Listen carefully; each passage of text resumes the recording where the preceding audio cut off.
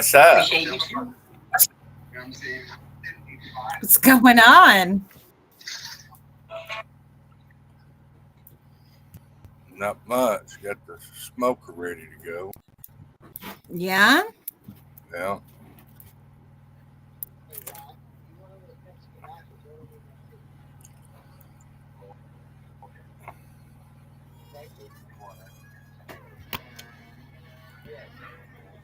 Where is the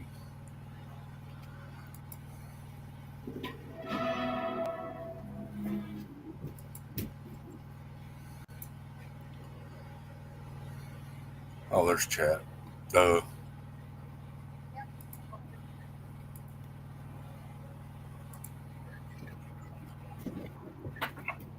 Trying to bring up Peeled over here. Or Foxhole. Hello, everybody over on Foxhole. How y'all doing?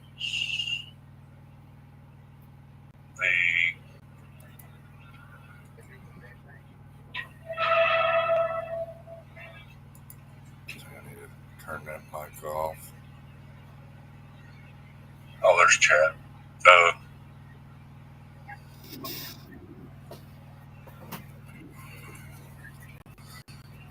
Let's see here. I'm trying to bring up Peeled over here. Or Foxhole. Hello, everybody over on Foxhole. How y'all doing? Where am I getting feedback? Oh, myself.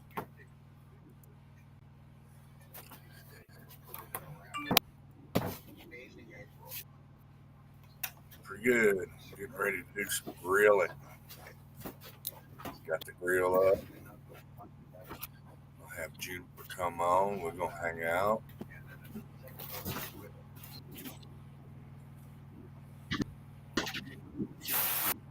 Juniper back there in the background. Yeah. That looks good. Looks really good. He's already got it rolling. You haven't put the meat on yet, have you? No. I'm just getting the fire started, getting it all situated. But remember, I'm an hour behind y'all, or 2 hours. So. Mm-hmm. Yeah, 2 hours ahead of us. Or yeah, 2 hours ahead of y'all. It's not even noon here yet. Well, it's like 6 minutes till. Yeah, 11:54. Okay, why isn't this thing not working? I don't know.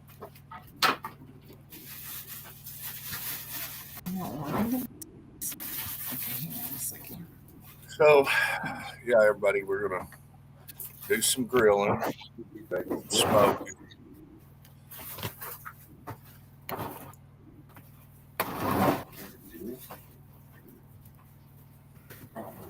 Just a second, we'll get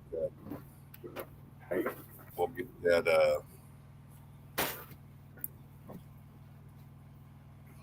APU shut off, so we don't have to listen to it.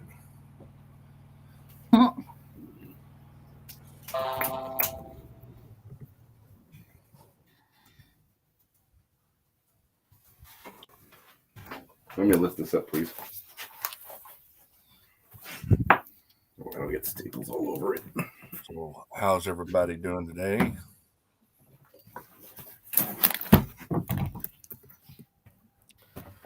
Pull up the Foxhole chat.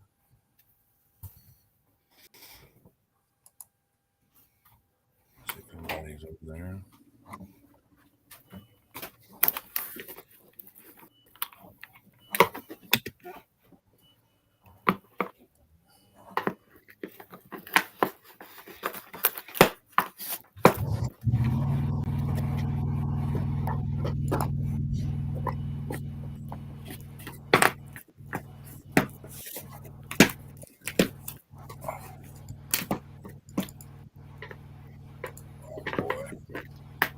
Mess this up.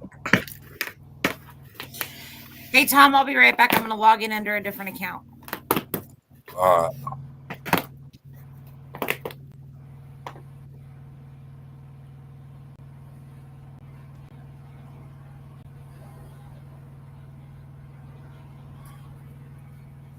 the hell? Sounds like the wife started up the cat.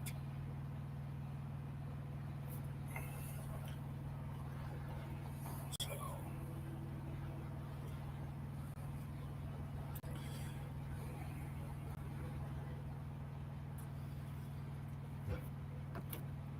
turn on some background.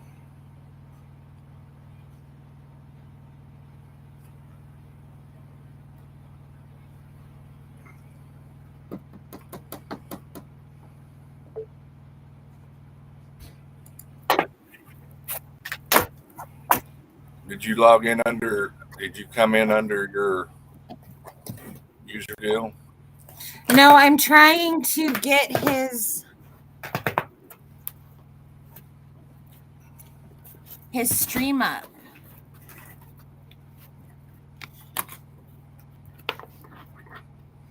To pair it with No, I'm not under my deal. I'm trying to get his channel activated. Okay. In use, but not confirmed. Okay, hang on a minute. Okay, I will be right back. I'm gonna go check this out real quick. Give me my phone. I'll be back. But you're on with GWT. Okay. Hey, buddy. Hey, man. There's what I'm working on. Let's see what we got going on here. Whoops.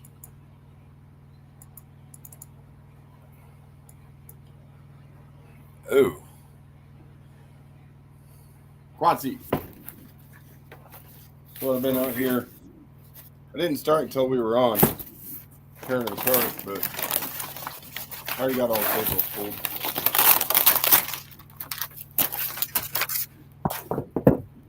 We a poster, huh? There's the cover. Yeah. Look like somebody's butt caught on fire. Yeah, Or they had a bad case of lunch butt. exactly. And there's what the foam looks like. She's pretty tore up. Oh, boy. I'll get it. I'm going to take all the staples out now. So I don't poke the shit out of myself.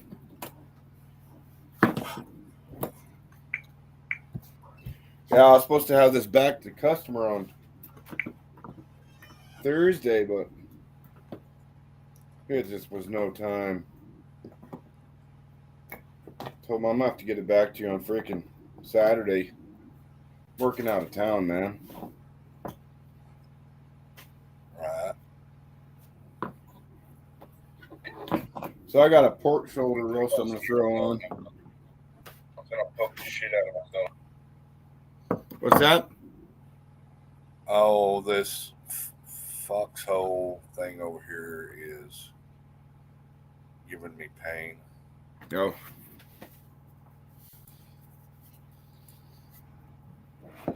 Uh-oh. What did I do?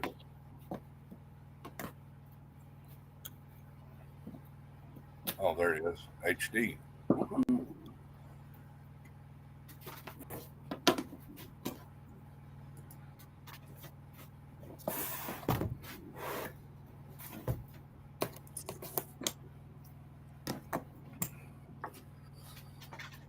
All right. Hang on, let me pause a minute. I'm going to mute out.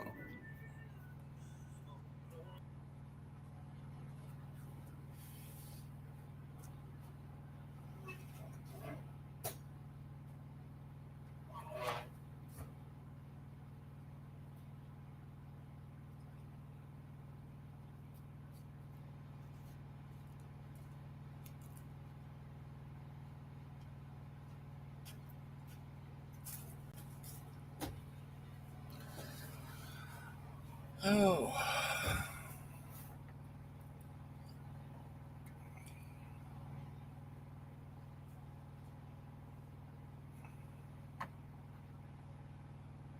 Let's see what we got.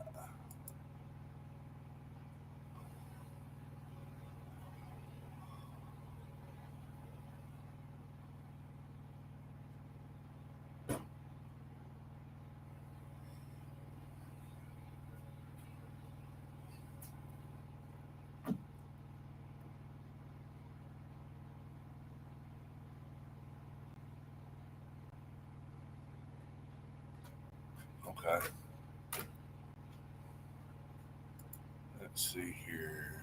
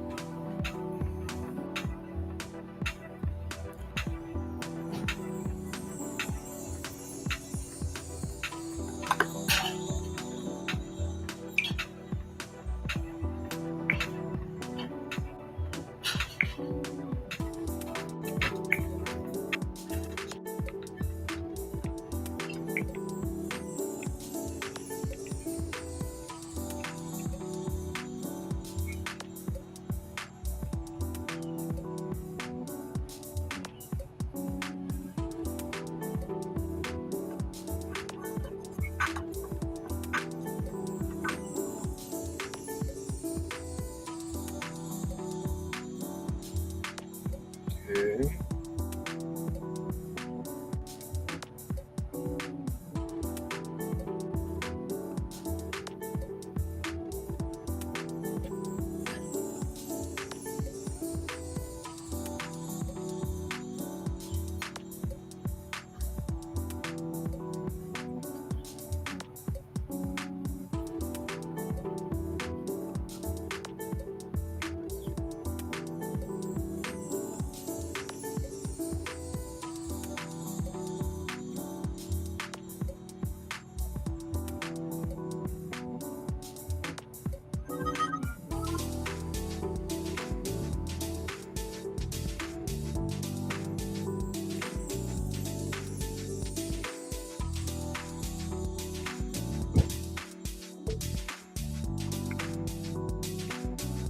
Jump in. Yeah.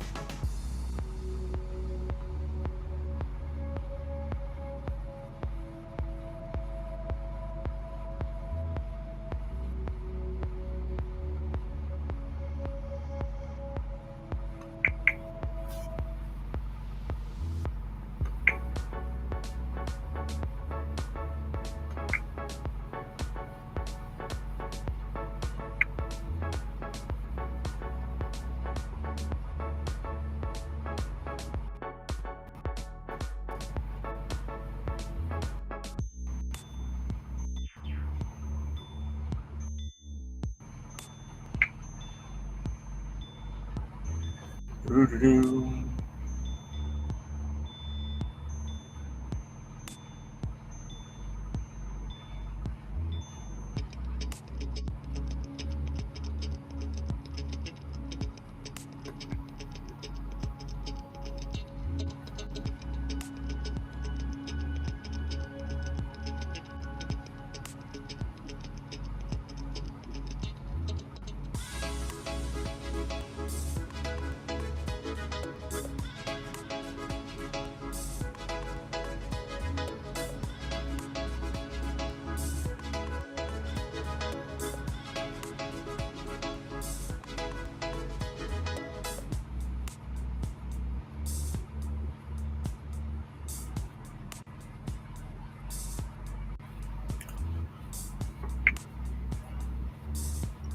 There.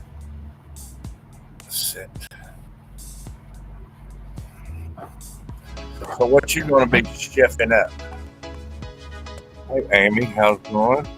Sean, what's cooking? We're gonna throw some ribs on the grill. We got some pork short ribs and some beef ribs.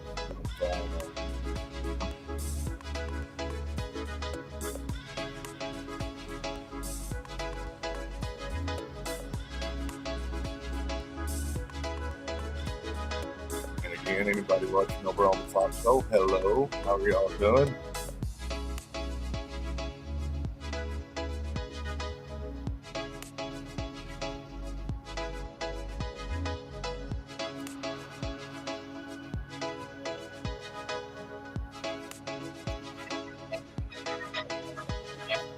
Say thank y'all for joining along.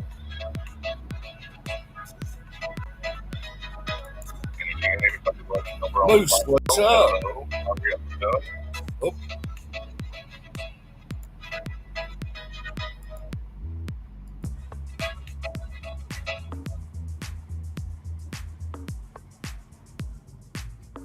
What's going on, Soup Mama?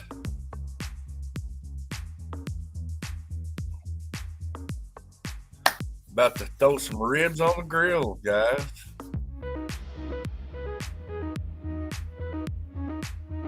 How's everybody doing? Trucking? Where you at?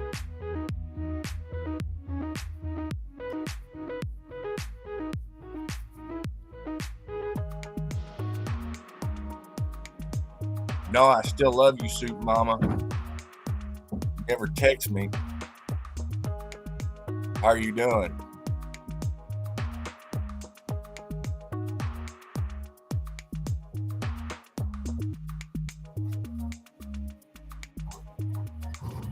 Miss your cooking.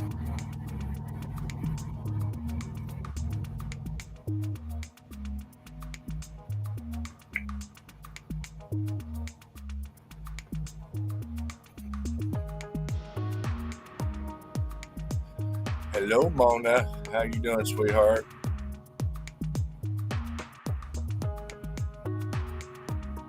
Oh. You're gonna have to come out towards Oklahoma.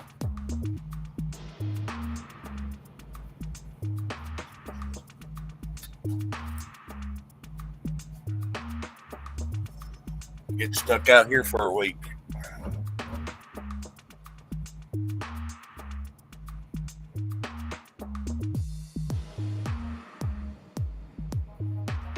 You're in Joplin? Shit, you're not too far from me, man. Need to come on by here.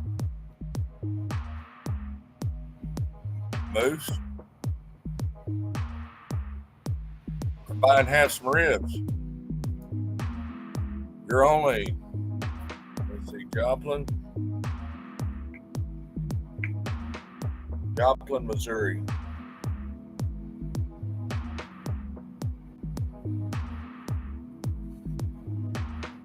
Probably less.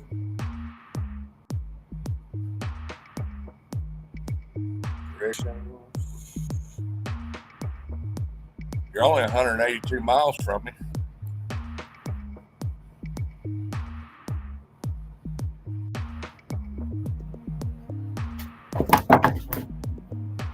Uh-oh.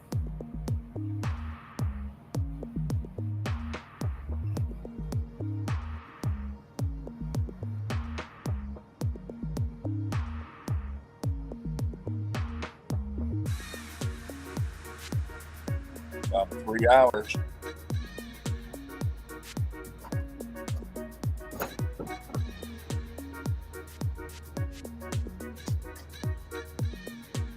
Clarksville, Arkansas.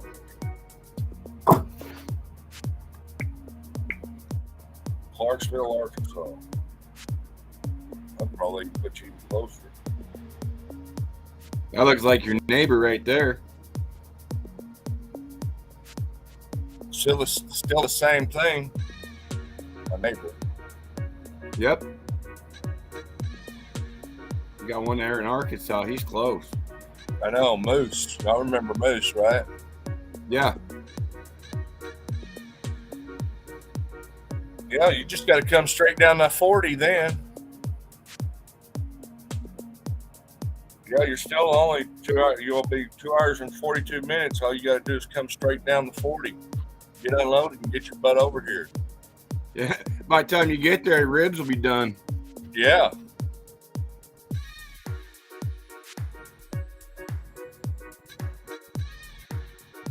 You get. Oh, there you go. He just dropped it.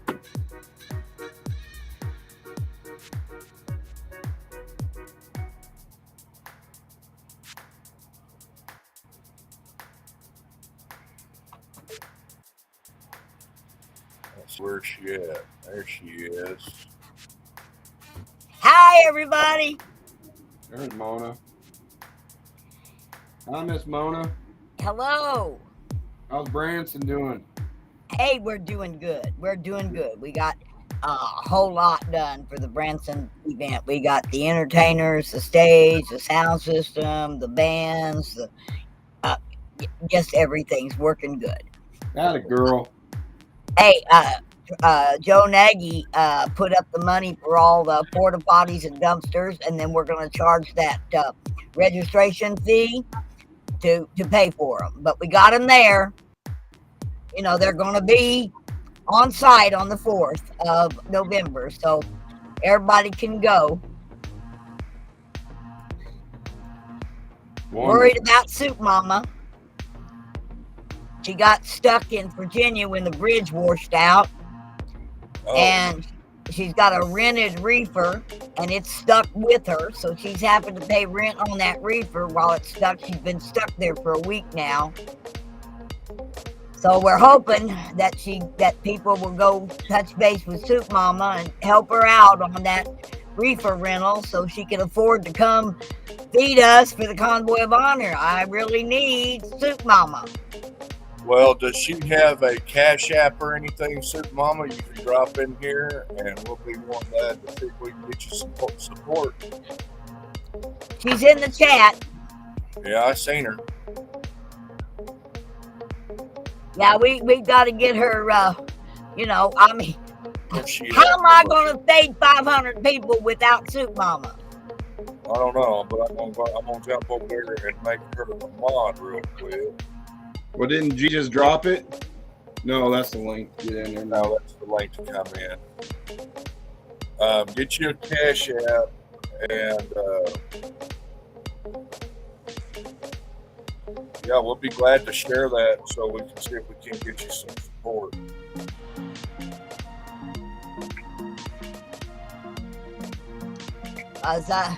There it is. Oh, you got to ask her for it. Thank you. Okay, so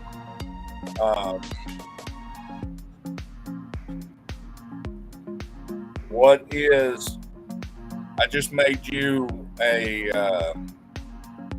mod, Soup Mama. So when you get your Cash App link, just drop it in the chat. Or however, you have PayPal, anything like that, a link to PayPal. We'll see what we can do about getting you some support so you can get over there and help Mama. Yeah, she said that they're working on the bridge. I guess they're going to try to bring in a temporary bridge so they can get out of where they're at. They're stuck there. She came on the other night and let us know that she was still safe. But she really, you know, I mean, honey, I'm going to be lost without her. You know, I mean, she's got the tents and the grills and the pots and the pans and the coffee makers and everything else. I got her an extra generator coming. So, I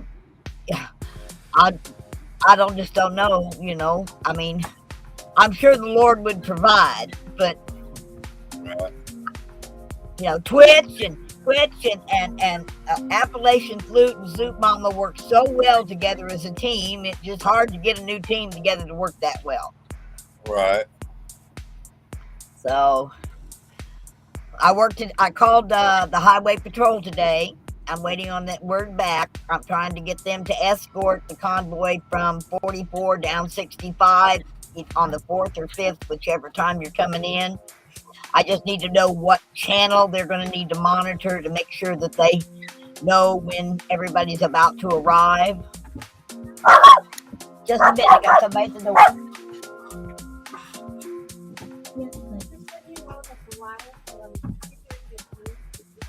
Okay. No problem. I can deal with that. Okay. All right. Got a pipe broke in the park, and they're going to shut my water off for a couple hours. Uh-oh. Hey, it's one of the frost-free spigots that broke. Baby, you shut up and get back in here. Come on. Come on. Well, when you get it figured out there, Soup Mama, just like I said, I made you a mod over there in YouTube. You can drop your link in there, and anybody wanting to help her out, be greatly appreciated. So she can Yeah. keep that reefer going. Yeah, it's kind of hard not to have refrigeration, you know. So I gotta just quit worrying about it and leave it in God's hands, okay, and let God do what He needs to do. So, Right. however, here you go. There it is.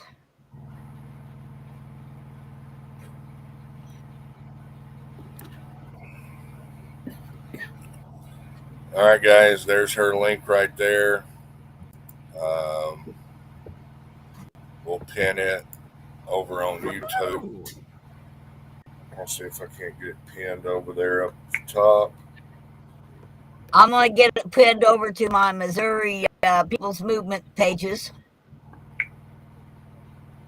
All right, everybody over on YouTube, her link is pinned up at the top. If anybody wants to give her a hand, we'd greatly appreciate it.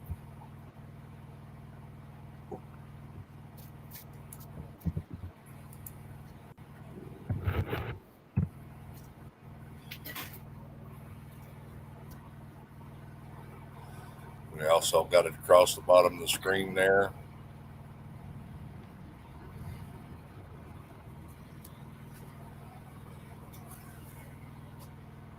I'm gonna go in here and check see if my meat's thawed out. When are you gonna start barbecuing there? I think I'll start the coals in about 30 minutes.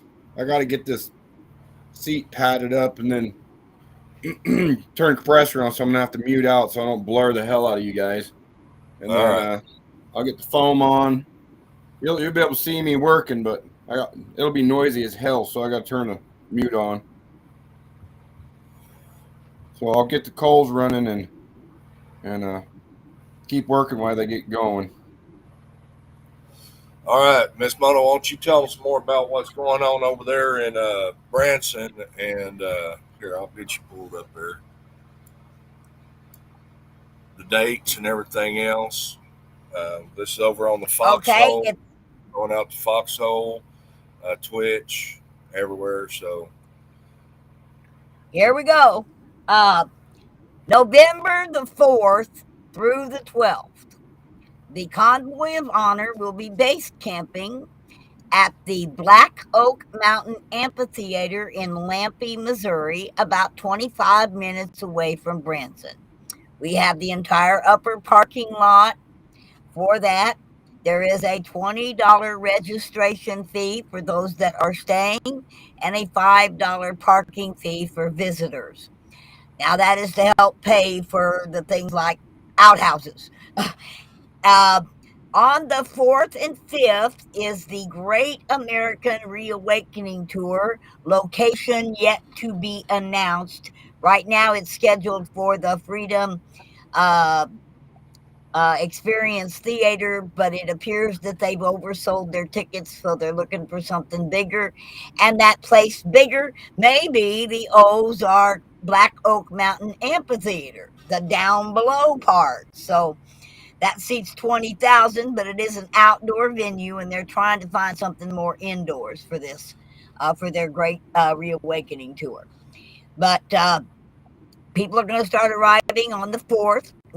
If you come in on the 4th, expect to work.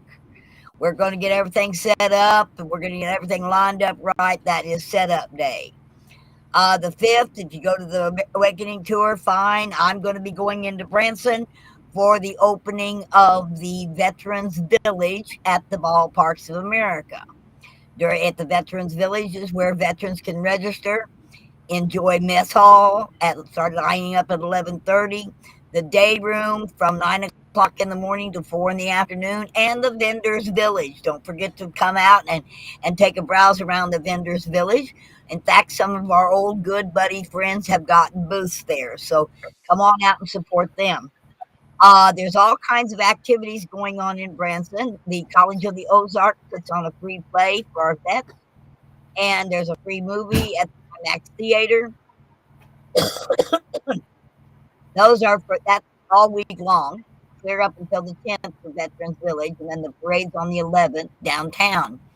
But over at the Black Oak Mountain Amphitheater, on the 5th, the evening of the 5th, that's just a social get-together, chat, bonfire kind of event. And then over on the 6th, that's a Sunday, around 3 o'clock, the Highway 13 band is going to come set up at base camp. They're going to play 4 45-minute sessions. It's classic rock and roll, or classic rock, they call it. And that's going to be our open to the public dance.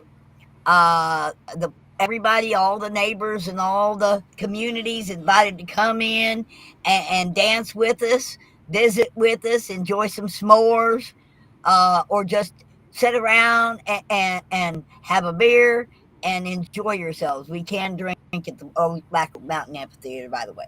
It's not in Branson. See, then on the 7th, that's the 6th, and then the 7th is kind of open, but we're looking at having evening. We're looking at having bringing back the old gong show. We're going to try to get as many people as we can to get up there, but instead of a gong, we're going to have a horn. I'm going to get 3 of my truckers to be the judges and sit in their truck watching the stage, and when somebody's bad, honk them out. Okay? That's a fun evening. It's a gong show. On the 8th, that's our big hootenanny at the Ballparks of America. It starts at 5 o'clock in the evening and goes till 10. Now we couldn't have a food tent that required a permit, okay? But we're gonna have a potluck tailgate party. It just so happens that Joe Nagy's tailgate is 8 foot wide and 55 feet long. So we can have a heck of a tailgate party. As long as the Blackstone grill or the smokers or whatever remain on the truck, on the tailgate, it's just a tailgate party. They're going to have at the Ballparks of America, back parking lot area, they're going to have the dugout bar. He's going to try to have it open along with the laser tag and the arcade. So enjoy that. And also remember that we are going to have our cuss cops. These are children that are going around hitting everybody who cusses up for money for the Disabled Veterans Association gas fund. So if you want to cuss, just make sure your pocket's full of quarters. They're going to be doing that around the hootenanny too, but they're going to be doing it around base camp. We're going to keep it civil, but it is a way in which this gas price stuff, as you truckers and most everybody understands, has really cut in to the DAV's gas fund. And they do transport our vets a long way sometimes to get to a doctor. And so that money goes straight for that gas fund, and it's a direct contribution to our vets. I am, however, looking for some prizes for our cuss cops. If somebody could donate something that could be used as a prize for the person who collects the most money, we'd like to have first, second, and third place. And then we're looking for that participation gift, like a nice bag of candy or something like that we can give each of our cuss cops for their hard work and dedication. Steve Spurgeon is also coming to our event, and he is going to be going around and meeting law enforcement and firefighters, and he's bringing his video crew, who's going to be videotaping and taking pictures for his new video, for his new song about our heroes. See, I've got great acts. I don't have them all. I should have a whole list by tomorrow of the acts that's going to perform at the Hootenanny. And then on the 9th is the big Convoy of Honor stroll. Okay, guys, I couldn't have a Convoy of Honor convoy. That required a permit and a whole bunch of insurance and money.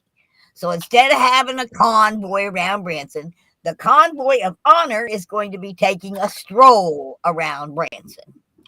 We'll be pulling out of the Ballparks of America about 9:30 in the morning on the 9th. And we're going to be taking a 16-mile route. And I hope that we fill that route up 3 or 4 or 5 times. But it's a 16-mile route around Branson and back to the Ballparks of America. Those who are staying in hotels or locals who want to, they can't stage. Staging requires a permit. But they can gather up at the Ballparks of America back parking lot, and we'll be rolling out Black Oak Mountain around 7:30, and we'll be coming into the Red Roof, or I call it the Red Roof, the Ballparks of America, and then everybody who's local or whatever can filter in to the convoy, the stroll. I gotta watch that, the stroll, and we'll. You will filter everybody in. I don't want it to be all trucks up in front. I want to kind of filter some cars in between the trucks because we're not going to be traveling at highway speeds. And so I can have some of those big horn honks all the way through the stroll.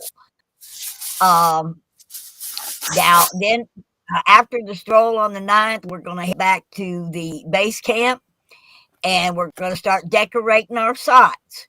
Okay, this is the beginning of Ozark Mountain Christmas. So we've got a site patriotic Christmas theme. So bring your solar lights or your flags or whatever patriotic decorations you want to decorate, a Christmas tree, whatever, and come on out. You can and get your site decorated. On our security, which will be allowed to be in the contest, while we all take off on the 10th that afternoon. If I can get at least 51 people to sign up, we're going to go out and enjoy Silver Dollar City's Ozark Mountain Christmas. If we get 51 people or more, we get a huge discount. Instead of it being $71 and change for just a ticket, for $59 plus 22 something, you get not only the ticket, but you get their beautiful holiday buffet meal at either the Mine or the Mill. If you don't want the buffet, but you'd like to still eat in Silver Dollar City, for $13 and some change, you get vouchers to eat at several different venues within the city. And there are many of them. But the city's going to have over 10 million Christmas lights this year. They've got the live nativity scene. They've got the play, A Christmas Carol, and It's a Wonderful Life, 2 different plays that take place within it, and all kinds of Christmas music bands. And they got the talking Christmas tree for the kids. And then they got their 10-story singing Christmas tree that lights up and dances to the music. And then they have the Christmas light parade. So it's definitely worth the cost of the ticket. So I'm hoping on the 10th, the evening of the 10th, we all head out to Silver Dollar City and have a good time enjoying an Ozark Mountain Christmas. And while we're gone, we're going to have security to go around and judge the decorations. So when we all return that evening, before we say our nightly prayers, we're going to see who won. And I'm sorry, what do you win? You win a ribbon that says that I came in first. Okay, or I came in second, or I came in third, or I got an honorable mention. We're just going to do some ribbons. But you get to earn the ribbon. You get to go home with the most patriotic decorated Christmas site. So, and then on the 11th, that morning, there are places that feed our vets for free early. And then we go down and we get in the parade. We go sit along the streets and wave at our veterans in the Veterans Day Parade.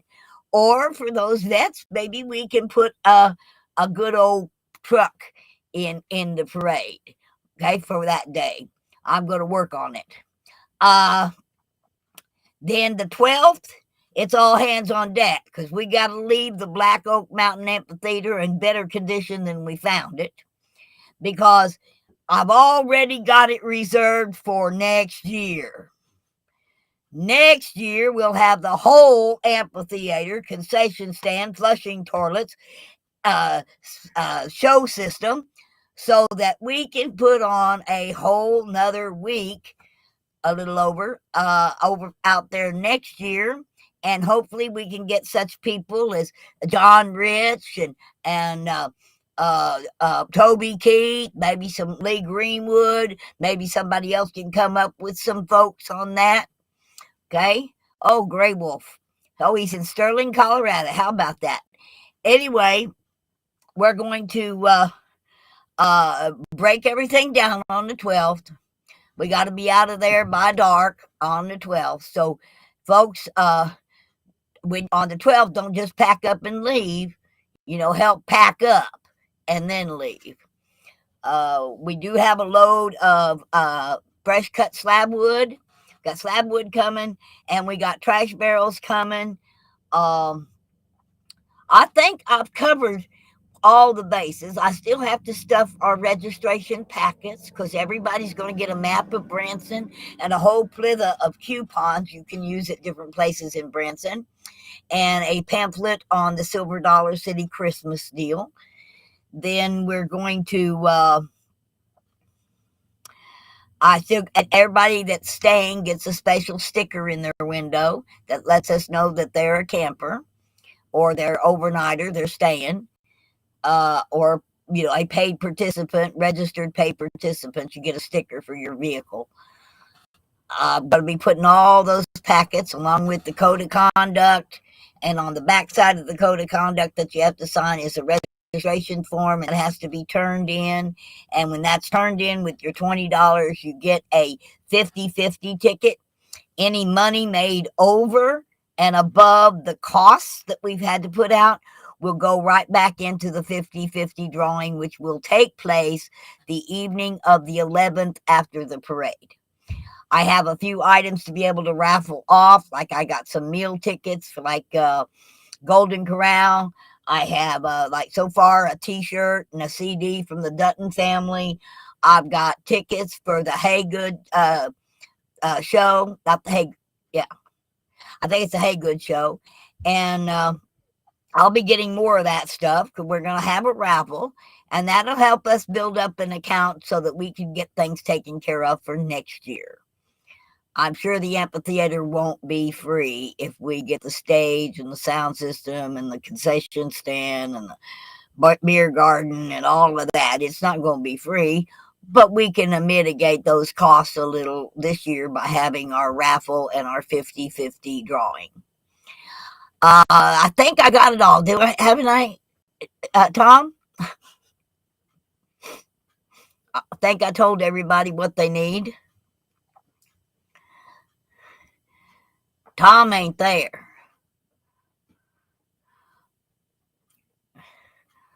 What you up to? I think you did just fine, Miss Mona. Excellent job. Okay. I've been working. Yeah, I can tell. Oh, I got it going in the newspaper. We're gonna get the front page of the free paper that goes out called the Globe here on the Friday before the event.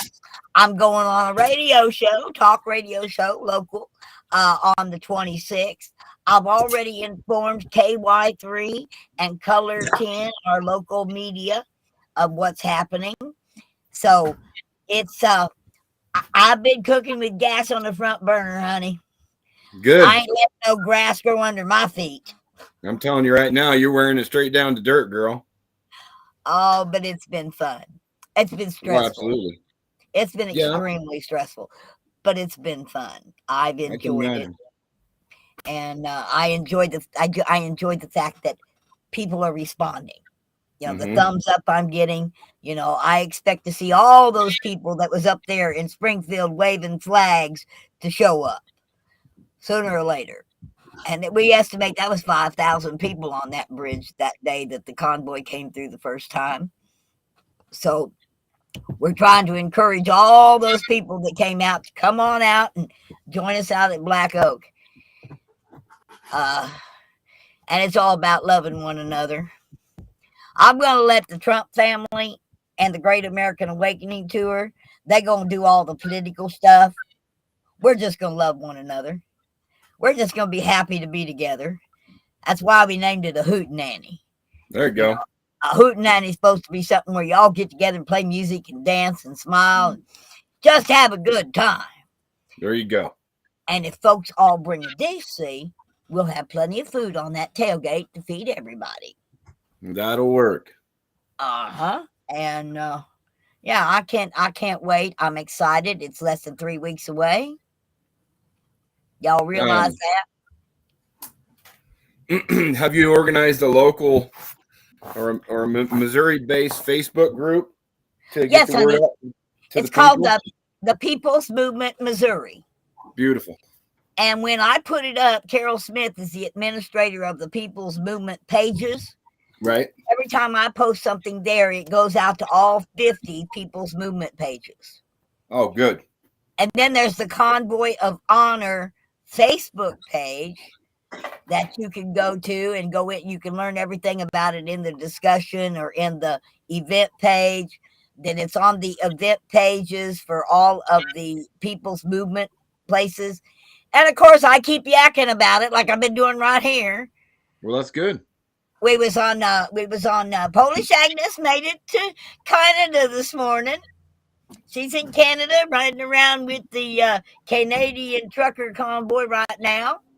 Good. And we were on there this morning, and I was able to talk. There was Jeff and Mechanic Eric and Polish and Ed and Texas and Tennessee was all on there, and I got to tell everybody, and I guess that went out on the live stream. Right. So I'm continuing to promote to everybody.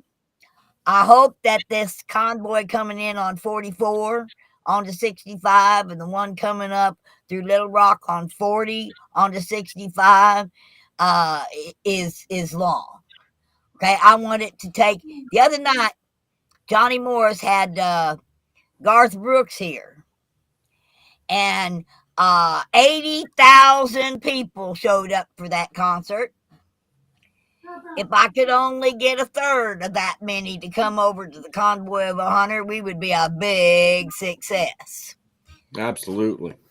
So, yeah. This could get bigger than we believe, but if it's only big enough. Yeah. I need 180 people to pay $15 each in order to pay for the outhouses and the dumpster. There you go. So I need at least 180 people to show up. Oh, I think you can get that with your eyes closed. You think? Oh, yeah. Well, I certainly hope so. Mother Nature's got to be on our side, though. Yeah, we're going to need some good weather. So put that in God's hands, and he'll take care of it. Oh, yeah, he's got that. And now I look at it this way.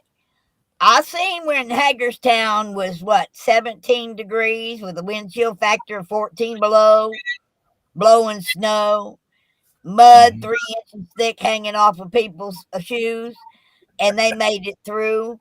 Well, our normal week here, it's 75 in the day and 44 at night.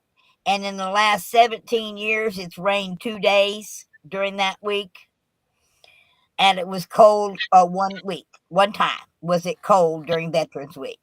Normally, it's shirt sleeve, maybe a light jacket weather. So God got to keep it going the way it's been most of the time. So that's right.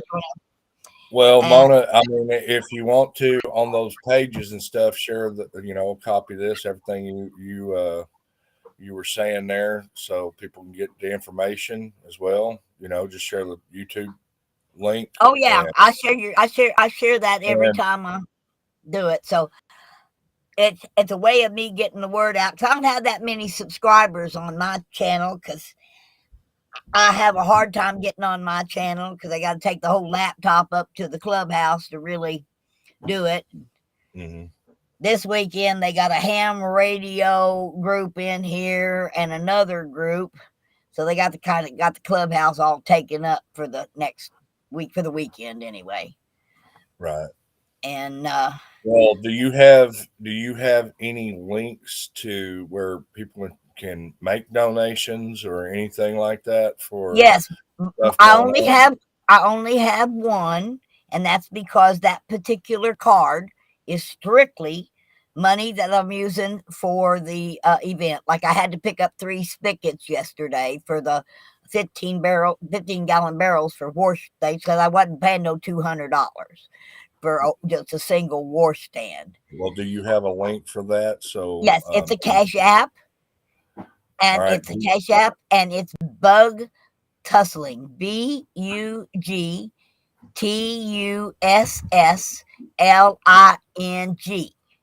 Because bug tussling is making a stranger smile, and if you're a stranger and you put some money on that bug tussling card, you're gonna make me smile. Okay. Can you maybe type that in the chat over there or in the private chat here? So GGAP can drop that I can link. put it in. There should be I can put it in the private chat here. Yeah, type that in and make sure you got it right. And then GGAB will drop that over there for you.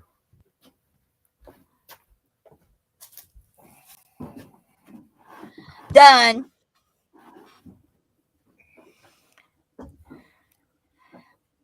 All right. So far, I think I got. I had a total of like 181, and with the flyers and some gas, I'm down to like $61 on that bug tussling thing right now. It went down a little bit more than that because like I said, those spigots for those deals was like $9 a piece, and I needed 3 of them yesterday plus some plumber's tape. So I went and got that, and we just. I mean, I couldn't somebody for one of them stand-up hand washing place things when I had 3 15-gallon drums I can put up on a table, and then I get to capture that water and use it to rinse out dirty dishes. So I get to recycle that water because we're going to have to drive down to the spigot at the concession stand and get water. And I figured that's 45 gallons of hand washing and dishwashing water. So we can do that. I wasn't paying $200. I spent, like I said, I spent 30 some odd dollars on spigots and plumber's tape. We got to do what we got to do, right? Honey, I'm frugal with other people's money. Okay, unlike the government. Okay, I pay attention to every nickel and dime I get, make sure it goes someplace right. I got all the printing done. That was a big thing. And instead of printing the schedule for everybody, I printed one. And I'm going to put it on a board, and I'm going to put it at the registration table, and y'all can take a picture of it. There you go. Well, I mean, why not? It's costing 7 cents a piece to print them out. There you go. Well, and people will end up leaving them in their tent or something. If they take a picture of it on their phone, they'll be able to pass it around to everybody and share it. So, I had that idea. It was like a mobile, just having a mobile business card. Why? Because people give me business cards all the time, and they just find their way in a box somewhere. It'd be so much easier. You just text somebody your business card, or have a picture of it and cropped and everything else, and you can just send it to people. Yeah. I'm thinking about doing that with my bug tussling cards because they're getting expensive when you pass them out to everybody you meet. There you go. But everybody wants them anyway. They got my picture on the back. That's how I bug tussle people. I show them my card and say, does that picture make you laugh, make you smile? And they smile. And I say, okay, you've been bug tussled. Now do it to 10 more people.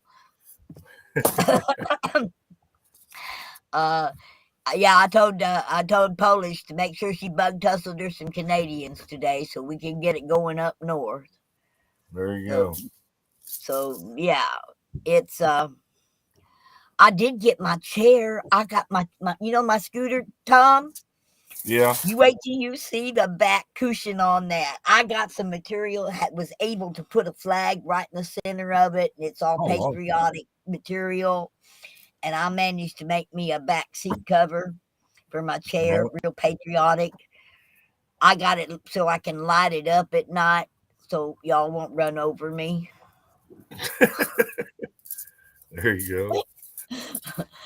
We need to get you. We need to get you some little blinky lights. Oh yeah, these will blink. They'll stay on or they'll fade in, fade out, or blink. It's got several different modes on that little thing for it. It's battery operated lights, wires, little tiny lights, but all across the back it lights up now. I'm getting ready to take the fender wells off. They're plastic, and I bought me some silver chrome looking plastic spray paint. Yeah. I'm gonna take them off, and I'm spray painting the fenders chrome or silver. There you go. And I'll give it a little more bling. I'm trying to get me some of those pom-poms strings in red, white, and blue deals, so I can put it into the handlebars like we used to do on our bicycles and have them fringes hanging down off the handlebars. Mm-hmm. I'll fix it up. I'm going to have that thing looking so pretty. When I lead the convoy, the stroll, when I lead the stroll around Branson till I run out of battery and somebody has to stop and pick me and my chair up, I want everybody to notice me. I don't expect anybody to go over 15 miles an hour. That's as fast as my little scooter can go. So I think I'll use it as a pace car. Keep everybody nice and quiet. There you go. There you go. I'm going to run out at least 2 miles ahead of time. So I got to make it. I got somebody behind me that can stop long enough to pick me and my scooter up, set us in the back end of a pickup truck, and we'll still keep driving and honking. There you go. Well, we'll just we got us a fight song.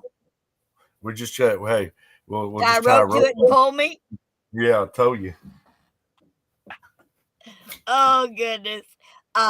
We got us a fight song, everybody. Go on to Spotify and look up Steve Spurgeon. And the song is Let's Save America. It's the name of the song. You can probably just Google the song title, Let's Save America. It's a really good song. And that man's going to be in Branson at our Hootenanny to sing that song to our vets. I am so proud of that song and Mr. Steve Spurgeon for doing this. So y'all can go listen to him sing. He's good. He's going to be meeting with all the fire departments. I've been setting that up all day today so he can meet with all our local fire departments and our police departments because he's bringing his video crew.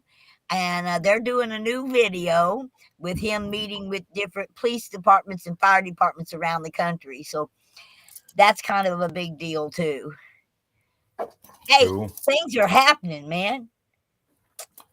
This here's going to be the best. I swear it's going to be the best event Branson has ever had during Veterans Week.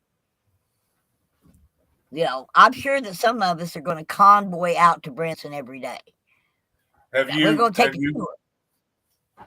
Have you been getting Miss Carrie been helping you any? Miss Carrie has helped a lot. I've got to talk to her again this week. I think she's the one that found us the security people. Okay. Because they called me. But she'll do anything I ask her to do. You know, right now I'm in the process to find me a creative writer who can write the article for the front page of the Globe. He'll put it in for 2 Fridays. And the Friday before, he'll put it on the front page to make sure that everybody sees it. It's a free paper, and it's delivered to every restaurant and motel in town. And a lot of the groceries, the curio shops and stuff, and grocery stores all get the globe. So if anybody out there would like to submit a story about the Convoy of Honor and what it stands for and what it's going to do, we've already decided that the picture is going to be the picture from Indiana when we raised out the big old flag. You remember that, G? Tom? When they spread out the big old flag and we all walked underneath it?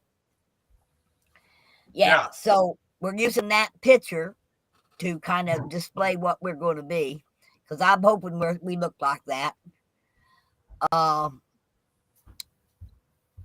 But I got my big letters because I'm going to pull my trailers in, and I've got big letters that say Convoy of Honor. I painted them up to stick on the back of the trailers that are parked against the road. So as people's coming down the road, they can tell what all this is, can read the sign. I finished painting them yesterday. I've just been being real busy, but no, I can share this video and then everybody out there can watch it. And I'm going to be going on live myself probably this week up here at the clubhouse. I'm going to go on to Mona Moments on YouTube and tell everybody about the event and how to contact me. And anyone on this thing, by the way, you see my number's been listed in the paper. It's been out there all over the place, so I don't mind anybody having my phone number. It's 417-239-4820. And if you want to find out any information, volunteer, donate food, or want to donate paper plates or anything like that, you can give me a call and we'll work things out. Okay? 417-239-4320. Just give me a buzz and we'll take care of things. I don't type well. I don't text well. I'm a one-finger typer. And I got to look at the keyboard to do that. So I work much better on the telephone.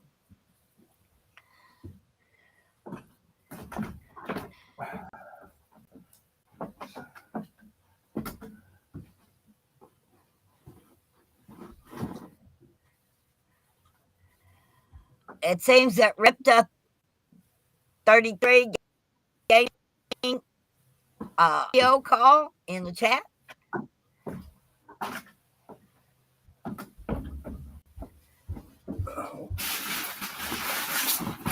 Sorry, I'm trying to get all my stuff put on the grill here.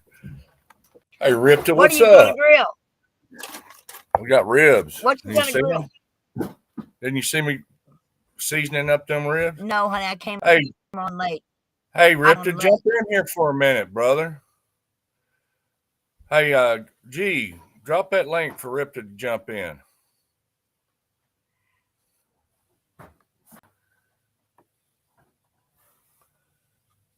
Get Ripta up here. Yeah. We grilling there. We got the smoker going over there. You see the smoker can? Got some ribs, got some beef ribs, got some short rib or spare ribs. Yeah. Come on. I got some ribs from Mona. You remember Mona, don't you? Ripta ain't in there yet. Oh, the ribs are in there. No, Ripta. He hasn't joined yet? No, he hasn't joined yet. So that link right there, you just click on that link right there, Soup Mama, and you can jump in.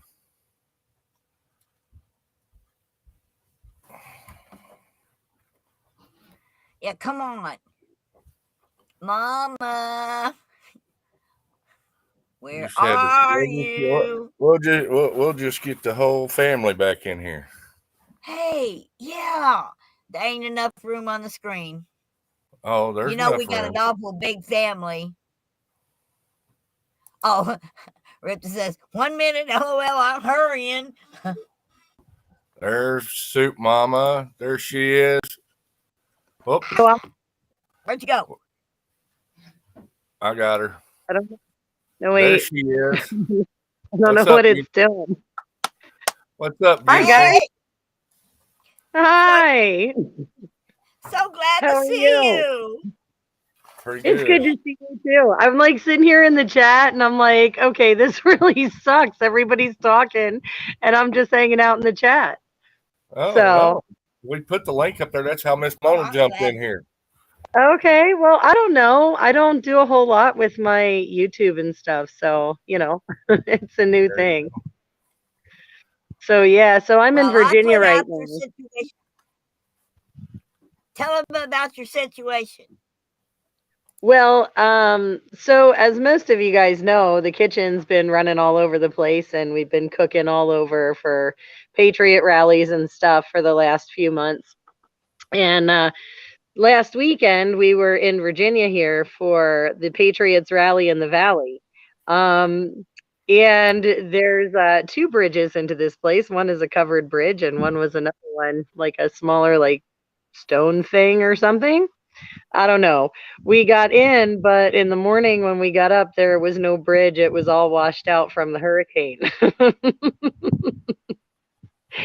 So, yeah. So we've been stuck here for a week. We couldn't get out of here because we're surrounded by the river, and we have a rented reefer trailer because we had two events. We were in Tennessee the week before that for the Americans Stand as One, Crushing the Narrative rally. So Right. we had rented a reefer to transport all the food, make sure it kept cold, all the kitchen equipment. But it's a rental, so that's not cool. So we're kind of sitting here for an extra week with a rental trailer. It makes me a little nervous because that's fuel money for Missouri. What's the rental fund cost? What's it costing you, sis? I honestly am not 100% sure because with the kitchen, we have several of us on the board that I don't handle the exact finances, but I do know that it's like somewhere around 2,000 a week. So I don't have an exact number, but it's somewhere around there. Yeah.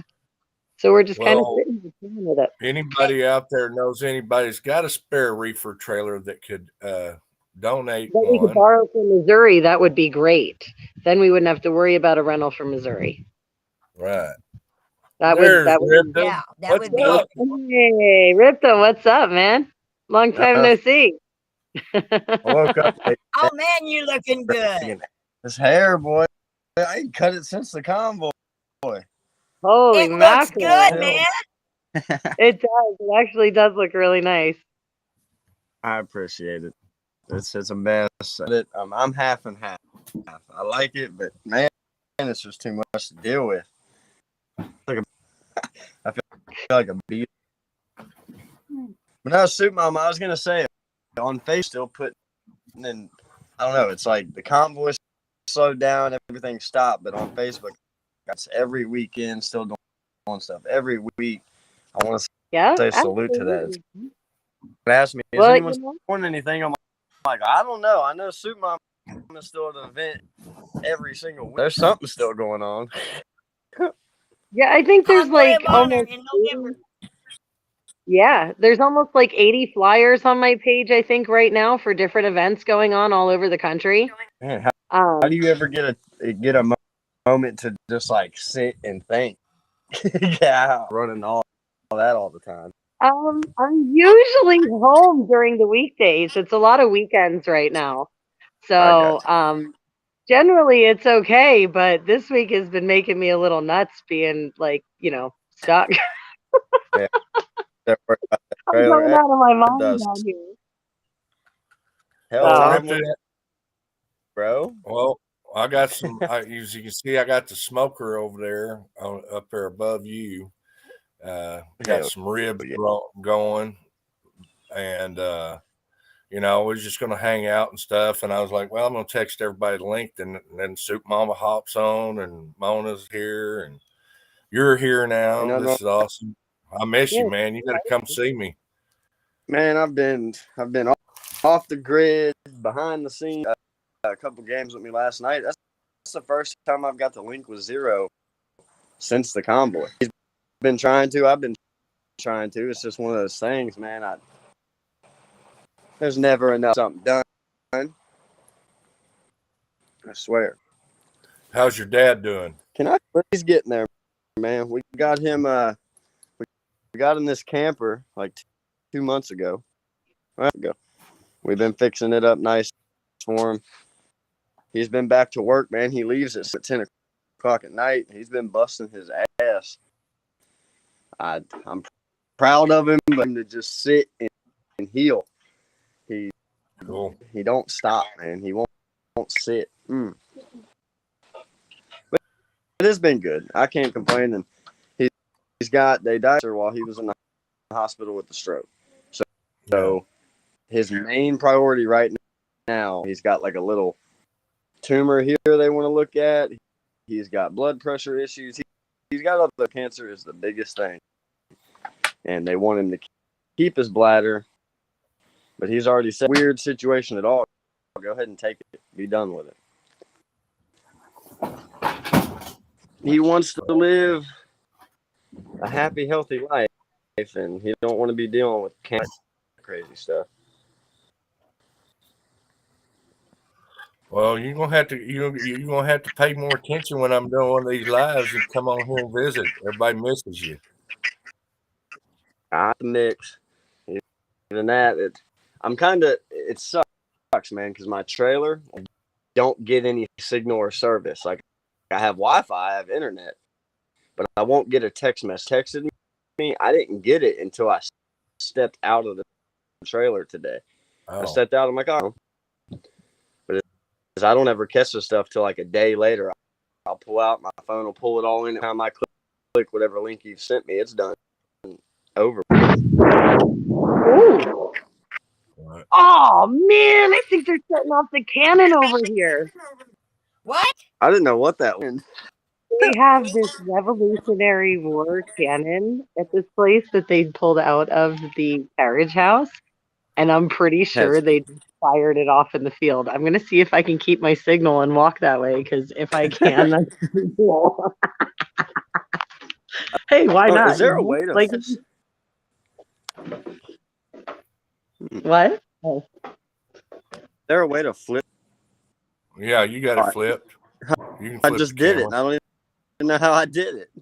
I know. I'm gonna have to try and figure that out in a second, but I'm gonna like. Well, it should be under. I'm gonna totally walk this way because that was really cool. Well, I flipped it, but now. Yeah, time your name is still looking fresh. Ooh. There it is. Yep, truck still looks great. Felicia colored in all the hills. Awesome. You're still there, Tom and Karen. I heard it. Flip this thing back around without breaking anything. I got my cactus that Ed sent me. It keeps falling over. Where's Felicia? Right here. There she is. What's up, sweetheart? She's wearing my jacket. Yeah. All right, so how do I Nice jacket. Are you going to the store? Yeah. She's about to run to the store. Just real quick. Drive. Here Don't we go. I got it. I want to know how you fix your camera. I got it. Push the camera picture thingy. Extra camera? I don't even know. Instead of a camper. I forgot to close the smoker. I was sitting over there trying to dry the sun dry. I'm gonna go this way. Instead of smoking. I'm gonna walk this way. I'm just gonna have to. I don't know. I can't figure out.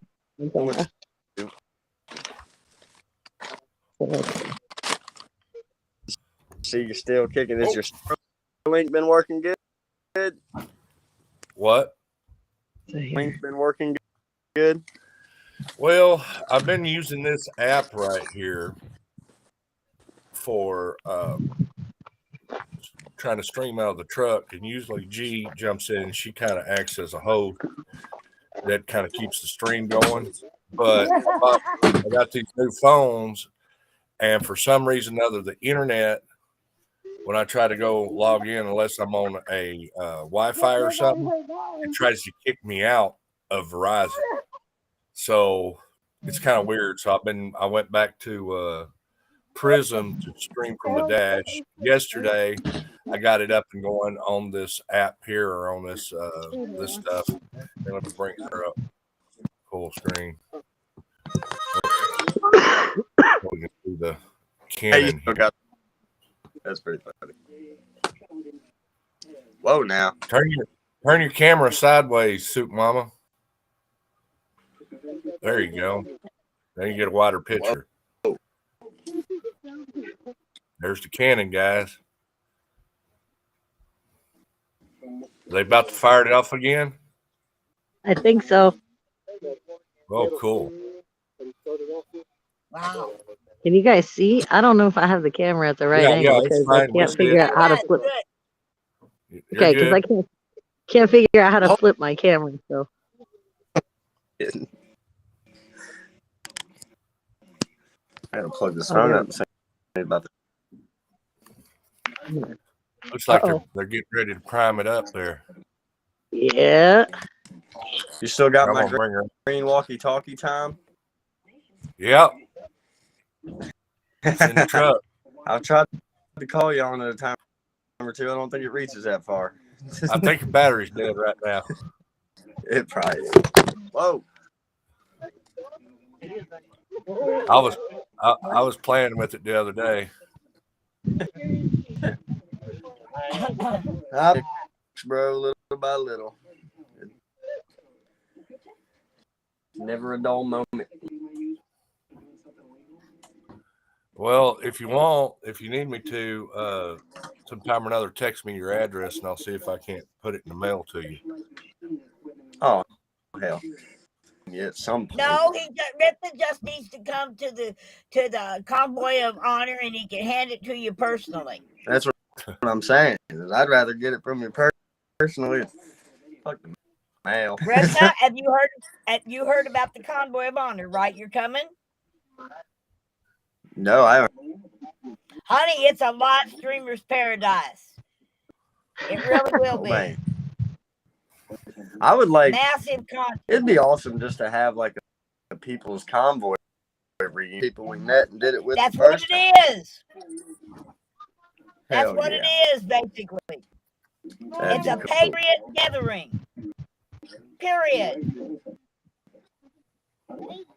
Come out. We got a wonderful site. We got it for 9 days. So come on out and join us. Where is it at? It's at the Black Oak Mountain Amphitheater in Lampe, Missouri, about 25 minutes from Branson. Huh. Swing that. It's November the 4th through the 12th. 4th through the 12th. Let me put that down. Yeah, it's Veterans Week in Branson. I need all the live streamers I can get to go collect veteran stories. It would definitely be. I fell out of touch with a lot of people. I mean, I still got time. I haven't talked to Tom in like 2.5 months. Oh, honey, I was telling Zero last night. Oh, go ahead. A whole lot of people from original TCP is going to be there, and a whole lot more. Yeah, that'd be cool. I might have. Missouri ain't too far. Where are you at? I'm sure that old truck will make it. I'm in. You cut I'm out. a lot further south Kentucky than I used. Pretty much in Louisville, I guess. Well, you know what? There's a whole convoy coming up from Kentucky. You get a hold of Hightower on Zilla, okay? Or Jeff. Yeah. Bezo. He's helping to organize the convoy that's coming up from Texas, coming up from Tennessee, and then into Arkansas, and coming up from 40 on 65. Yeah, well, it's live. Hell yeah. He's got such a sweet laugh. What, you're just killing time, Soup Mama? Yeah, kind of. I have lost my lighter. I don't know what I've done with it. She's stuck in Virginia, Ripta. The grid forced out because of that stupid hurricane. Damn, I didn't realize that. Yeah. That's I'm kind of hanging out trying to see, because like I said, they're messing with the scanning.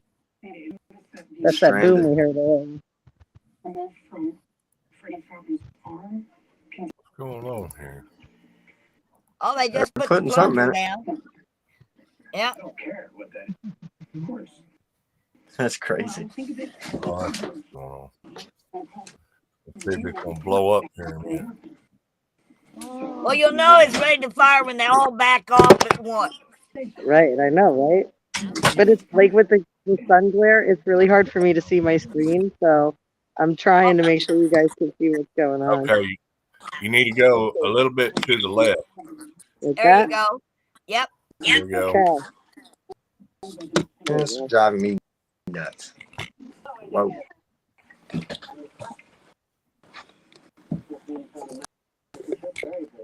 I got my phone charging. If I got it bouncing on this cord, it's perfect. But I wonder what you're doing now. What I'm doing is to be done. We sacrifice for the cause, the greater good demands it. For what good? I'm paying attention, Eden. How's that for a start? Finally, hey. Rip, that GGAB just put a link up to the Convoy of Honor Facebook event page so you can learn everything about it. oh, okay, I see you. I see you. 547.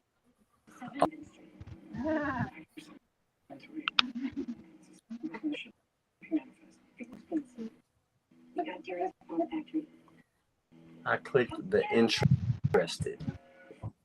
All righty. If you go to the discussions part, it'll tell you all the news and you'll see the flyers and everything there. Yeah, it'd definitely be cool. I'd like to see everybody get back together. People I could go without seeing, but for the most part, we had a lot of good people on that. A lot. Well, we're having a live streamers meeting on the 4th. So you want to get here for the evening of the 4th by about 6 o'clock because we're going to have a live streamers meeting. I have a bad track record with missing those. Back when Yeah, but Jersey this time Day you want to kept be trying there to call because streamers meetings, I missed out on that. well, we're going to actually, we're going to actually start getting people ready for different positions within Branson to get the most bang for our buck. I've got Jesse and Wizzy going up in a helicopter on the 9th. They're going to live stream it from the air. And then I need live streamers at every turn to live stream the whole thing as it goes on its trip around Branson. Cool. So, and we're trying to gather from the 5th through the 7th. We're trying to gather all the different bets, what makes people patriot, whatever. And we're going to stream that during the Hootenanny on the 8th. We're going to have that streaming. I think Tommy Temper is coming and going to be putting it up on a multi-screen. All the different stories of the vets. Hell, so I need you to come film some vets, man. You know? I got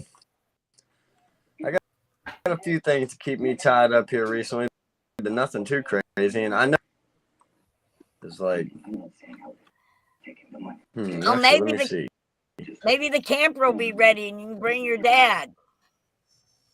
Hey, that'd be dope. I'll just pull my whole trailer. Oh. Yeah, we got room.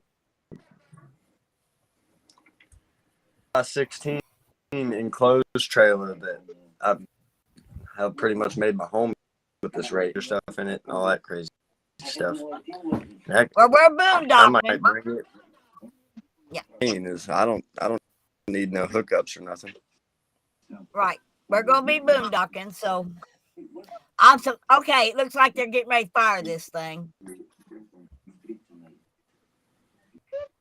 No, you still got 3 or 4 people over there. Well, I tell you what, if we had people loading back in the day that slow, we lost the war. Yeah, that's for sure. That's for sure. I don't think they're in a hurry. Oh, now. We're gonna see some stuff blow up. Come on. Hey, listen, I'm not loading it. I'm just sitting here. I'm waiting like you are, patiently. My arm's getting tired holding this phone crazy. I think I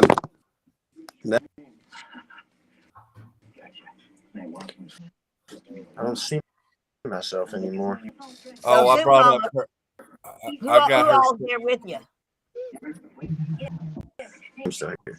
No, on my screen it's black. Like I clicked a few buttons and now it'll be okay. It'll be okay. Well, Mama, who all stuck there with you? With me? Yeah. Well, right now it's just Marvin and I. Okay. Everybody else was able on the covered bridge with their cars, but I had hitched a ride with him in the truck, so I didn't have to drive this time since it was so far from my house. And yeah, so I'm still here. Okay. Y'all help her out, please. Anybody that's in the chat that's listening, help her out. I need her for the convoy of honor, and she's having extra rent on the reefer truck that's stuck in Virginia. So please help her out on her Cash App, or we put the link up there. Help her out because we need her to feed us in Missouri. I know, and I want to too. I love Missouri, so it's like asking me to go home. Yes. So we want to welcome you back home. I told you we talked about that before. So yeah. I do. I want to be there. I'm oh man, I gotta readjust here, guys. Sorry. Saying about Missouri is sorry, about like 9 hours from me. Okay. Going That's through. I got like 20. Yeah, that's not. I thought like 12 hours is where it starts getting long. Is what I've always said. 4 hours ain't nothing. That's 30 minutes. Anything over 12, that's when you start getting into a longer drive. Yeah, well, if you pay attention to the convoy of honor thing, we're going to start having people post their route they're taking and their times, so folks can kind of jump in whenever the convoy comes through, be able to jump in with them and come on up as a whole convoy. Tag along. I got you. All right. Yeah. Well, I guess that means I'll be posting a route. Yes, please post a route so we can get people to say, Soup Mama's coming this direction, and what radio channel we're going to run on the CB or the Zillow. Well, I always run on CB37, and I did create a Soup Mama official. We have a Soup Mama official channel on Zello for convoying. So if anybody joins up with me anywhere ever, I'm on CB37, or like I said, on Zello, there's a Soup Mama official, and that's for cool. Convoy chat. Perfect. Thank you. Yeah. Yeah, and that's any event I'm at. So that's anywhere, if you guys are ever like somewhere where I'm at, that's how you can get a hold of me. You want me up? I'm trying to get a hold of the highway patrol to lead everybody in off of 44 from Springfield, coming down 65. So I'm begging the highway patrol to escort the convoy into the Black Oak Mountain Amphitheater. I think that would be really super cool. Hell, that was where parts of the People's Convoy when we went into Hangar 25 and then police like rural highway. That was one of the coolest entrances ever. Seeing the whole. Well, we want to relive. Runway. Yeah, we're going to try to relive some of those moments. Like we got a big flag. It's not as big as the one we had. It's a 50-foot by 30-foot, but we're going to try to they walked under the flag with all the trucks lit up and honking and blowing their jacks. We're going to try reliving some of those moments. I'm working on getting me a fire truck to put up the flag, so when we come in, we're driving underneath the flag just like we did at Hagerstown. So even now, like, has anyone heard from the Santa side of things, or the Big D side would be trying to go? Or? Not really. I haven't. I didn't think so. I've really been out of the loop. From what I understand, is split up into like 2 camps now. I don't know, and they're focusing on state groups, I guess, is what I understand. Yeah, I understood that they was making, just like the People's Movement did, a page for each state. They're making 1776 RM for each state. Man. Yeah. Well, I mean, we already have that. We already have. We already have Lisa, the Back 40 mayor, that's working on all that. They've been working on it for a while. It's called the USLA. They have a website for that. And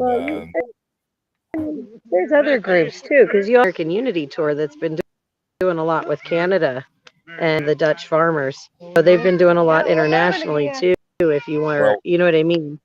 Vince was down. What was it, in Midland, Texas, a couple weeks ago? I seen him down with. No, I know. I hear from Vince quite a lot. But yeah, no, I just saw him and Lisa last weekend, or 2 weeks ago. Sorry, in Tennessee. So, like I said, Lisa and them, they're working on that USLA deal. That's the state, the state deal that where a lot of people from the TPC have went. That's what I've been kind of supporting and pushing out there as well. Well, like I said, there's a ton of great groups working out there right now, though, depending on what state you're in. Some of the groups are, like, depending on what group it is more active in a state than others. Because some states, like the People's Movement, is really active where the other groups aren't, or whatever. So it's always good to kind of know what's out there, just so you know what I mean. Yeah, see, that's where I'm lost. That's where once I got back home from the con, so much to handle it, I kind of just like put a wall up. Like I haven't seen anything, ain't heard a little bit of the drama that was going on in DC. Yeah, I stay out of that. I don't like the drama. Once I seen that, I was kind of, well, I ain't got time for that. Nobody got time. A lot of us that didn't have time for that. Nobody got time for that. Like one night, I clicked on around yelling 666 on our forehead, and I was like, "Yeah, I'm good. I'm good." I don't know. I think is he about to fire that thing? I don't know. Yeah, maybe. One of these days. It looks like maybe. I start yelling, "I see the whites of their eyes. I see the whites of their eyes." In 1814, we took a little trip. That's a good one. Oh, yes. Woo! All right. Hey, that was pretty cool. Hurry up and get another one. Awesome. They're still coming. That was pretty awesome, man. They're still coming. Do it again. No, that is cool. At least since you're stuck there, at least you got a little bit to keep you occupied. Well, yeah, today I do. So this is all right. That's pretty cool, man. I woke up late. I'm dragging ass. I got to figure the day. No, that's okay. That's crazy. Mama, Well, hey, what? you missed it the other night, Ripta. I was gaming with Zero on my phone. You playing Fortnite? No, we were just playing pool and we played some golf. And first, I started out. I started out with. I What a started out beauty, baby. doing a sniper game that I got on my phone. I was just sitting around messing around. So, Oh yeah. then Zero's like, "Hey, we can play each other," and I was like, "Okay, we'll find some games," and we played some pool. Nah, Zero's pretty cool much, people, man. he pretty much What, do stomped you my want to say butt in hi? pool. He stomped my butt in pool, but I turned around and stomped him in golf. Oh, dude, Mama, they're all on here. This cat doesn't like if I'm sitting in my lap. There's no, she won't take no for an answer. My puppy. Want to see my new puppy? Come here, Missy. Yeah, I don't do too much. My phones are so full of crap. I've been playing on the PlayStation. My controller, but it didn't work. So now I played on the Xbox last night. Our new puppy. Did you get him? Oh, Her. We got her. Oh, We I were seen down her at. in the truck today. We were down at Lisa's house, and we broke out her.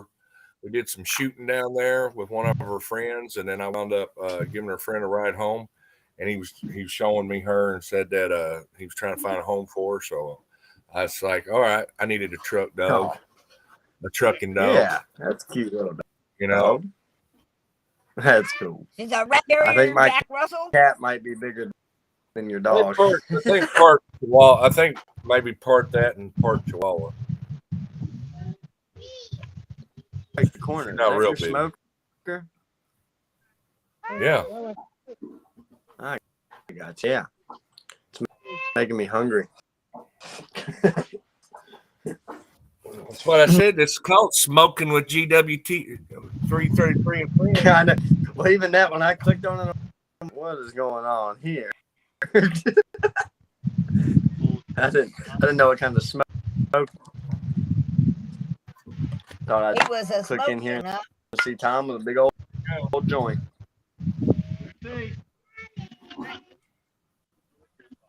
Hell yeah. No, that's cool. I need to get me something to eat. I don't know what I'm eating yet.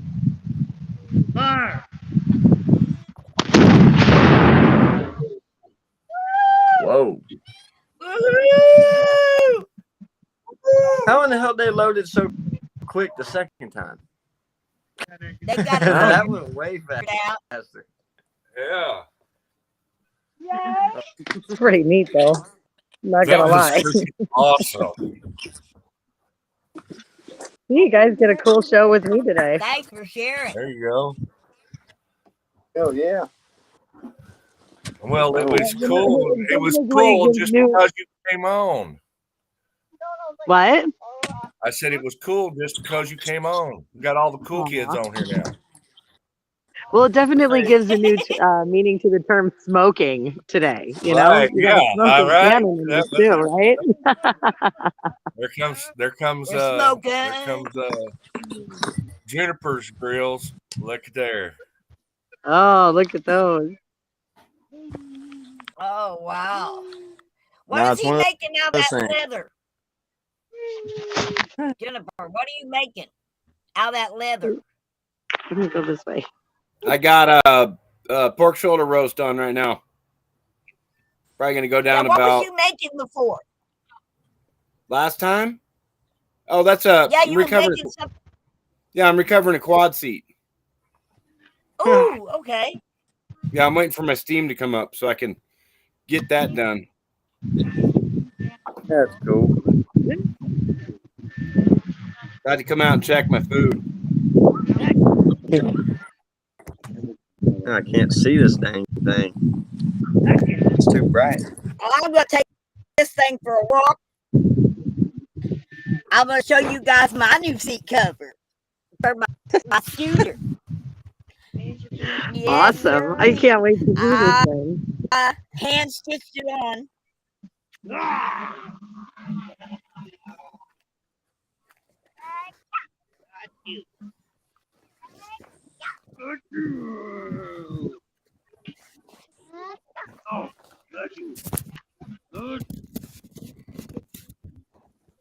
Can you see it? You got to come down a little bit. Yeah. Oh, wow. There you go. All right. Isn't that pretty? That is Yeah, very And then cool. That is cool.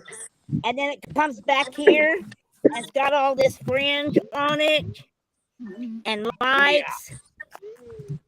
Yeah, I hand stitched Oh, that you're on. happening. You're happening. There you go. That's I was awesome. proud of it. Oh I'm yeah. getting her all patriotic for the convoy honor stroll. It's gonna look really pretty by then. Hell There you yeah. go. It's gonna be loud. It's gonna be proud. And it's gonna be flying flags. Hell yeah. Hey, you gotta have a flag on you one way or the other.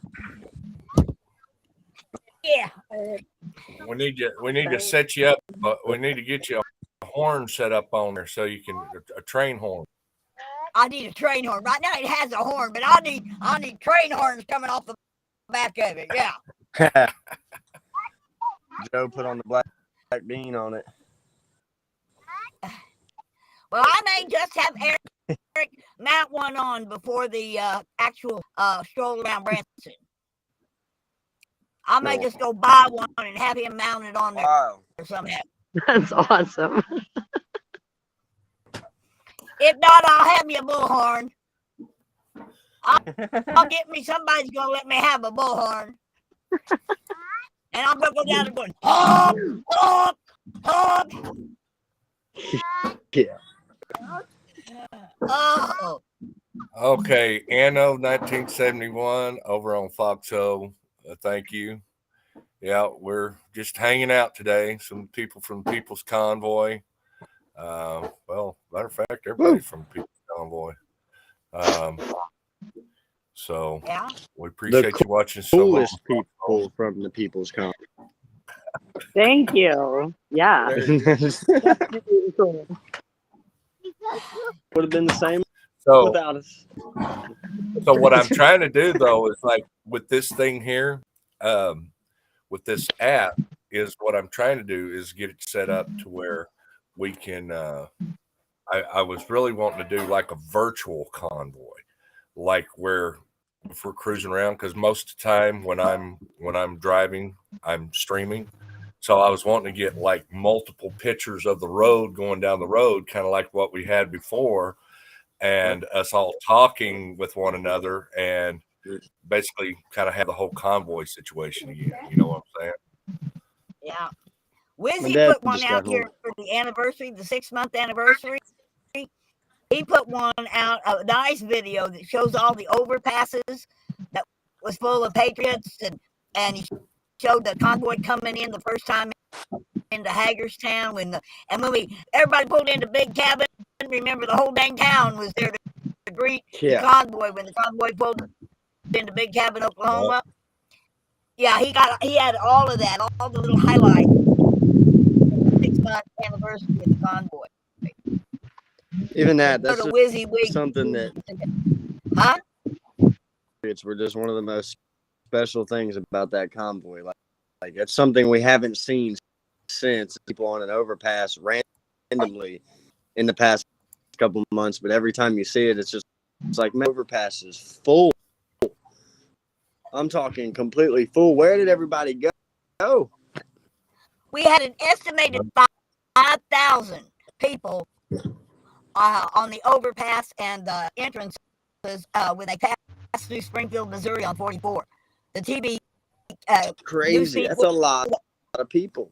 Estimated from their aerial shot that there was 5,000 people showed up in Missouri, guys, in Missouri at Springfield to greet the convoy as they passed through. It was awesome. They had it on the news at 6 and 10. Yeah, it was great. That's what I mean. I know it can be done again. It's going to happen in November, honey. Because we're not coming together for a political reason. We're coming together for a reunion of wonderful human beings and patriots. We're going to bring back that family atmosphere we had in Hagerstown where we loved one another. Woo! So I got something here. Go on, I was going to bring up. Burn, it's your show. Well, I was going to bring up something from Big Kevin that night. Dad just got back. And I gotta let y'all go. Salute. I appreciate you letting me on a second. It was good seeing you. And I don't know if you're still live in an hour or two. Well, bring Dad over here. Bring Dad over here. I want to say hi to him. Where's he at? I don't want to lose the service. Hang on. Dad, come here. Tom wants to say hi to you. You got to come in the shade. See him. I got as bright as she'll go. Tom, we got Soup Mama and a few other people. What's going on, everybody? Hey. Just got in. I told him you just got in. Tom sent me a link earlier to see what we got going on. How you been, Tom? Pretty good. How you doing, Rip's dad? I'm doing, I guess. I'm getting better every day. You know, God's good. He's standing here. Go. He's been getting there little by little, but he's working himself to death. Hands a little bit numb yet, but I don't have 100% confidence in that left leg, but it's almost there. All right. Well, we're It's glad, crazy, Tom, glad I'm to see you, sir. And we hope we've been praying for you, and glad to see you doing better. That prayer is what got me where I'm at today. Yes, sir. It mean a lot. It's one of those things, man. I'm telling you, when I went in the hospital, he couldn't have left arm at all. Like, I could pick it up and it would just drop. He couldn't even keep it from dropping. That was definitely a test. Turned it off. It's crazy. You just rolled up, and we're kind of figuring out what the evening plans are going to be. There's Sorghum Fest going on, right? Sorghum Festival going on pretty close to us. That our buddy Rooster, the one I interviewed, he's wanting us to go to. If it's today, tomorrow, all weekend, I don't know what's up. Right. A pair of hair clippers for my birthday. I need to go ahead and trim this thing off, dude. Looks That's the way it good. goes. Well, next time, going on there. Yeah. You got a bee over here. Next time. I'm almost attached to it, though, because to California and back. I don't want to cut it because I feel like I'm removing a piece of the con.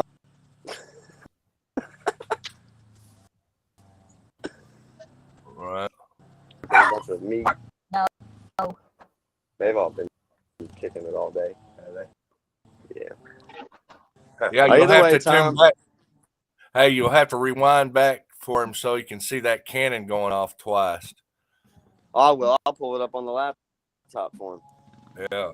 Yeah. That was Even that, he's never really seen like what you're doing right here with the multiple camera angles and all that.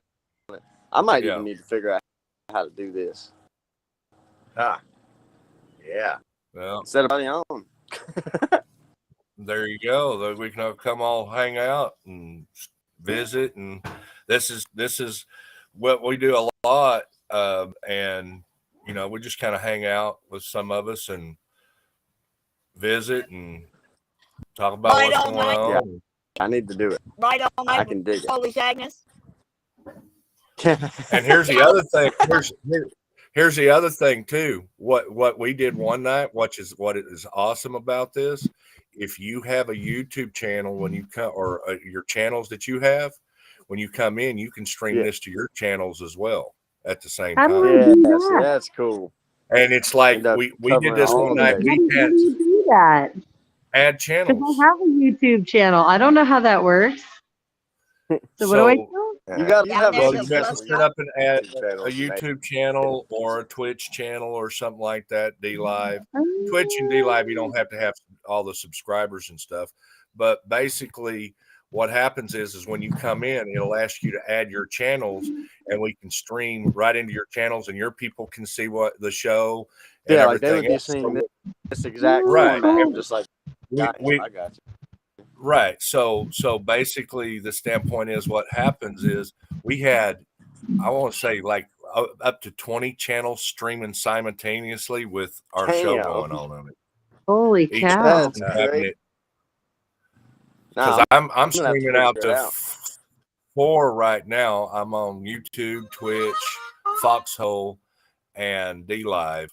So anybody else, and I think didn't you bring up your aren't you streaming to yours, Juniper?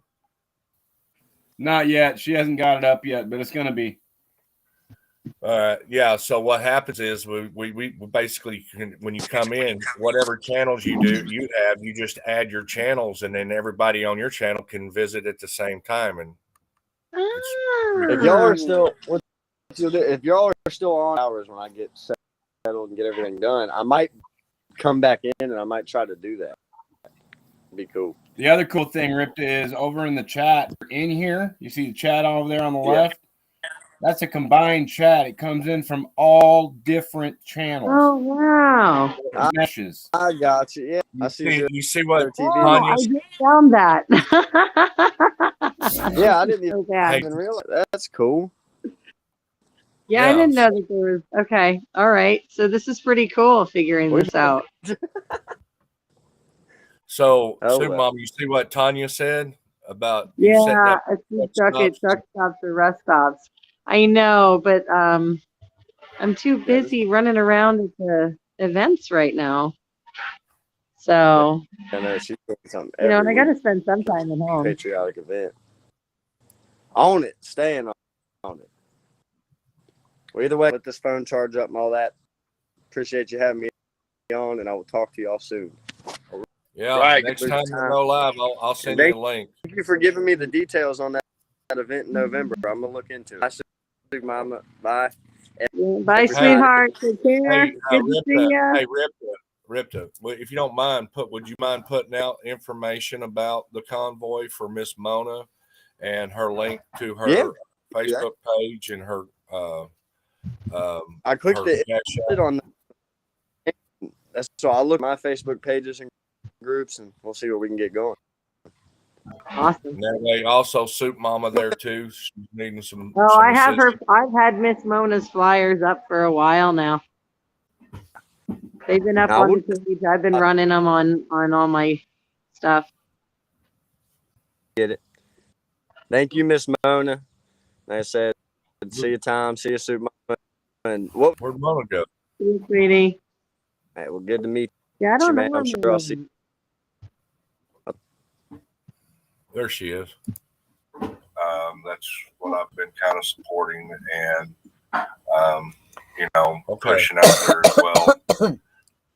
Well, like I said, there's a ton of great groups working out there right now, though. Depending on what state you're in, some of the groups are like depending on what group it is. You got it's more your active. YouTube channel going in the background, Miss Mona. It's like the People's Movement. Oh yeah, somebody sent my voice down. So it's always good to kind of know what's up.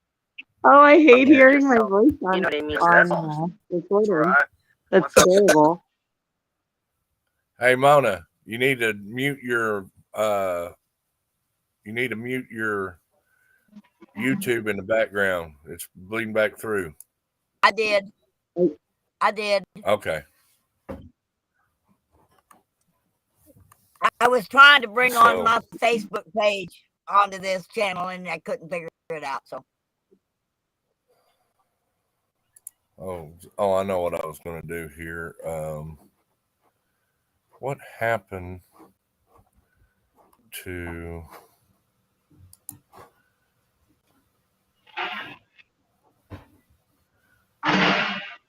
I had Hey, guys, my phone battery is on low, so I am going to have to put this in the room to charge, and I do not have a signal in the room. So I am going to have to pop off of here. I'm gonna have to pop off of here and charge my phone for a little bit, but maybe I'll pop back on in a little while if you guys are still on. Yeah, Well, we'll be on. Help you out. I need you to get a way to get to Missouri, girl. Yeah, well, I know I want to get there, so hopefully we figure something out. God provides usually, so gotta have some faith. Yes, I'm putting it out there, folks. $5, $10, every dollar helps. Let's get her to Missouri, folks. All right, guys. Well, I'm gonna pop out of here for a little bit, but I'll try and visit again in a little while. Well, like I said, we'll be here until we later on. So you're more than welcome. All right. Okay. Well, I'll be back on in a little while. I just gotta, like I said, I gotta charge my phone. The screen's starting to go on me, so I'm at like 12% probably right about now. So, all right, guys. I'll be back on in a little while. Love you. All right. Love yous. Take care.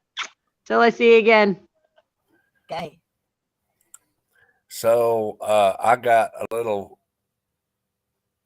bit right here I want to share. I don't know if we can see it or not. Let's see here.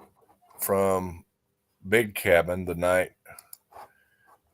Let me see if I can share screen. Chrome tab. Share. This was people signing my banner.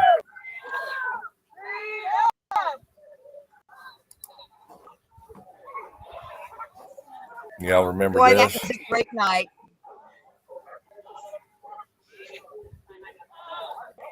That's the first night I met up with Convoy. You see it? Yeah, I see it.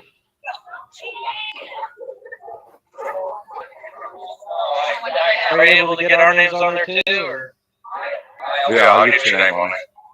All right.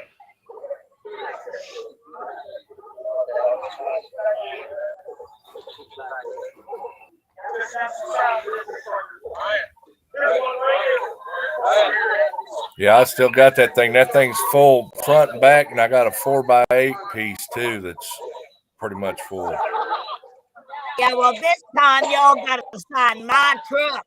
People forgot to sign my truck.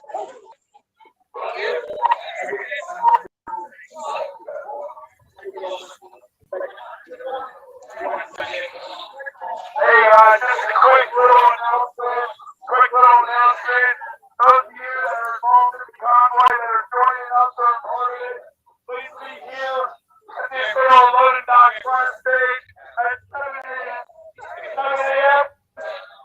for our meeting to go over some convoy operation stuff. Thank you, guys.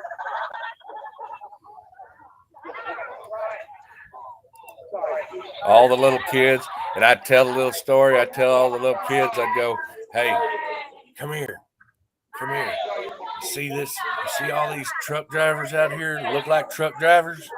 Little kids go, yeah. I go, they're not really truck drivers. They're superheroes disguised as truck drivers. Their little eyes would light up.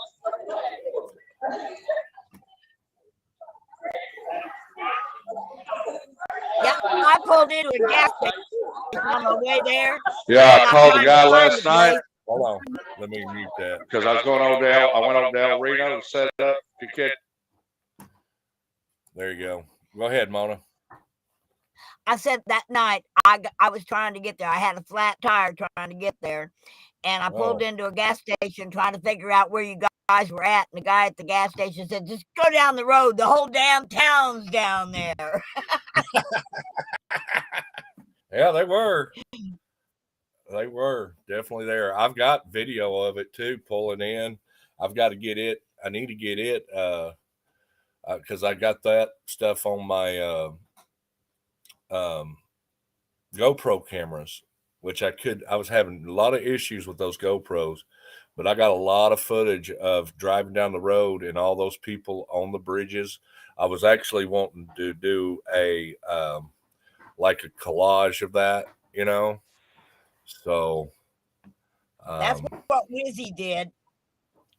He had reading at Big Cabin on his feed when he did the 6-month anniversary show the other night. That was because Big Cabin's where I first met up with the convoy. Remember, the next morning I just rode up on the loading dock and with Brian and did I was standing up. I was standing up there because I did the morning prayer. Remember? Yep. Yeah, that was my first encounter of physically being with the convoy. Okay, I rode with the convoy like this all through Allentown, since California. Okay, I was in somebody's truck all day long, riding along, getting saddle sore from an easy chair. Woohoo! Smokin'. We're smoking. I'm gonna ask you when he gets back. I can hear you. Oh, okay. Well, what kind of wood you using to smoke with? Hickory. Okay.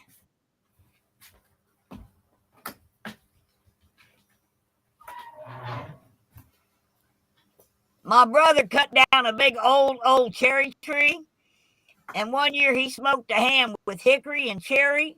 Oh, yeah. Damn, that meat was good. Well, I'll show you what I got for the topper. Okay.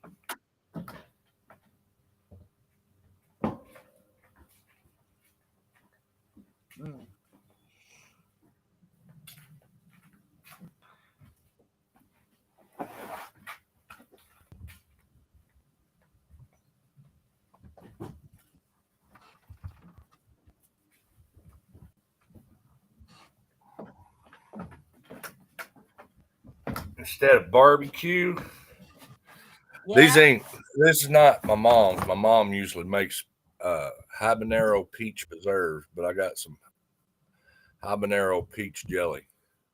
Ooh. I'm gonna glaze. Ooh. I'm gonna glaze them with that right there. Mm-hmm. That's what I'm gonna put on. So sounds good. On the pork. Go ahead. On the pork ribs, that's what I'm gonna put on there. That I tell you what, there's nothing like a habanero peach preserves on some ribs. I never had it, but it sounds good. Really does. Yeah, I got ribs in the refrigerator. I bought them at Oscar's yesterday, and I bought me a half a slab and ate a quarter of it, and I'm going to eat the other half this evening. So I'm going to have ribs with you, see? There you go.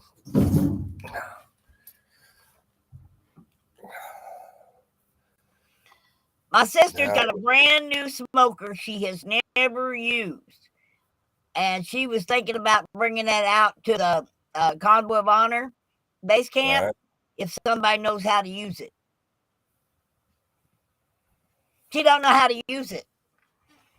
It's a brand new smoker. Those box type smokers, like smoking chicken. Right.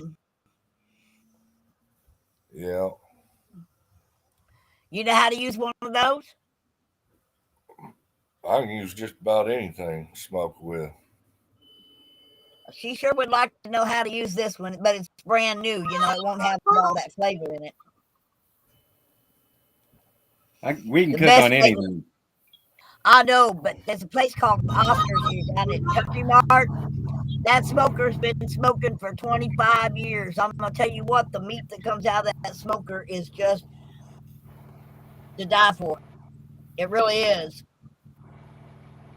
The older the smoker, the better it tastes.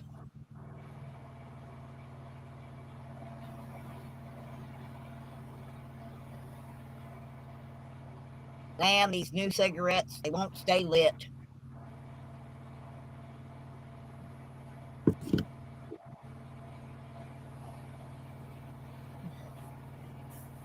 Well, that was pretty awesome. Soup Mama jumped on and Ripta jumped in. That was nice seeing them. Yes, it was. I like Ripta's hair. Looks really good on him. Reminds me of a young Bobby Darin, you know. Glad to see his dad doing good. Yeah. I hope he gets to bring him to the event. That would be really cool. Oh yeah, it would. Oh, did I tell you that the lady remember Brian Brasto?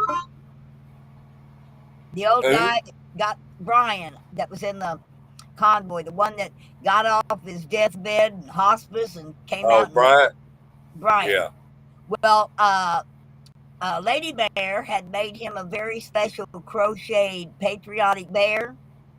She gave him about just not long before he passed away, and she made 2 more for me to raffle off at the event and sent them to me. 2 more just like it, and they're Barstow Bears, Brian Barstow Bears. So crocheted teddy bears, they're really pretty. Cool. I got Lisa there texted me. She said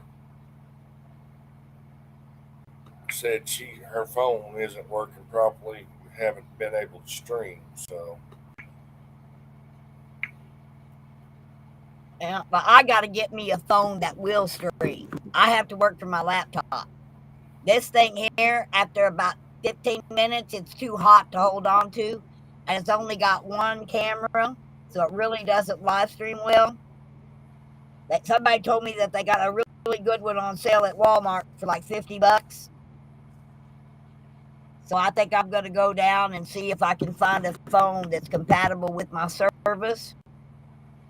And I want to start live streaming a little more. I want to be able to live stream at the event. I'm going to try on my own channel. Well, won't you tell that story for the flag story for everybody? Well, there's only you 2 here. That's fine. There's people watching. How many got watching? I don't know. Let me see here. I think. Hold on, just a second. I'd have to go get my hat, and it's out in the car.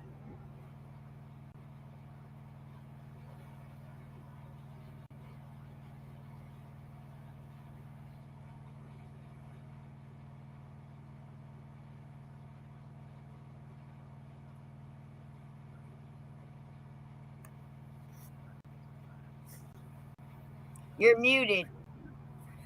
I'm talking to my wife real fast. We're doing sign language.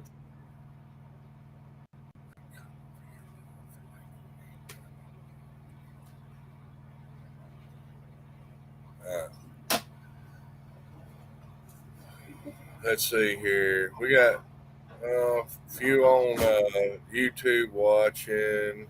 We probably got some over on Peeled watching. Maybe some over on a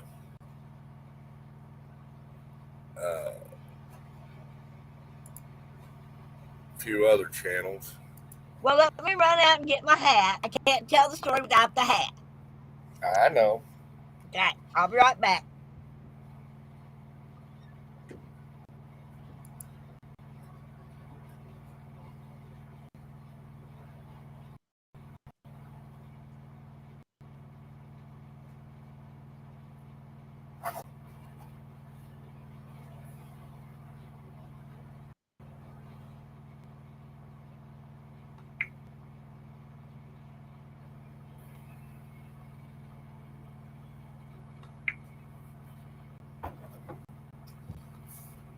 Yeah, we had Moose pop in the room, say hi. He's out driving.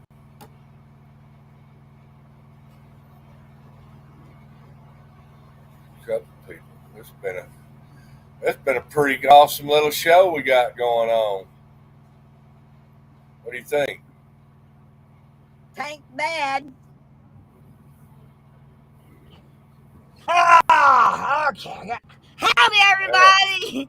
It's your cousin Jesse. Okay. I was walking past this here county courthouse square, and on the park bench, an old feller was sitting there. And I walked up to him and I said, "Hey, feller, your old courthouse, it's a mighty run down." And he said, "Well, yeah, but it'll do for our little town."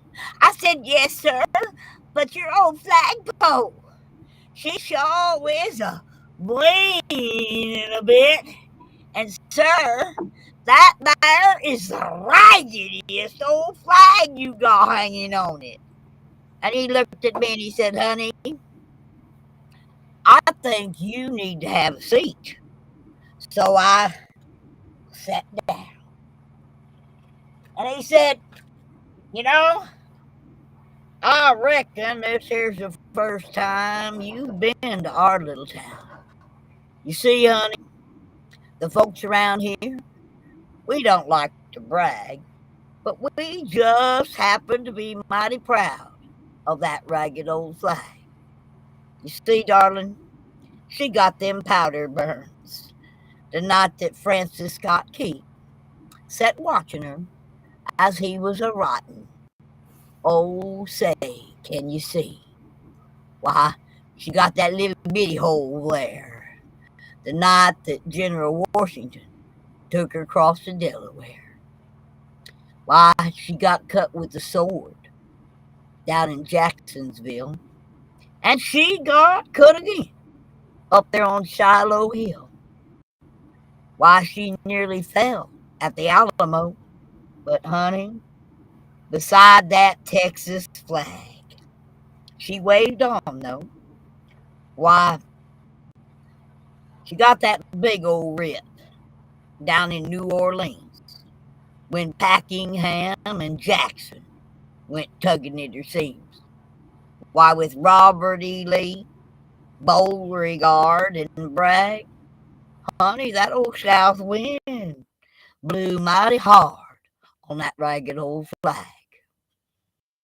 You see, she got that great big old hole back in World War I from the shell of one of them big old German Bertha guns. And I'm here to tell you, I saw her turn blood red in World War II. And she hung limp and low a time or two. But she went to Korea. And she stood right beside them young boys over there in Vietnam. And proudly, honey, she did 100 days in Saudi out on the burning sand. You know that old flag? She's went everywhere she's been sent by her Uncle Sam. And proudly, we've waved her from ships out on the briny foam. The truth is, we just about quit waving her right back here at home.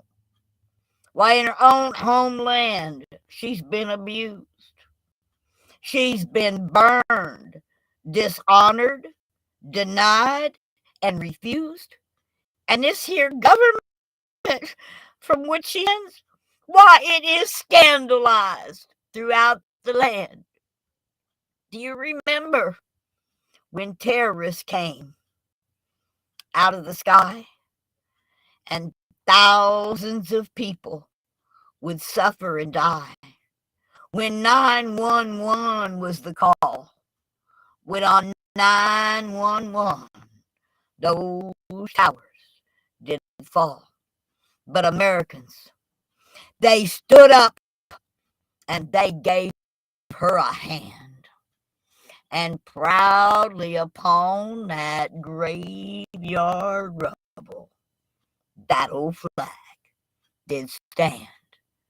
Now, you might think she's threadbare and she's wearing kind of thin. But, honey, I think she's in pretty good shape for the shape she's in. Why, she's been through the fire before. And I happen to believe she can take a whole lot more.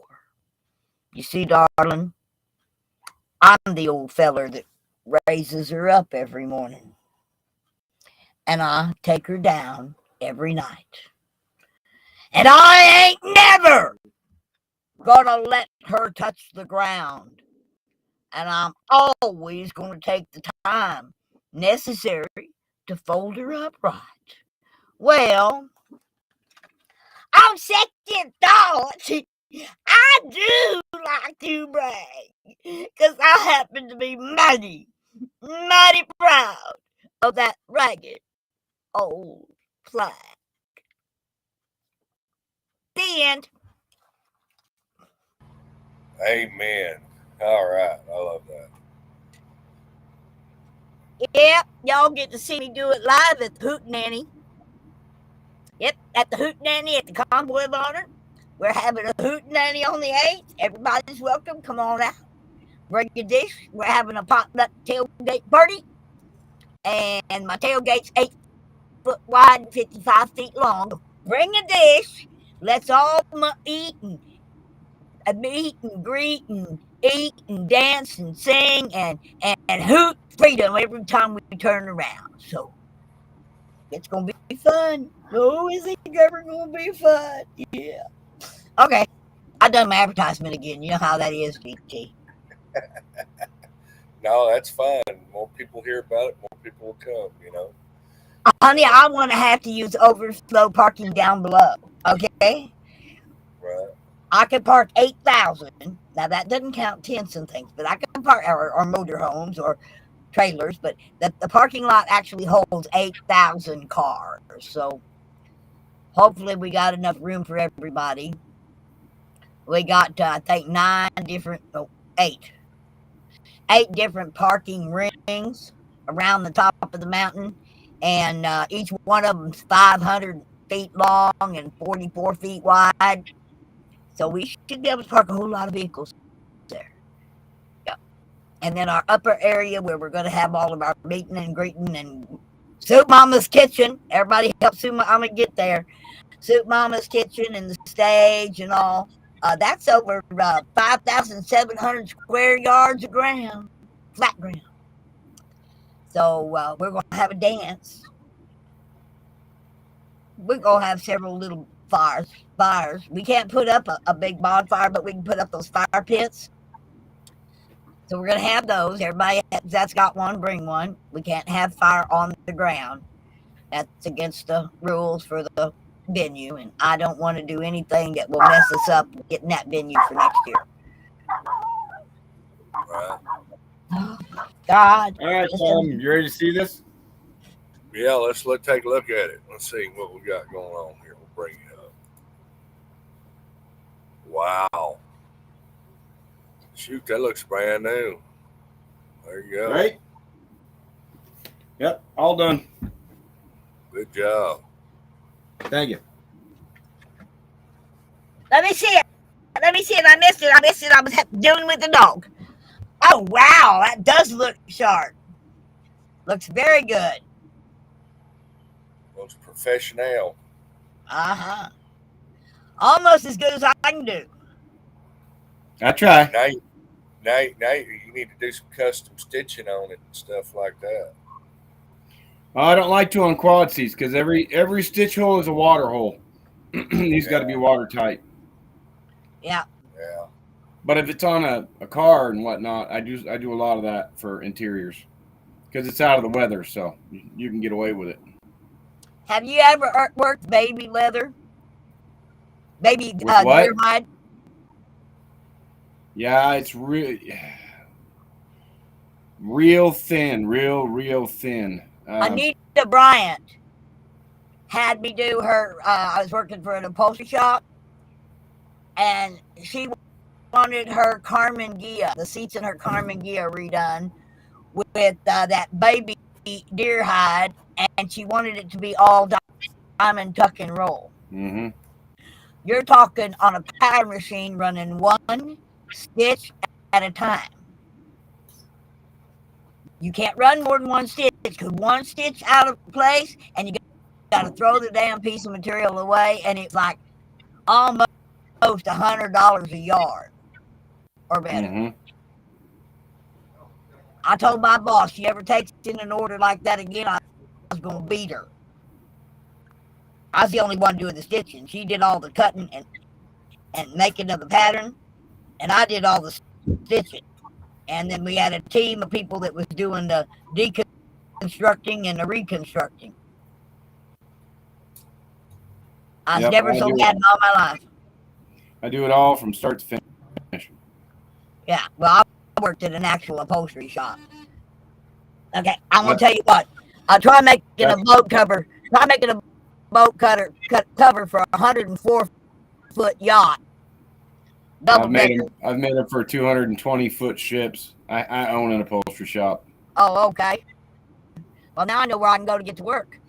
That's right. 42, 43 years. Wow. Been doing it. Fantastic. Yeah. Well, I did it for 4 years. 4 years. I like entertaining better. Yeah. Well, I'm also a teacher, so that's what I primarily do. Oh. But I got to do this at night and on the weekends. What do you teach? I teach high school. Ooh. Are you making them take the Constitution test? I don't teach U.S. history. Oh, what do you teach? I teach physical education and health. Oh, okay. Yeah. So, I never took those classes. I took health, but I never took that physical ed stuff. I was never physical edited enough to do that. Anybody's physical ed enough to do it. Oh no, they was teaching Everybody archery. Is. They was teaching archery, and my tits were too big. They should have gave you a different activity then. Well, I was too short for basketball. I didn't do bad in swimming. I could swim like a fish. But I didn't really do a lot of physical training until I went in the Army. Right. Okay. And I got real good at doing push-ups, sit-ups, and running.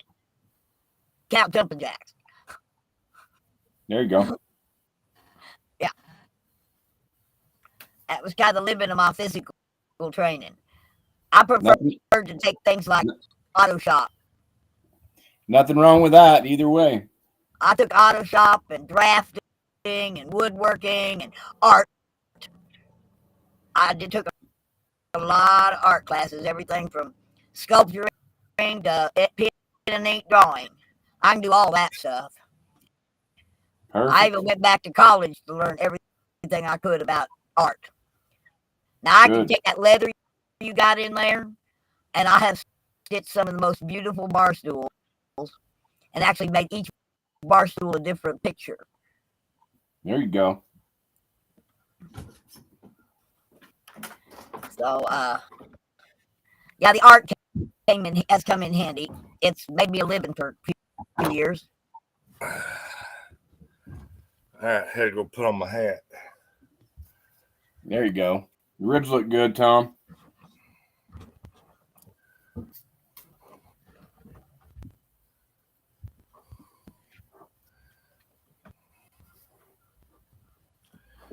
This hat needs to be fixed, though. You see what it says? No. Basically, it's blank Biden and the camel he rode in on. I need some extra. I need some extra stitching on it because it needs to say F Joe Biden and the camel toe he rode in. Just go down to just run down to there. Yeah. Just run down to Alex. Can y'all see that? Yeah. Yeah, that's what I've been making and selling these days. It just says every time I see a butterfly, I think of you. And then there's a space to put a picture. Like if my mom, we put a picture of her and her two sons who passed away. I made her one and put that on the frame for her. And Yeah, they easy. See, they fast, they easy. So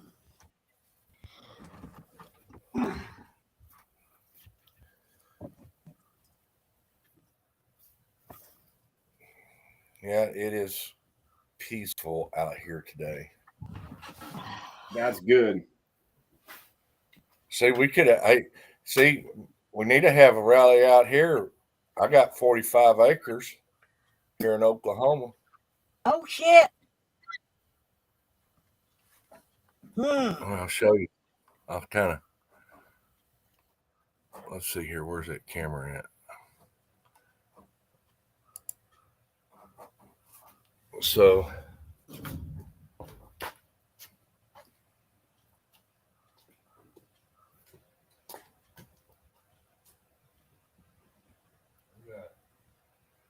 Oh hell yeah. Oh yeah.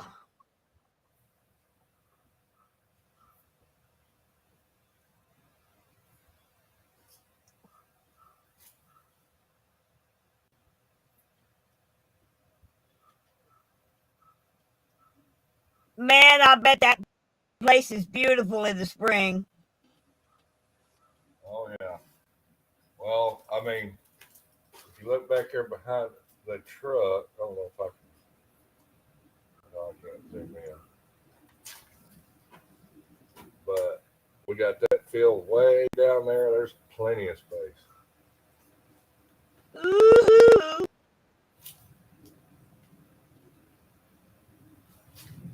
Well, we'll have to make that work. You'll have to make that happen, DW Tom.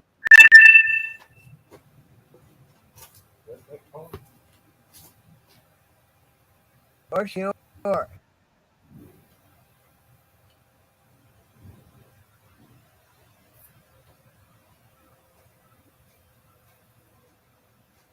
Thing's charging. That phone's a little warm. Ooh. Yeah, that's what happens to mine. Yeah, we got plenty of camping spots. Yes, we do. I think we can make that work, Tom. You know, I'm looking. I've asked. I told Juniper and them. He's talking about maybe selling his place and them moving down here. Where are you at, Juniper?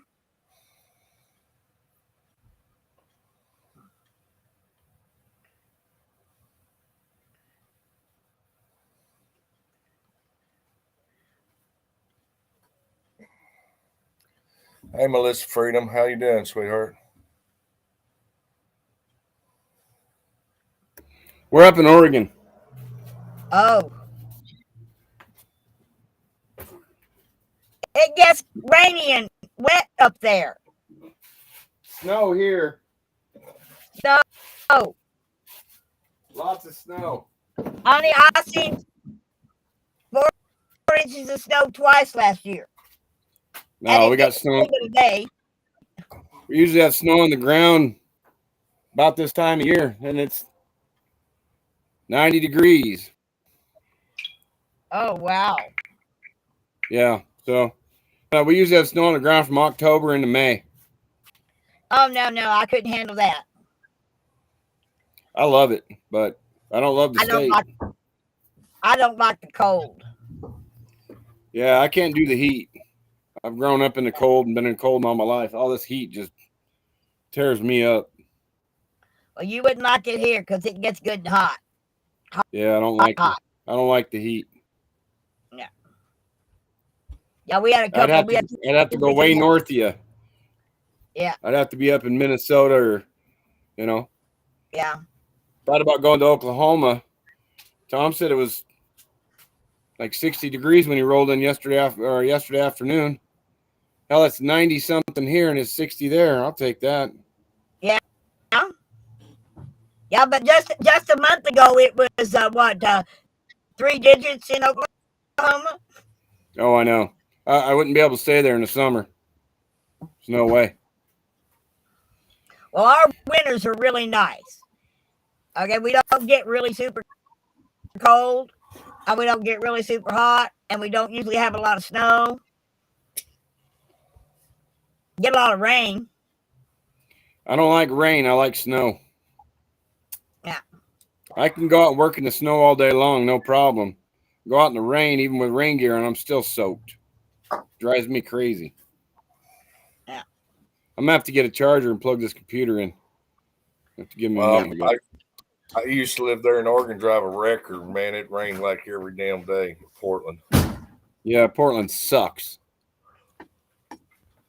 But I was pretty good. I pretty much stayed dry. It was like it's a different rain up there. Mm-hmm. Yeah, I live almost 6 hours south of Portland. They're at the top of the state, and I'm at the very bottom central. Where, baby? What doing? So you're not right in all that Antifa bullshit. No, and they won't come here. They tried 2020, and we had 30,000 armed citizens. We ran their asses right out of the county.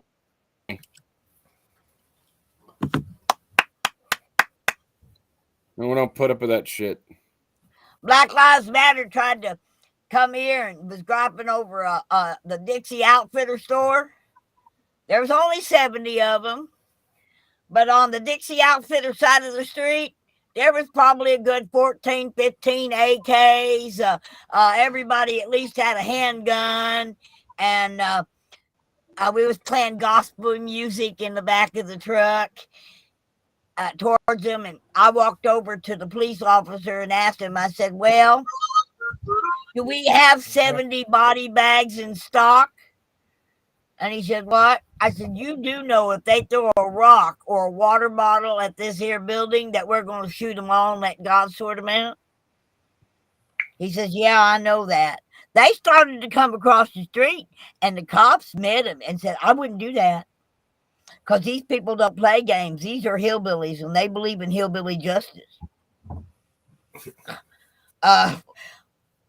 They didn't, when their permit was over at 5 o'clock, they left and they never came back. What was that? What was that TV show? The one, boy, you got a pretty mouth. Make you squeal like a pig. Wee! Deliverance. Yeah. Yeah. Oh, we got the castle law here in Missouri.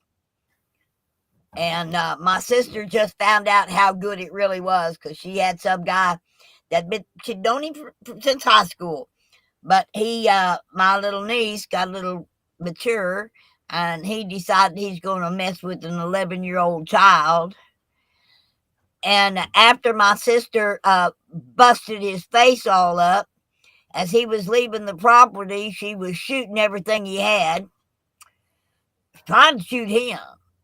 Well, they arrested her with 6 felonies and arrested him too. Well, our local sheriff here, our prosecutor and our sheriff said, we ain't charging you. Honey, you should have killed him. We'd have come out and helped you bury him. He says, no. He says, as far as I'm concerned, that's castle law. Yeah. So. Well, we want to keep the video up, so we got to watch out what we talked about since we got the nice advertisement on it. Yeah, I know. I'm sorry about that, but yeah. Because I already got 1 strike. Got put in YouTube jail for a week for misinformation. But funny thing is, they just arrested some CEO of Connex or whatever it was, that something to do with some of that software. So we'll see what happens with that. Yeah. Elon Musk buying that other place. Twitter. Yeah. Yeah. Yeah, as Dave said, it's a communications thing. Well, I was supposed to be at the I'm Great glad they did it, because I've got the emails and everything where they basically stepped on my freedom of speech. So I'll be able to. I don't think very much when I talk on my. I believe this is against the Constitution and my First Amendment rights. And and I showed them the little deal that's going on in Texas about them removing people's stuff and hindering their speech.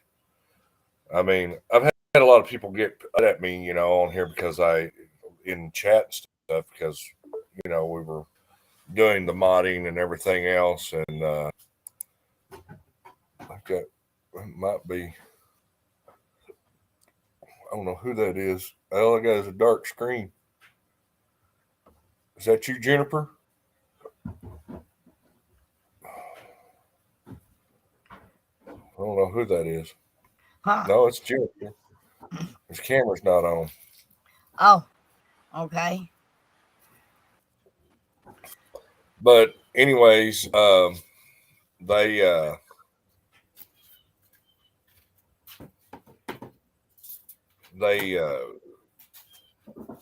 immediately denied my appeal. Oh, well, imagine that. Yeah, there he is. There's Texas girl. What's up, sweetheart? Texas Not much, girl. just hi, Miss Mona. Hello, darling. You missed it. Soup Mama was on here and Ripta was on here. I did catch a little bit of Ripta and Soup Mama on there. That's awesome. So when we're talking, Greg will start real quick before you go. He is in Beatrice, Nebraska. They're doing a meet and greet at the 402 Sports Bar and Grill. Singer-songwriter Steve Spurgeon is with us today at the meet really? And greet.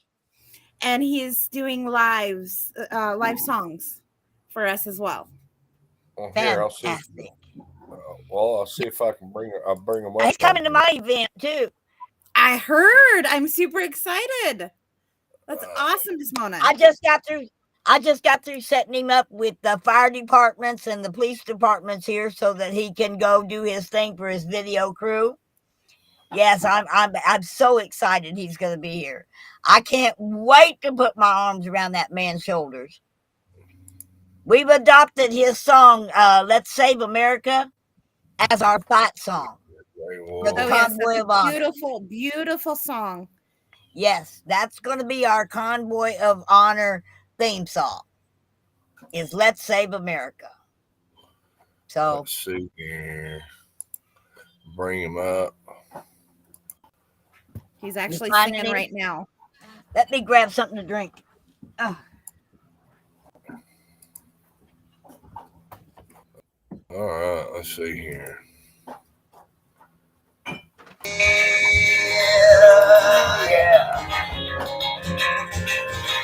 Wake up!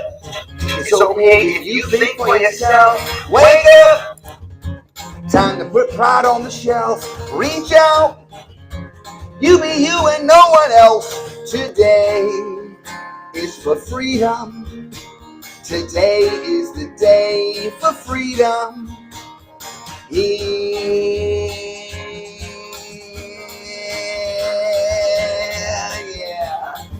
Come on now.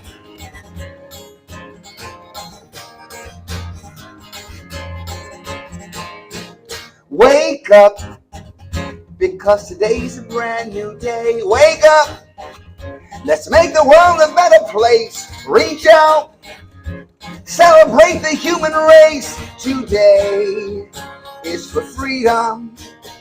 Today is the day for freedom. Yeah, today is the day for freedom. Today is the day for freedom.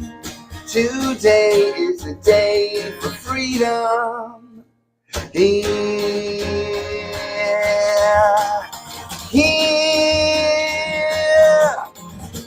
right here. Right here.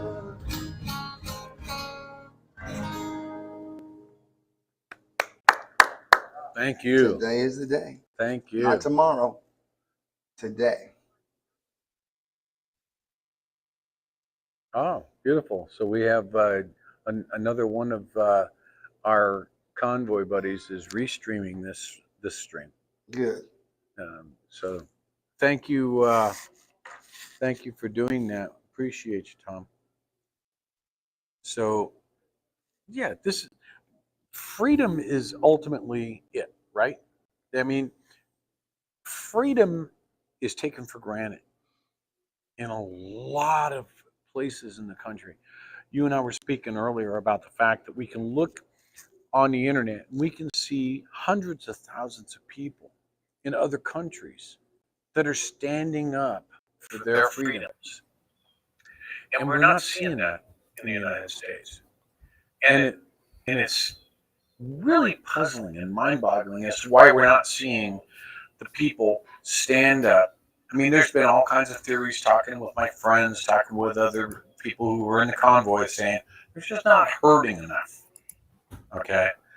You and I both agree this is a spiritual thing that has to occur. This happens on God's timetable. What happens and when it happens, right? So, but we can't help but feel like we're here for a reason. I'm trudging across this country for a reason. I feel compelled to continue to move east, which is kind of opposite from the way it was move west, young man. But moving Moved from the East Coast out to California for gold. Now we got to go back east to Washington. Back east to Washington. To get them back on track. And, you know, this structure that our Constitution is, that this is a constitutional republic. We see so many people, and sometimes from both sides of the aisle. I'm also a nonpartisan. I'm a registered nonpartisan. Very proud of that fact, actually. Because you pick up a form of clarity when you don't have to make a choice. Right. When you haven't chosen the left or you haven't chosen the right, then you have no loyalties to the left and no loyalties to the right. You have loyalties to yourself and the belief in what comes into your body from above, from God's own will, shall we say. And that's why I feel I'm on a movement here. I feel I'm on a movement to wake people up, bring people to the table, talk to me. If I don't know the answers, I'm going to tell you I don't know the answer to that. But at the same time, I do know a lot of the answers. And I'm going to give you what I have and say, look, this is what it's going to take in order for us, we the people, to start to heal this thing that has been shoved down our throats, not just since the pandemic started, but from long before, right? Yes, sir. I tell you, it's like no matter what has happened in history, the crowd has never been right. One side or the other, the crowd has never been right. There's always someone right there in the middle, or a small group of people right there in the middle, and the crowd on both sides really is persecuting those people. And so, and if you are really feeling that what you're doing is a divine assignment. Oh, I love that. Okay, it's a divine assignment. People are talking to you on one side, trying to pull you to the other side. The only way you really are going to sell out, or I don't want to say sell out, the only way you can really buy in to what they're saying is to compromise something that you said that you really believe at the core of your being. And if you find yourself compromising in order to be accepted or to fit in to another group, then that's wrong. I mean, I tell you, personally, my dad was in the Air Force for 31 years. And I grew up, I was born in the Philippines, lived in Panama, I went to 12 different schools between, kindergarten and kind of like graduated from high school. So I was always having to try to fit in. And it got to the point where I thought to myself, you know what? I'm tired of trying to fit in with other people because, as an African American, now you can imagine, I'm going to talk some race stuff with you. Go for it. The way I speak is because I went to school. I've been around a lot of different people. If I was down south in a white country culture, I'd probably talk like them boys. If I was in the hood in the city, I'd probably talk like them brothers. But I just talk like Steve. And so I found myself being discriminated against in the black community. My wife is white. I've been with my wife for 38 years. So I found myself discriminated against from the black community. I found myself discriminated against the white community. And so it's kind of like God has separated me from all communities and set me apart for something special. So that's how I have started to internalize that. Not that, because I love the black community. And I go to church in the black community, and I mentor some kids that are gangbangers, and I'm right there with them and loving on them. But then outside of that community that don't know me, I'm persecuted as, someone who's too white for the community. And then on the white community, there's a lot of people on that side that's going to persecute me because I'm black. I mean, you're not going to not have battles in life. You're not going to, the world is just not going to accept you. The Bible says, Christ said, if they persecuted me, they're going to persecute you. So if you find yourself in a situation where the world loves you, I'm more nervous about that than I'm nervous about people discriminating against me or, not accepting me. I'm good with not being quiet ones. I'm good with not being accepted because I know that my heart desires to do His will and not my will. Right. So I just want to encourage. I don't care who you are. I want to encourage you right now. It doesn't matter what race you are, what color you are. You need to really focus in on why God created you and how you can use your life to make a difference. Because we're all chasing dreams. I want to be a Major League Baseball player. And I pitched for the Huskers, and I played a little bit of pro ball, the replacement player for the Twins during the strike, played some Major League Baseball games. It's like every time I've achieved what I thought was my dream, it was so anticlimactic. It's like, is this really what it was? So then you're chasing another dream. But then I thought to myself, as I started to go out with my music and the message of waking America up, of uniting people, we're all better together, and not doing it for my own purposes, but doing it for God's purposes, I'm living my dream every day. There's no arrival. I'm doing it. I'm making a difference in people's lives in big ways sometimes and in small ways sometimes. But I tell you, the feeling I get when I do that blows away the feeling I had when I was playing with the Minnesota Twins for a minute. It blows away the time when I'm out there pitching and maybe throwing up. I threw a couple no-hitters, and that feels pretty good as a pitcher. But I have never experienced the fulfillment because we think our dreams are going to fulfill us. But the true fulfillment comes, as far as I'm concerned, from my personal experience, is that when you are making a difference in somebody's life by what you do. So. And I had an experience back in 1996 where the Oakland Piedmont fires out in California, we'd gone through all these devastating floods and such that we thought we've seen enough. And I was on the board of directors for the Salvation Army's emergency communication systems, and they have these what they call canteens, right? You see them, the buses that go out, they go to the disasters, they hand food out. And we wound up in this area, smoke everywhere, embers flying everywhere. This one community where right outside of Oakland, they're in Piedmont, and we set up to hand out sack lunches. Of course, the volunteers put together sandwiches, a piece of fruit, some chips, and so on. And this woman came with 2 children. She's wearing a bathrobe. This woman's just been burned out of her home in Piedmont. And she walks up and she says, can I get something to eat? And I hand her sacks for the kids and her, and she says, "How much?" Man, you don't owe us nothing. I'll give you another set of sack lunches if that. I mean, it just immediately brings the emotion to bear to see that these people just lost everything. They just lost everything. She's sitting there in a bathroom. And humanity gets it in times of disaster, right? But isn't that something to think about right there?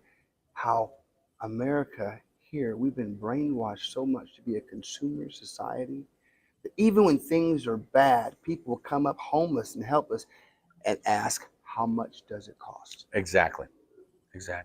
That's the programming that occurs. But at the same time, the fulfillment of just being able to give somebody a sandwich for free, just that fulfillment of being able to help. And how simple it was. And how simple it was. It wasn't. You didn't give them a sack of money. You didn't go rebuild their home. And you knew that sandwich made a humongous difference in their life that day. That's right. That was it. And just to think just exactly how heart-filled that was. Everything happens for a reason, Steve. And it's like the day that I met you, I was sitting in the back room of that kitchen with Laura Lynn Tyler Thompson.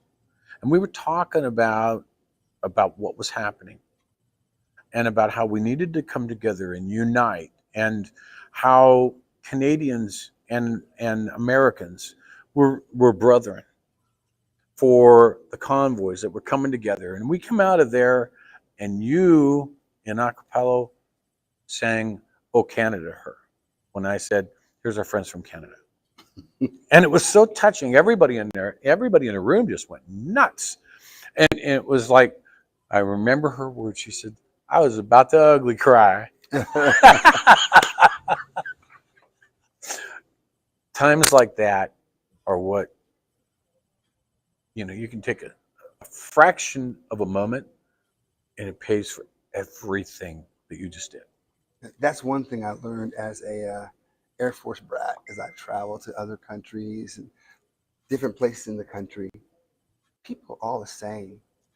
No matter where you live, people want to have some safety for their family. They want to be able to send their kids to school to learn and to be educated so they can grow up and go out and try to be whatever God created them to be without any distraction, without any pushback, and just to watch people grow and achieve better than the generation before. And that's, I don't care if I was in Panama, in Canada, America, it is all the same. Yeah. People just want to be free.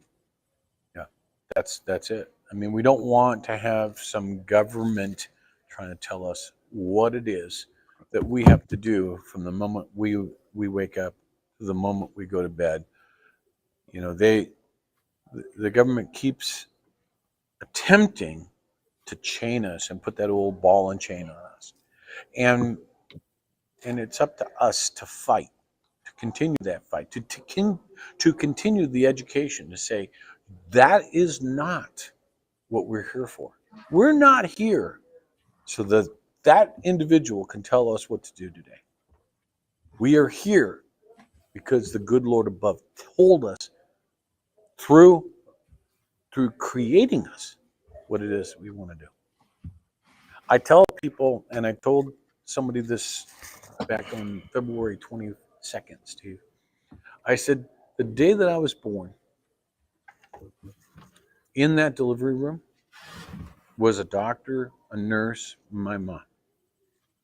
Nowhere near was there a politician or a bureaucrat. Nowhere near there. And when I was born, there was only one that gave me breath. There was only one that gave me sight. There was only one that gave me my hearing. And to this very day, there's only one that can take my breath away. Amen to that, brother. You have something else in there for? I've got so many songs, man. Let's do it. This song is called "Thank You for You."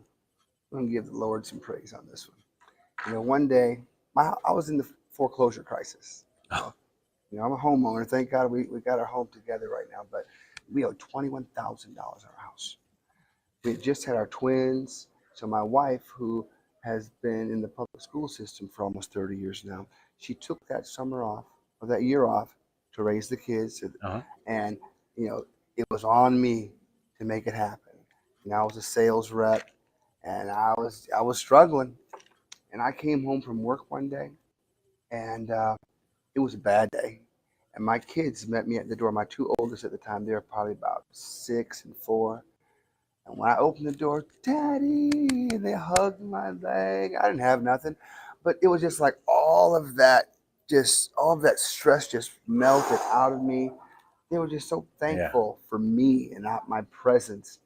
And so that night, you know, my man cave is out in the garage. So I'm out in the garage, and I'm just thinking about our situation again now. And I just start crying. I'm like, Lord, please help me with this, help me with these things, help me with that. And it was like a voice. It wasn't an audible voice, but it was a voice that just came out and said, Steve, wait. You know I know what you need. And just like your kids, you handle your kids' needs. They don't have to worry about that. But you know what I want? I want some of that I love you, Daddy love that your kids gave you today. Unconditional. Just thank me for your existence. Just thank me for being here, not for anything, just like that. Yeah. So I grabbed my guitar, and every song I've ever written, I don't have any throwaway songs. I don't have any songs on an album that just there to fill it.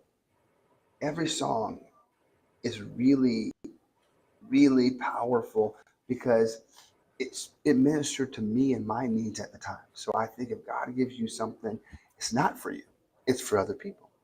So I wrote this song called Thank You for You. And I just really hope that, I don't know what any of you are going through out there, but I hope this song really speaks to you and helps you to really know how to connect to God. God's really not that holy God. He is the holy God. Forgive me, Lord. You know I know you are. But he doesn't want us to approach him as if he's somebody who cannot be touched.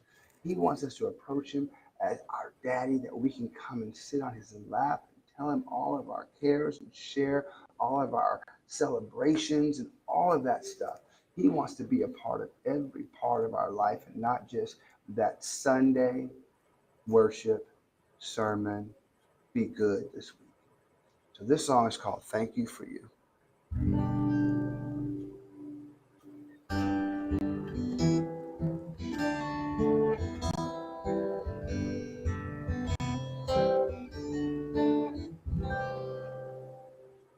I will sing your praise each and every day.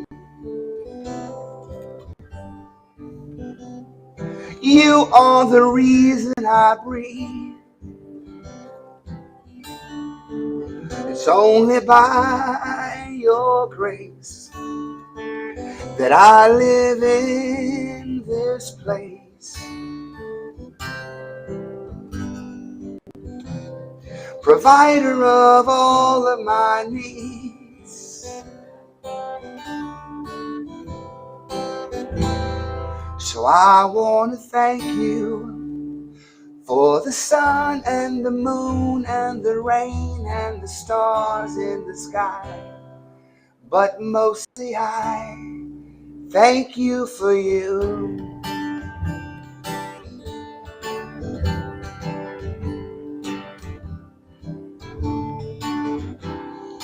Thank you for the people you brought in my life, all my family and friends. You keep coming through for me again and again and again. Thank you for the good times, even for the bad, 'cause I know help me to make it through. You're such a wonderful dad. So I want to thank you for the sun and the moon and the rain and the stars in the sky. but mostly I thank you for you.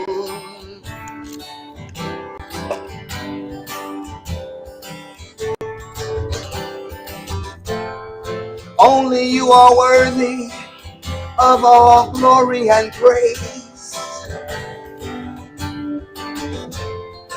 I will forever praise you, O Ancient of Days. So let the light of your love shine so brightly that the whole world will see that you're living in me. So I'm gonna sing your praise each and every day. You are the reason that I breathe. It's only by your grace that I live in the USA. Provider of all of my needs. So I want to thank you for the sun and the moon and the rain and the stars in the sky. But mostly I thank you for you. But mostly I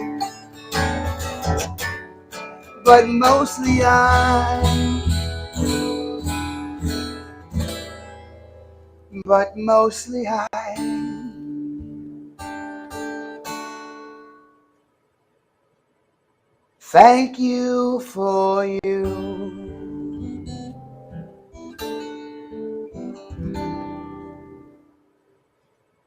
Yes. Yay! Beautiful. Thank you very much. You Love guys that. have to be entertained while you're sitting there.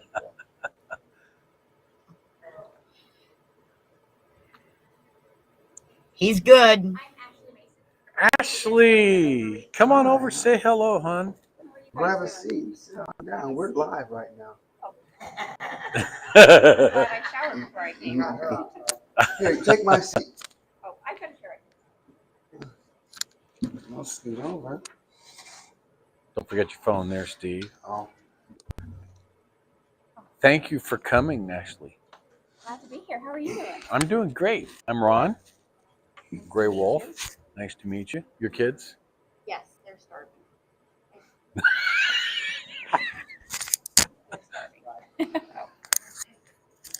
So, how are you guys doing? Did you guys have anyone make it out today?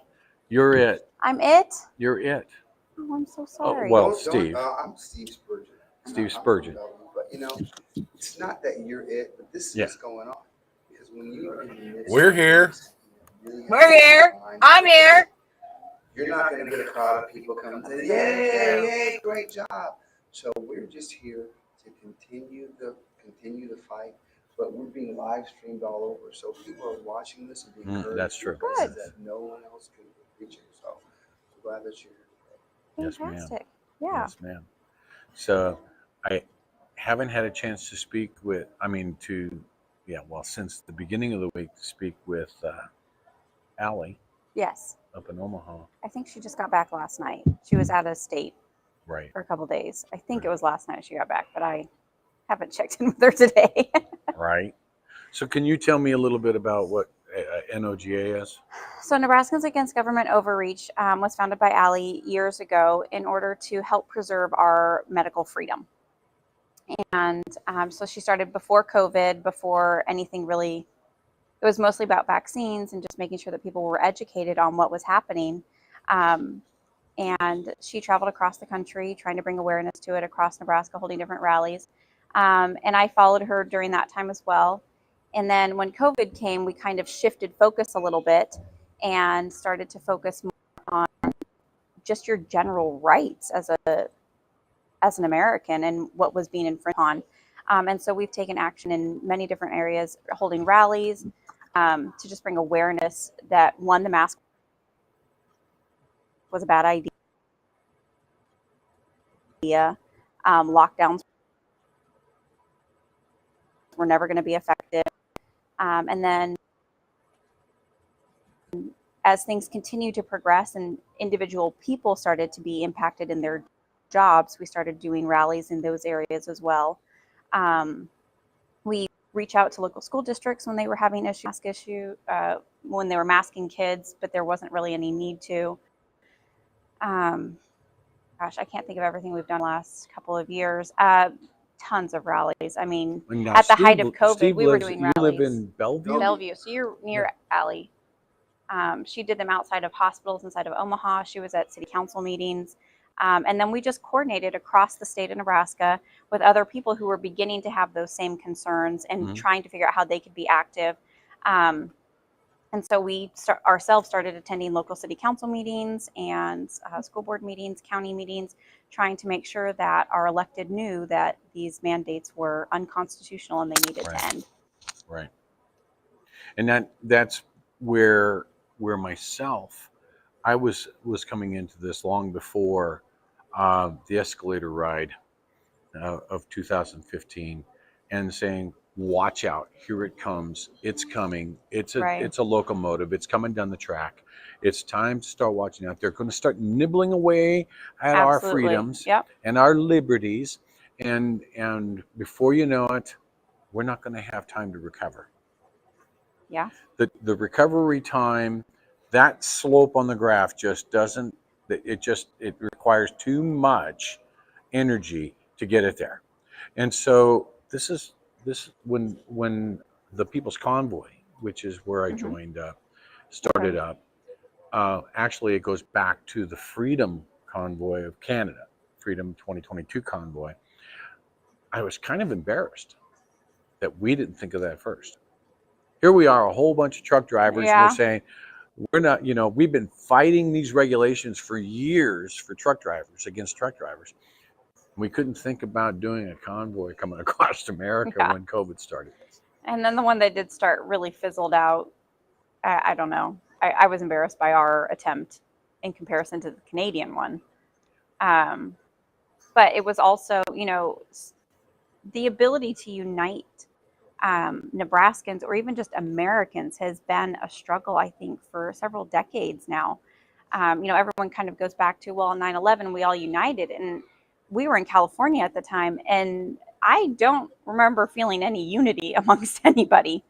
There was certainly, a great wave of compassion and concern, and there was patriotism, but a united front, I don't think that there was. I agree with you. And we've struggled to kind of get that united front here locally in Beatrice and statewide. And the small attempts that we've made, I think, pale in comparison to what we're seeing around the world with many of these lockdowns. We were just talking about that. Which is really concerning because we are a free nation and we have let that freedom just fizzle and fade. And we just blindly continue to think that we have it when we truly don't. I agree with you. I see where it's as though the average American is waiting for that knight in shining armor on the white horse to come barreling in and say, I'm here to save the day.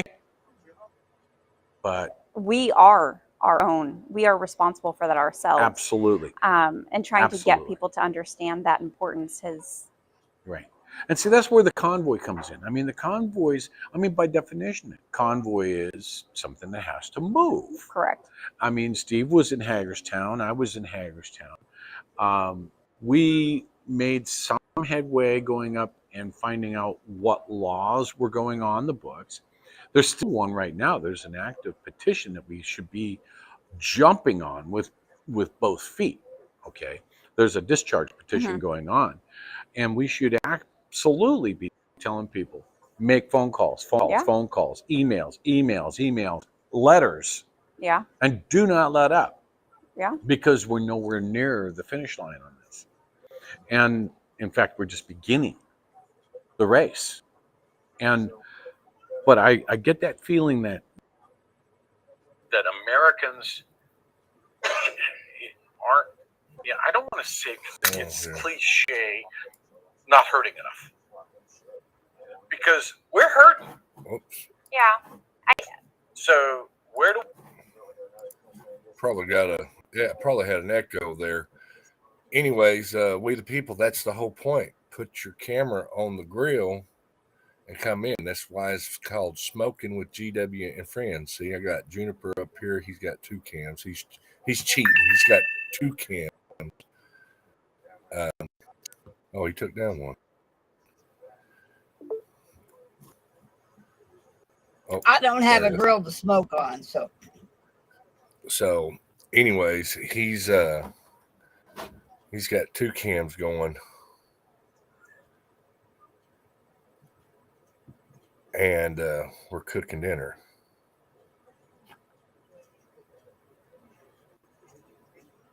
We're gonna do a trucking.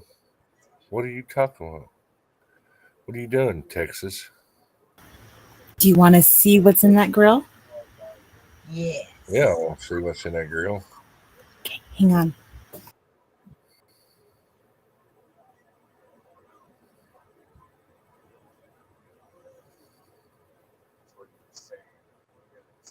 What is that?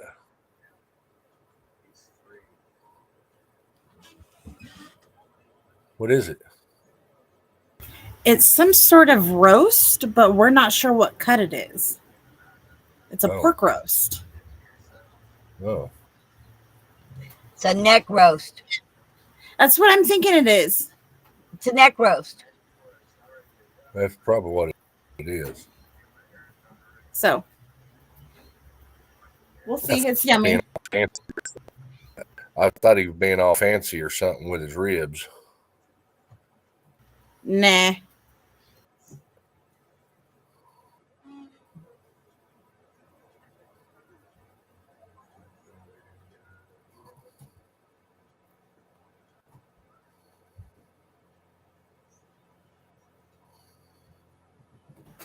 So what you cooking, Tom?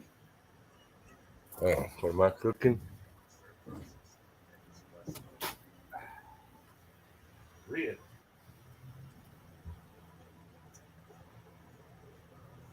I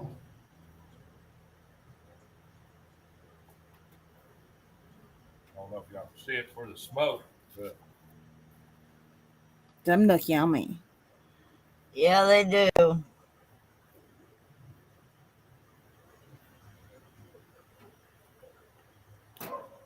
He's got this special peach and habanero sauce he's going to put on it. Sounds yummy.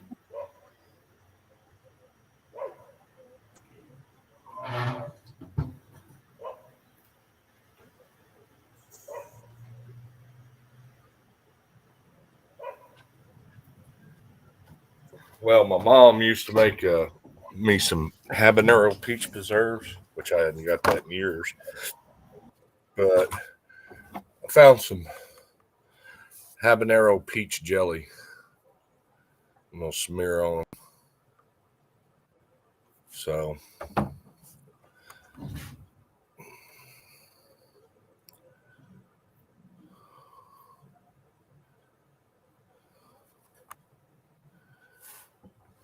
we're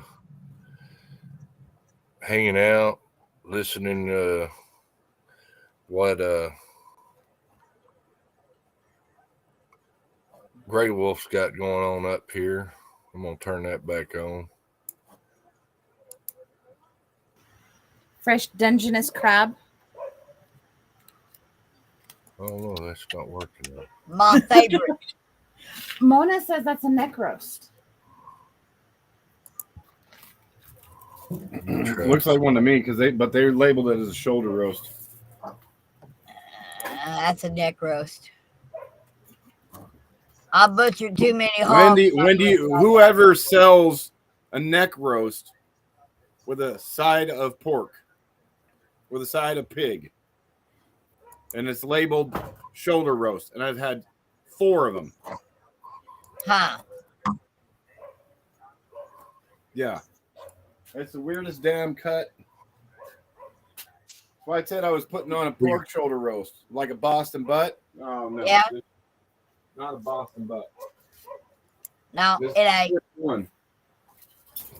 And they're tied. I understand why They're string tied, Mona. They're not just a regular Boston. You know what I'm saying? They're string tied roast. Right. Well, they've taken the bones out of the necks, what they've done, and tied it together. Oh no, this is bone in. Oh, bone in. That is not the neck. I think it's a leg roast. Could be. Lost him. I ain't never butchered a piece of meat looked like that.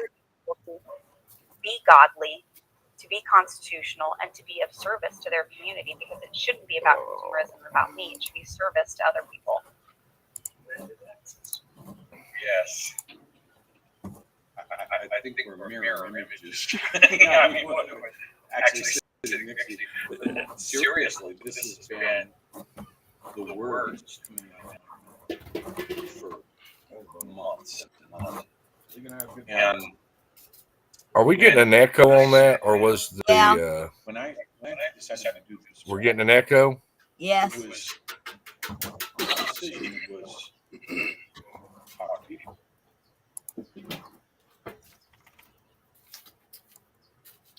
No, well, that looks like a leg bone, Mona. Yeah, it does. Now that you turned it over. Well, I can't hear them speaking. I don't hear them speaking either.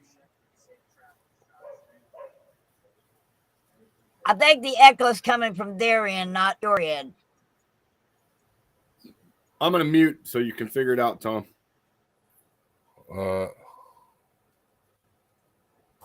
I'll go ahead and mute too.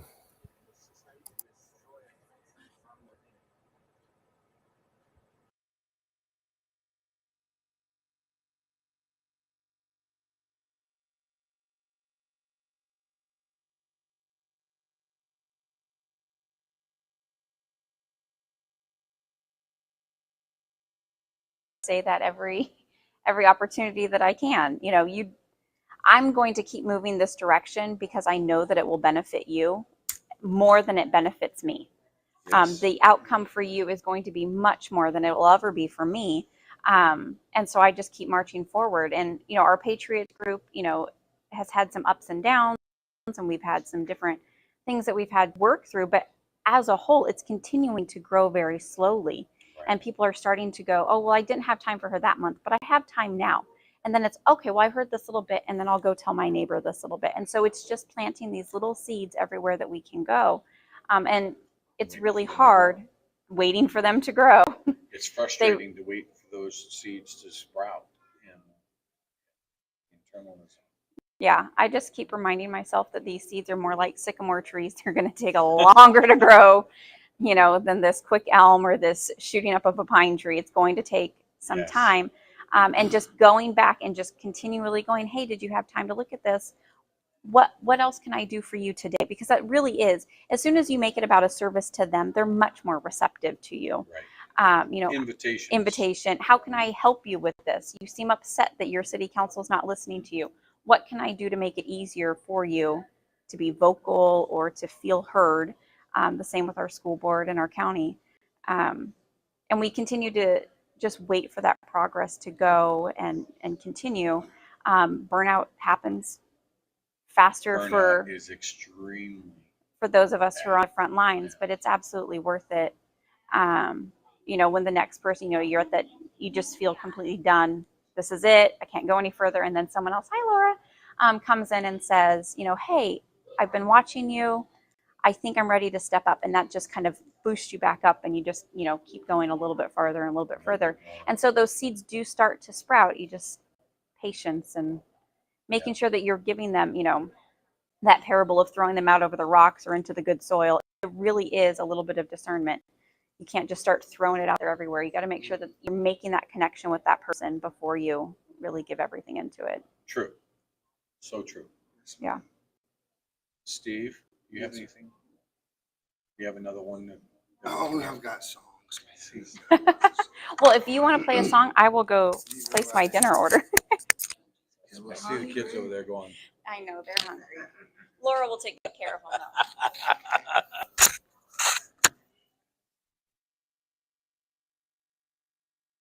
We are not. Let's go back over here. Oh.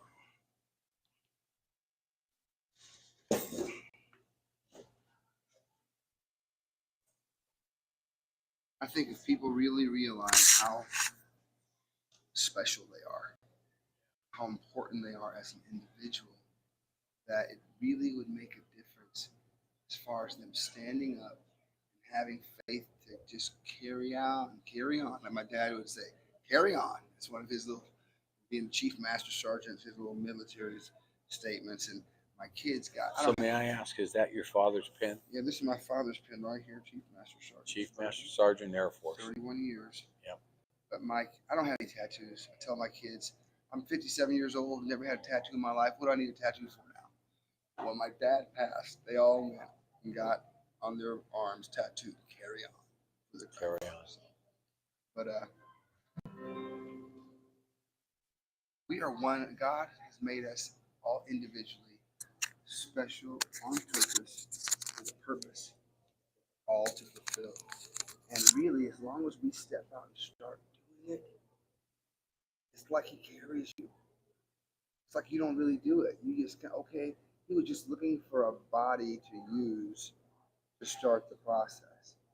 And really, when a vessel, when it's all over, we all can win. Yeah. It's not. There doesn't have to be. And with God, there are no. There doesn't have to be losers and winners. We all can win. This song is called "One of a Kind." I wrote this song when I was really. I came to a point at the end of my situation. I just kind of gave up, and didn't give up myself. But I gave up trying on my own. I said, Lord, stand outside of time, and you love me the way the Bible tells me you love me. Then you saw me when I was born. You see me when I died, and no matter what all is going on in here, it's already finished, and things are going to work out just fine. So my job is to trust you and be still when I don't see things going the way I think it should go. Move when you tell me to move. So I wrote this song. It's called "One of a Kind," and I only wrote one verse. God wrote the other verse, and the second verse was so powerful to me because, I mean, really, the first verse just kind of came and flowed out as I was singing it, and then it was like second verse. I couldn't think of anything to say, and it was because it wasn't for me to say. He wanted to say something encouraging to me that let me know that I was truly one of a kind. So I hope this encourages whoever's listening to this song today. Mic on. Mic on.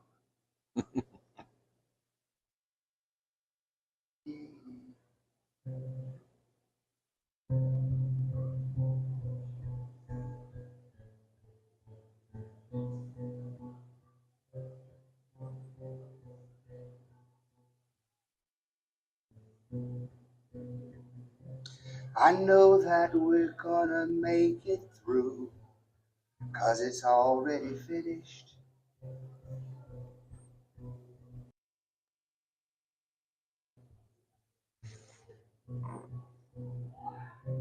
Now the only thing I've got to do is be still while I'm in it. I must be strong, keep moving on, 'cause this is not where I belong. So I'll be true and follow you all the way home.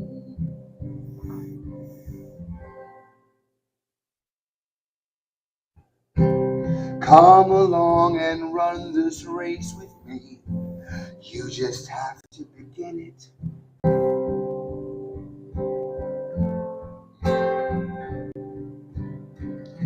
Before too long, I know you're gonna see everyone can win it.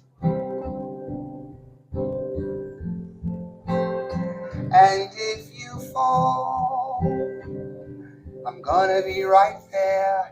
You'll never be alone. So stand up tall and let your heart lead you all the way home.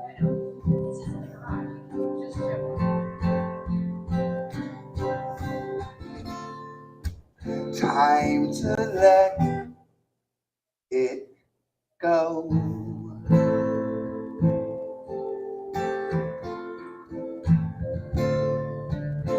You have been set free. You're free.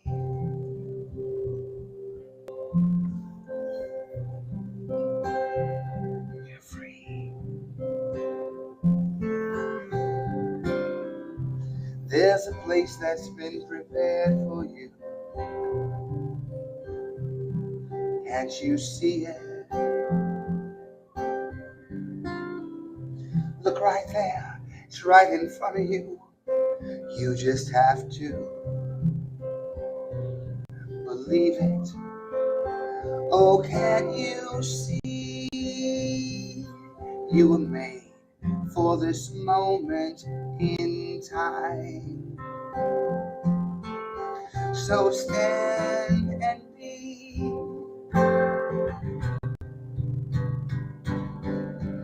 Because you're one of a kind.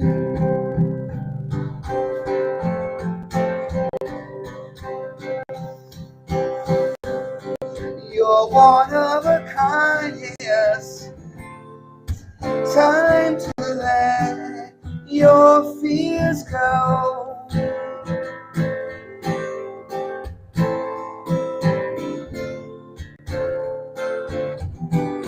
You are free. You're free. You're free. Spread your wings, child, and fly. You're one of a kind. All right. Beautiful. We're one of a kind. Beautiful, man. See, and that's the thing, of being able to sit, have little meets like this is just moving for me, and I appreciate And you. even if it's not my music, you know, I've got this saying.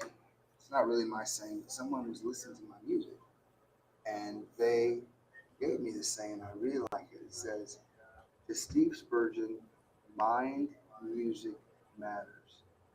All these songs, I hope, are just changing your perspective, encouraging your heart, making you think about yourself and about other people in a positive way, in a way that makes your life and their lives and your communities and the nation a better place. So whether it's my music, someone else's music, make sure you're listening to stuff that really encourages your mind, because mind and music really does matter.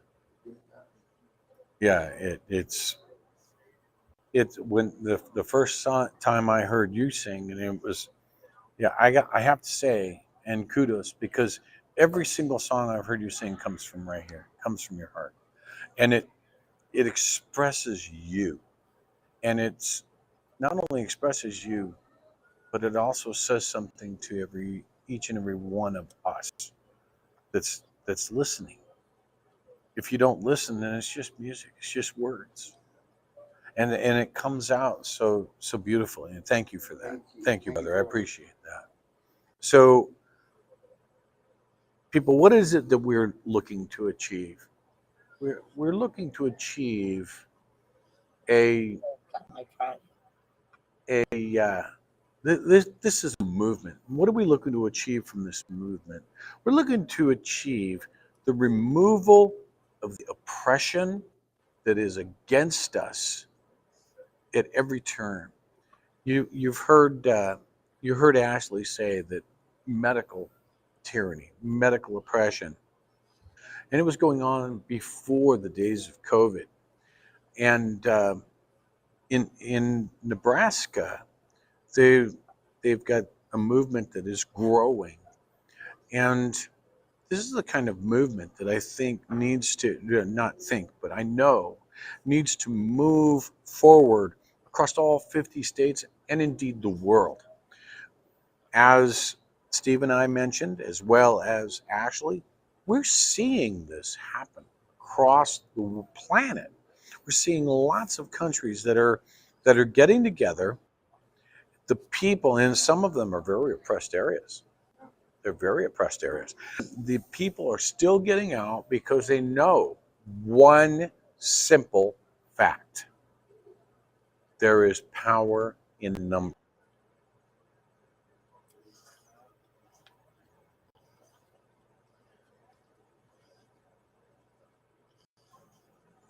I think he froze.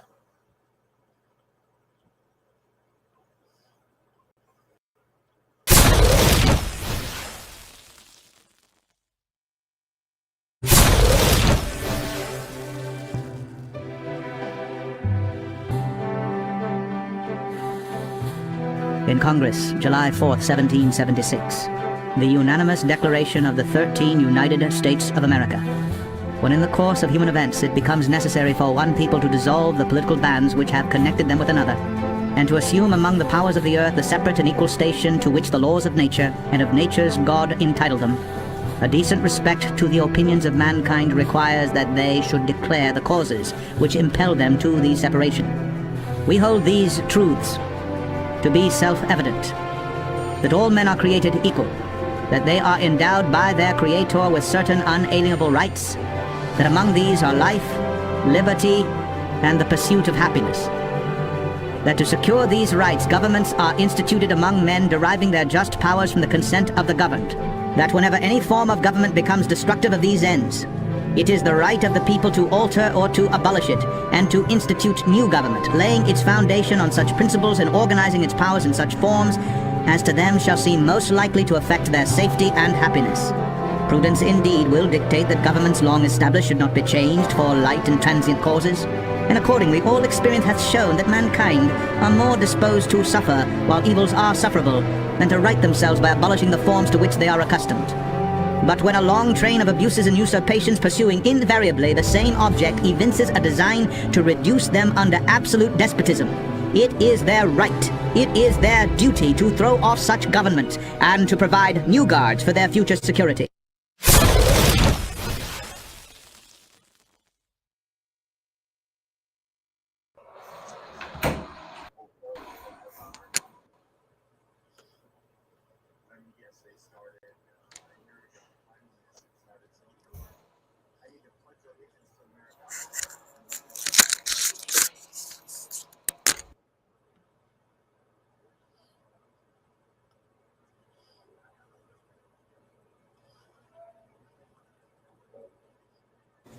Can you hear me now?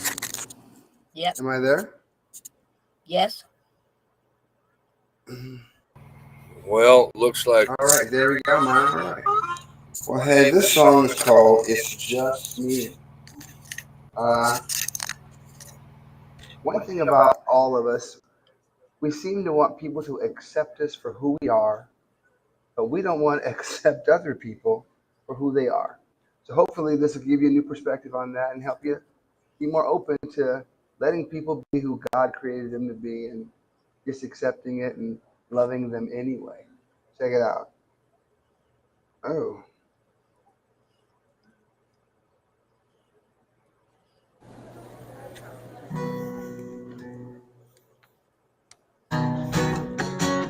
Ooh, let me turn this up a little bit.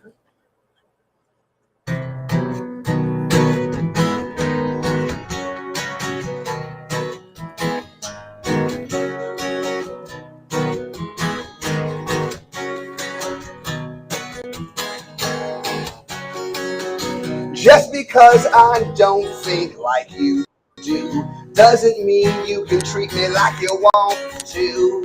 I just have a different point of view.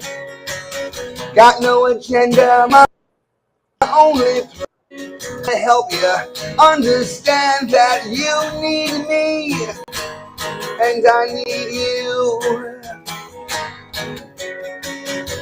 Look past my face and look deep into my eyes and see it's just me.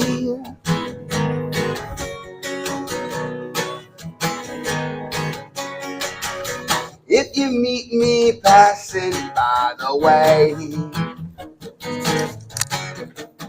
don't be offended by the words that I might say. All I wish for you is good.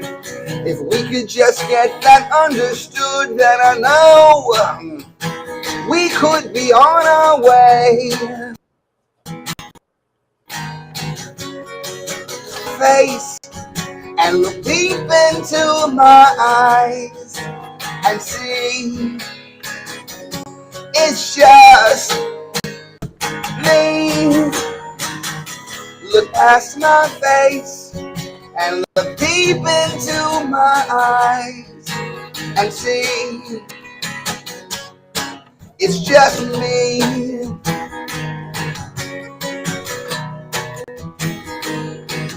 It's just me.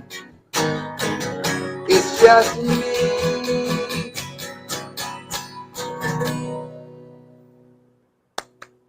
Yeah. Man, a little bit of technical difficulty, but we managed to make That's through it. okay. A little musical break. Another musical break. Little musical break. Gotta love the music, man. We can't do without that music. So one of the things that occurred when I was going across the country was this beautiful thing with people. And I would have people coming up to me, total strangers, giving me a hug. Some of them sobbing. And just saying, thank you. Thank you for doing what it is you're doing. And several things occurred along the way. Did you ever hear what happened with the convoy coming in out of Arizona and New Mexico? Mm-mm. So we came into right at the Arizona New Mexico border is Navajo Nation. Okay, we were invited to go ahead and stop there. So we stopped. We pulled along the side of the road on a frontage road. It was 9 degrees outside. What month was this? This was February. Okay, all right. Wow. And it was Arizona, freezing. And there was a cold front moving through there. And I parked the truck. It's dark. And I look, and there's these bonfires going. And I stepped out, got layered it, stepped out, walked across the street. There's this old gas station that was burned down. And the Navajo women had set up feasts. There was fry bread, there was pulled pork, there was beans, there was anything you can think of. I'm talking 80-year-old women out there in freezing weather. What do you want to eat? And you want to talk about getting choked up. I mean, this was just a beautiful thing to see this happening. And then the next morning, the vice president of the Navajo Nation got up and gave prayer, blessed us, and said that the Navajo Nation, the largest tribe in North America, is behind you 100% in what you're doing. And that just kind of hit you. Wow, that's heavy. Yeah.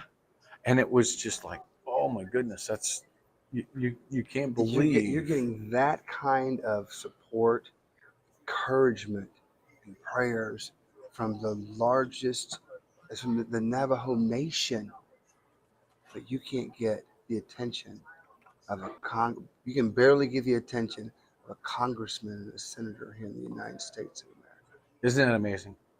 Here, and you're absolutely right. You've got the largest tribe in the United States, in North America, is blessing you and telling you that they're behind you. And you're right. You cannot get the representative of that area for the or even your own personal representative from your Oh, state. absolutely. Absolutely. I'm from Nevada. That's sad. And District 2 is Mark Amadei's office. I called Mark Amadei's office and I said, I would just like to have a few moments of his time. Oh, he's a very busy man. And at that time, there was something boiling up inside of me. It boiled up inside of me to the point to where I said, let me get this straight. He won't take 5 minutes to speak to me after I'd just been in a room with congressmen, the people from his side of the aisle as well, with senators, but he's too busy to speak to me. When this country is giving salutes that we shouldn't be giving, will he believe that it's too busy then? And that's the amount of anger that was present. It was like, how dare he? He represents me, but I don't see his name on a single bit of, I stand for freedom. I stand for constitutional rights, freedoms, liberties, which we both know are simply a representation of our God-given rights. But if they don't serve God above their political parties, then you know there's an issue. Donald Trump said something once. He was talking about just our own nature. If someone gave you $1 million for your walk, when they called you, you're going to answer that phone. Yes. That's just, that's only natural. So the question is, who's giving money to our politicians to support their campaigns?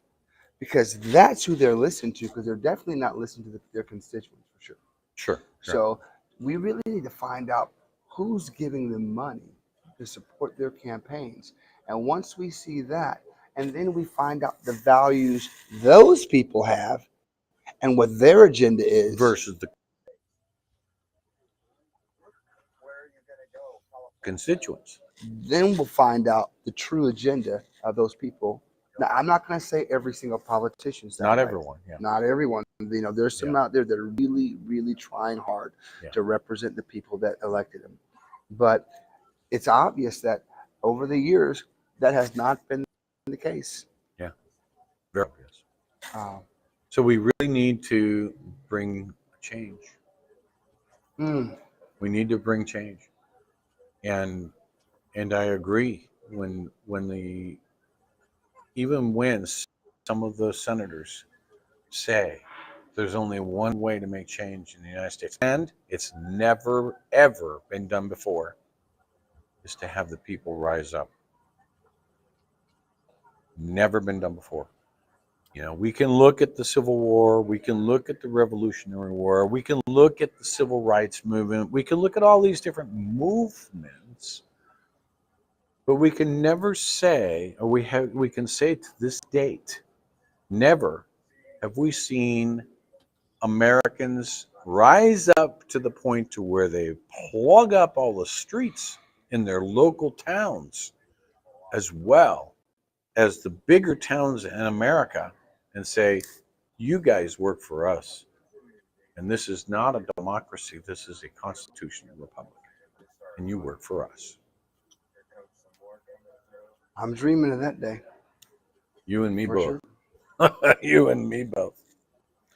Folks, we've been on here for almost 2 hours. And I would like to bring this to an end. I want to thank Steve Spurgeon. He has graciously let us use his songs, Let's Save America and Wake Up in the USA. And we have gotten a lot of beautiful response from them. In fact, I was watching somebody on a panel when I played the montage, and they were wiping a tear. And you know you're touching someone's soul. So, ladies and gentlemen, I would like to have Steve take us on out of here with Wake Up in the USA. All right.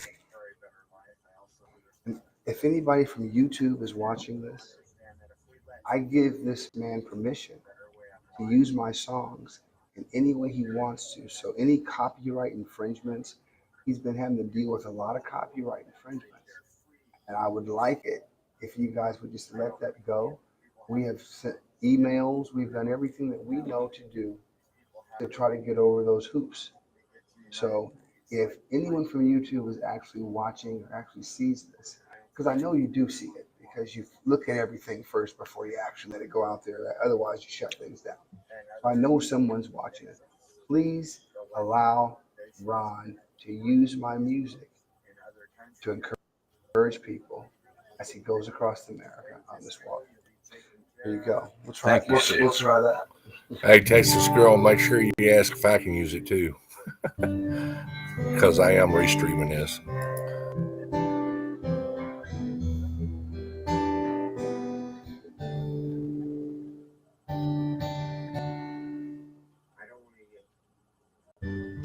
There's a cry of freedom sweeping around the world today.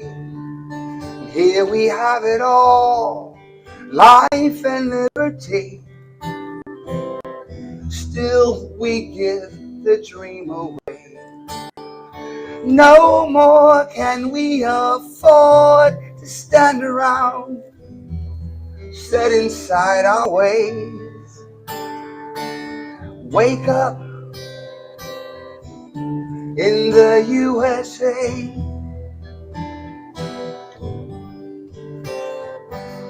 Wake up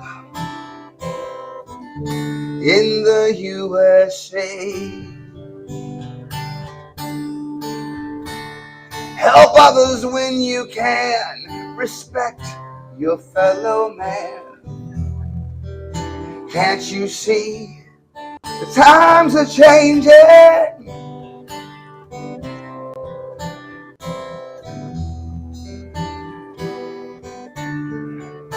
When priorities are wrong, we've got to stand up strong and rearrange them.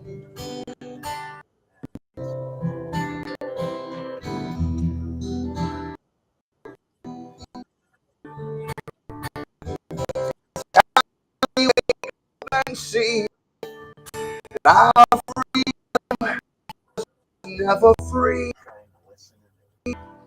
So wake up in the USA.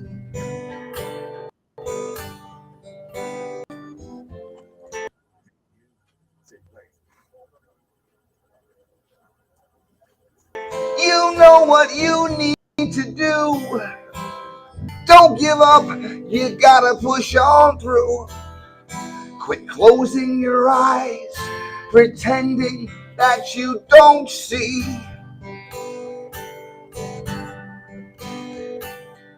And if you think you'll just spectate, it's too late.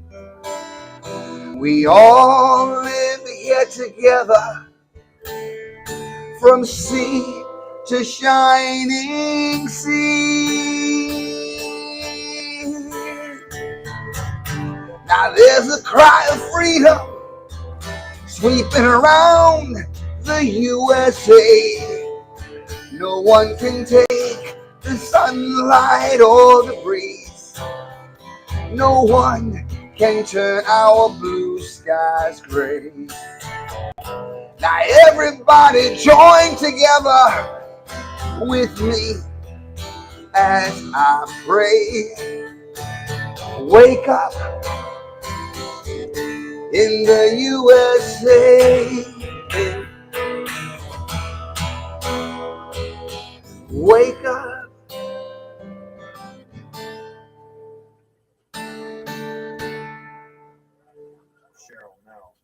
In the USA.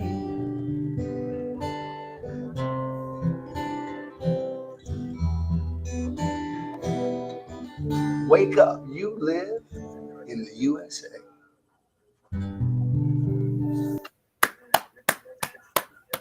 Uh-oh. Woo-hoo-hoo-hoo-hoo. Oh, yeah, that was good. That was good.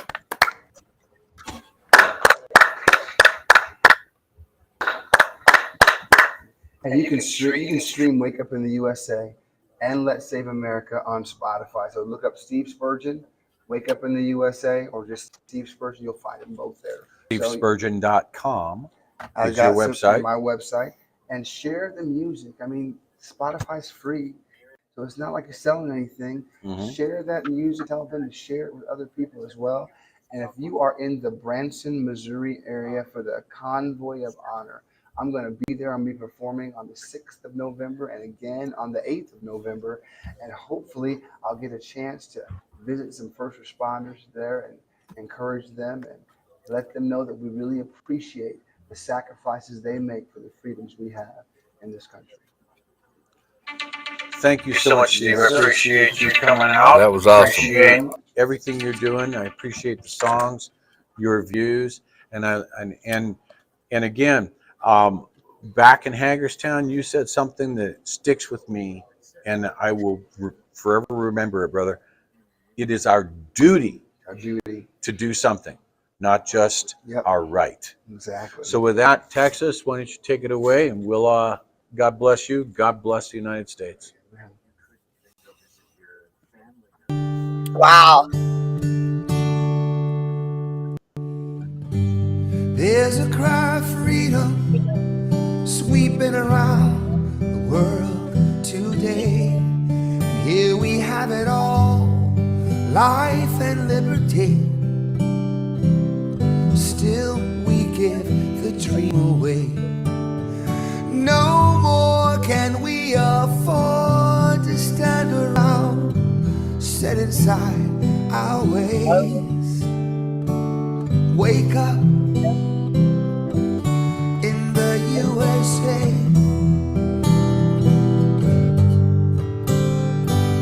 Wake up in the USA. Help others when you can. Respect your fellow man. Can't you see the times are changing?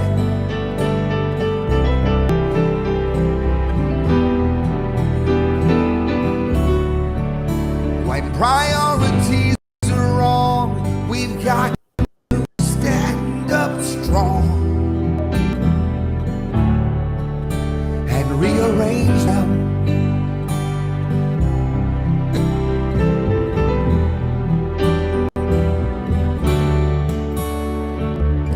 It's time that we wake up and see our freedom was never free. So wake up in the USA.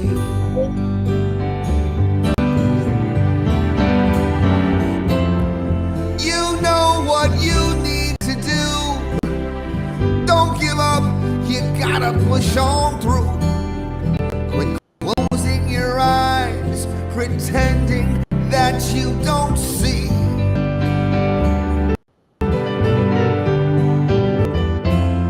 And if you think you'll just spectate, it's too late. We all live here together, from sea to shining sea. Now there's a cry of freedom sweeping around the USA. No one can take the sunlight or the breeze. No one can turn our blue skies gray. Now everybody join together with me as I pray. Wake up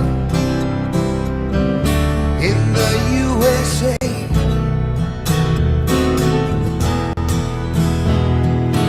Wake up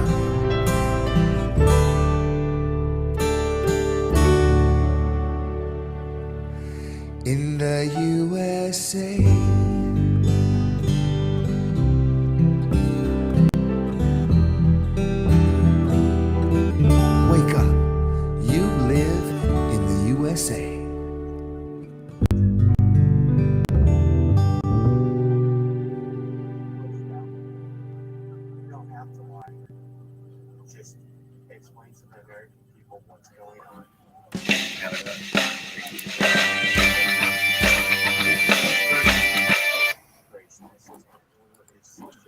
Well, that was awesome. Well, the next one he was getting ready to do there is the Convoy of Honor song. Oh, was it? Yeah, Let's Save America. Well, shoot. I didn't know that. Okay, go ahead. Pull it back up.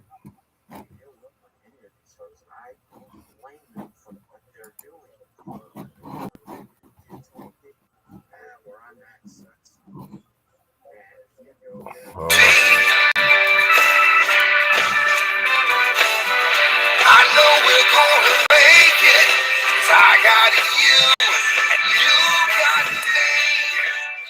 Now there's one thing I know right down to the letter. If you really wanna see it get better, we're gonna have to do it together. Can't you see? Let's save America.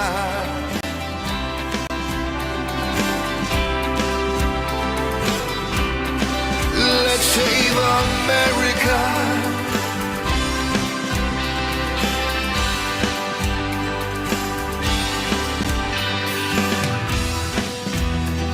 We gotta get back on course. If they won't listen to our voice, we'll shout it out louder.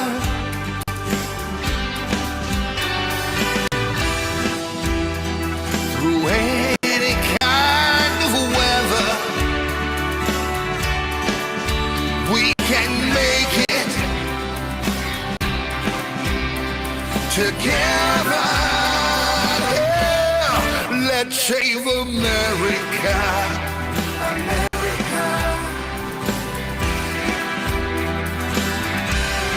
Let's save America.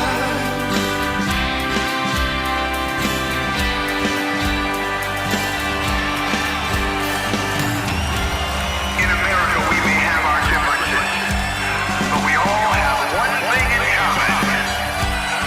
We live in the greatest country in the history of the world.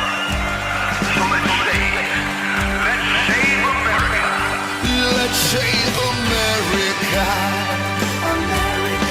Let's save America. Let's save America. Yeah. Come on. Sing it loud. Let's save America. Let's save America. Let's save America. Yeah. Come on now. Shout it out. Let's save America. Let's save America. Let's save America. America.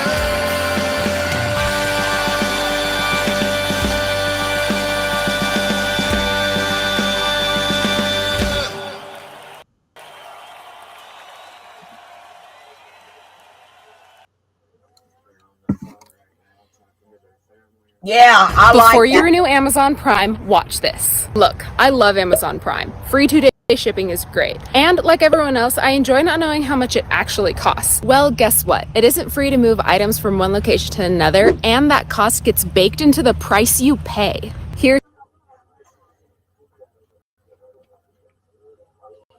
Yeah, I like the Let's Save America song.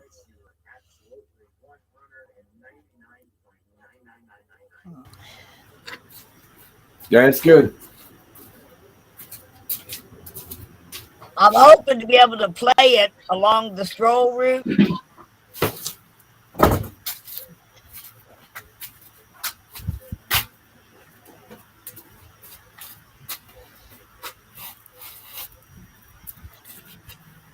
Well, guys, I just ate my ribs. They were good barbecued ribs too. Were they? Yeah, they weren't. Now they weren't you guys' ribs, but they was pretty damn good. It was Oscar's ribs. On your here. Oh. And I love Well, that's crab. going on here a little bit. Oh, I love crab. I mean, tell you what, you're making my mouth water just seeing it. Yes. Whoo, doggy. It's even better when you put a little smoke on it. Oh, I love crab. Of all the seafood out there, crab's my favorite. Conch runs a second. I like conch too. Then I'm making a pork rind meatloaf, hamburger steaks to go with the roast, and then I'll fry up French fries for the kids. Damn, you're too far away for me to get there. You gotta hurry, Mona.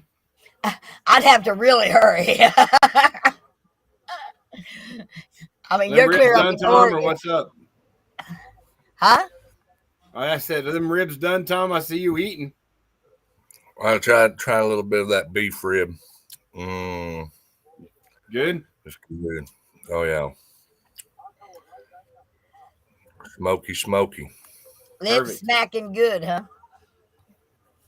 Oh, yeah.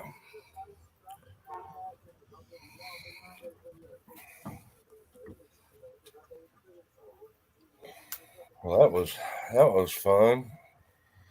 Well, Yeah. it's been a pretty good show. We've had Soup Mama on and Ripta and Mona and Grey Wolf show on there. It's been a Steve smoking Spurgeon. good afternoon. That's right. Had a lot of good people over in the chat. Like, let's see here who we got going on. We had Devin Dumpling and Zero G.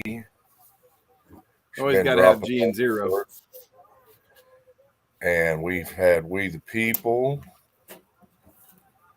Who else? We had Ripta. Hey, Miss Mona. Yes. What is the name of the park that you're going to be at? It's called the Black Oak Mountain Amphitheater in Lampe, Missouri. Black Oak Mountain. Black Oak Mountain Amphitheater. Amphitheater. Amphitheater. Yes. Yeah. And Lampe. Lampe. Lampe. Lampe, Missouri. Black Oak Mountain Amphitheater in Lampe. And Lampe, Missouri. Thank you. You're welcome. Thank you for asking. Are you talking to Grey Wolf? Are you talking to Grey Wolf? Yes, I've been on. Oh, I've been on the phone with him. No, I text girl. You talking to Grey Wolf? Yes, he's in my ear. Have him hop over here and grab that link and jump on for a minute. I will see if he can. All right. You just still at the 420? Okay, I'll get the link.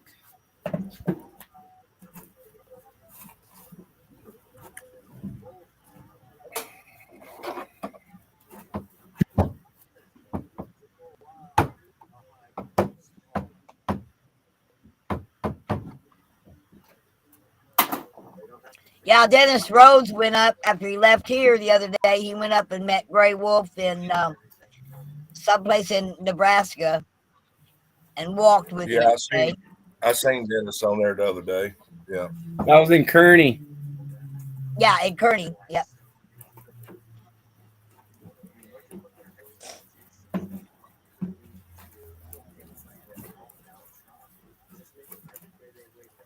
Dennis was supposed to get my phone number and text me. Okay, I'll send it to Ron right now. All right.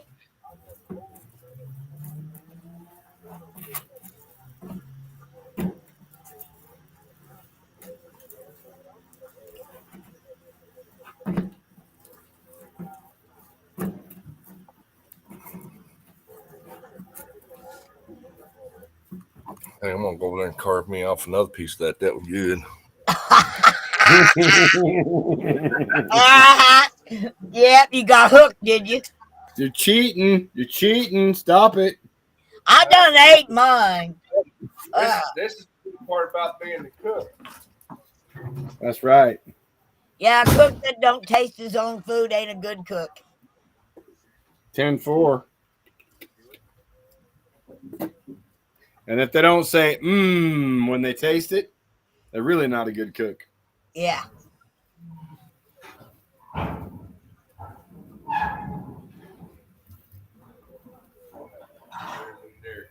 Woo! There you go.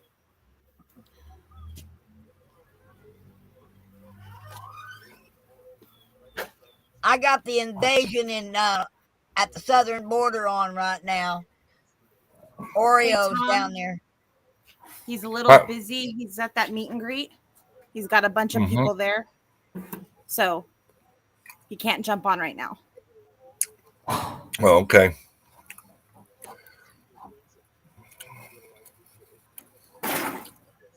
That's understandable. He's doing his promoting, and I honor that man. I love him more than, and he needs to know that I love him dearly. He's been my convoy, my convention of state person, and I contacted him before I ever got with the convoy. I got in touch with him. Took me a while. I had to get people to walk over and give me my phone number, and they can call me. It took a while. But we've been in touch ever since.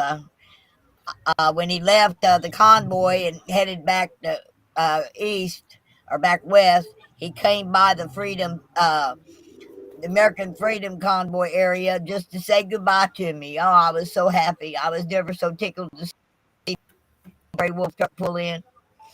Thrilled me to death. He thinks like I do.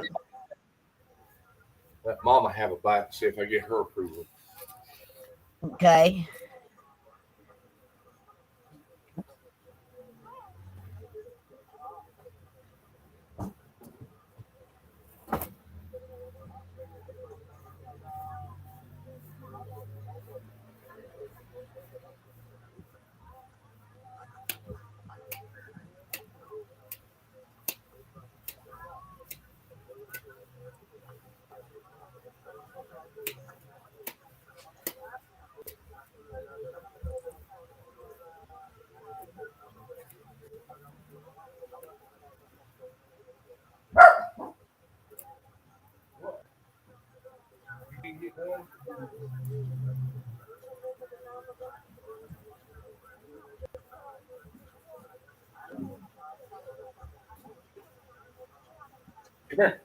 Come here.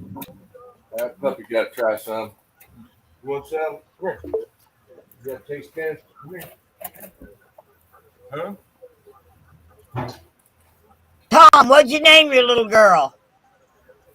Missy. Missy.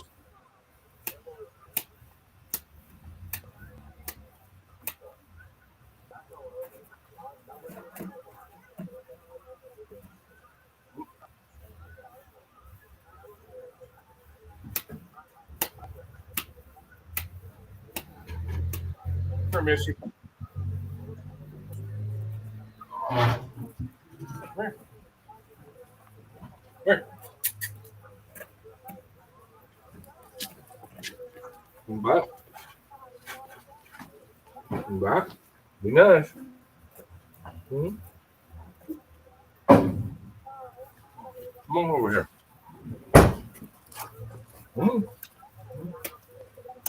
Oh, goodness.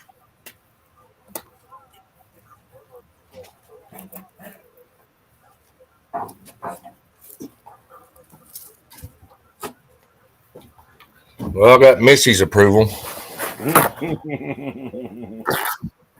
I bet you did.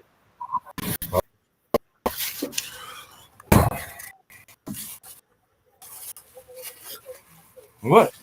What? Come here. Come here. What you want? What do you want? Huh? What do you want? What do you want? Want more, huh? That was good stuff. Maybe get a bone later on to chew on.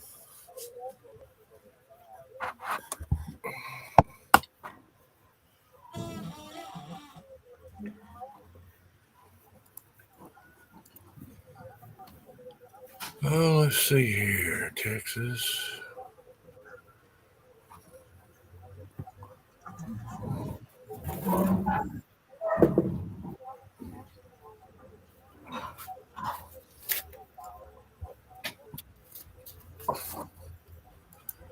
No, doctor, no.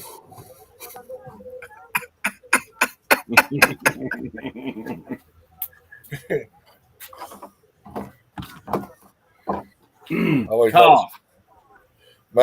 makes me nervous when I see somebody snapping them gloves. Yeah, I use them to make the burger, the meatloaf steaks, ground beef meatloaf steaks. I have about a gallon of crab, a roast, and some meatloaf steaks.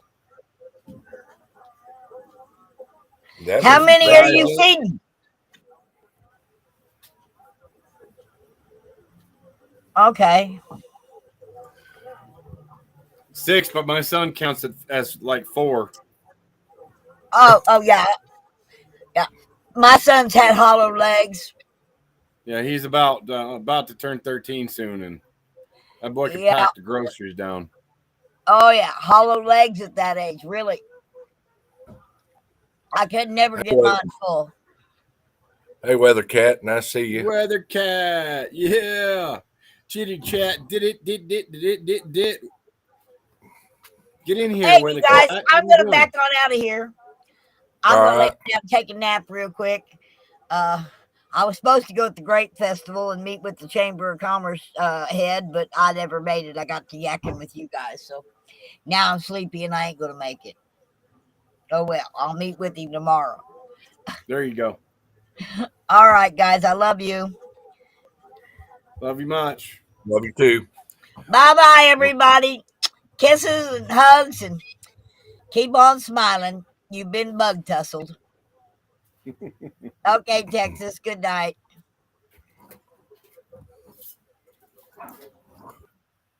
We enjoyed having you on. All right, everybody, that was Mona. So we are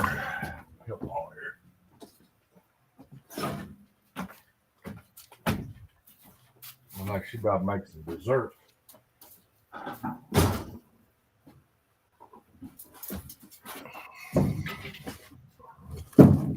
What?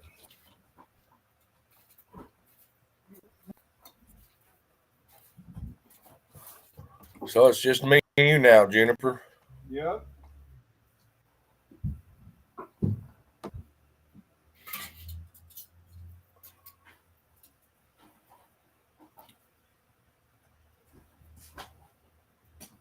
And whoever was left in the chat. I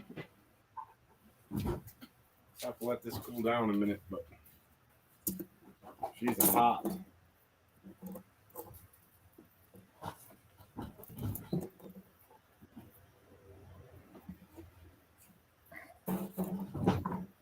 Well, I have to say it's been a pretty awesome show for today. Heck yeah, we had all kind of people in here, Tom. Got to have watch the cannon go off. Yeah. Where's your cooking cam, Zero? Won't you bring yours up?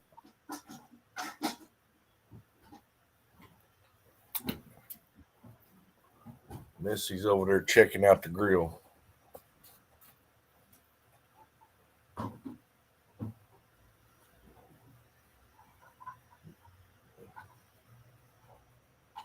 See that, Tom? No. I don't. What you got? My sample piece. Oh, all right. I get the thing. There it is, right there. Yum, yum.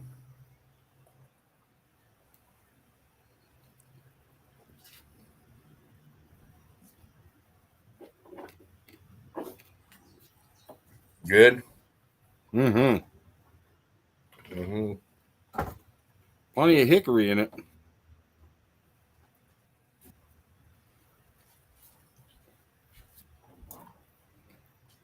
All right, Bose. Whoa.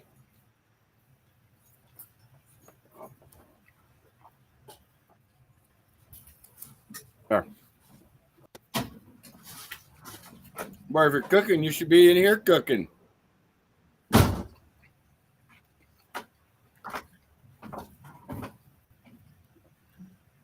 That is delicious. Thank you.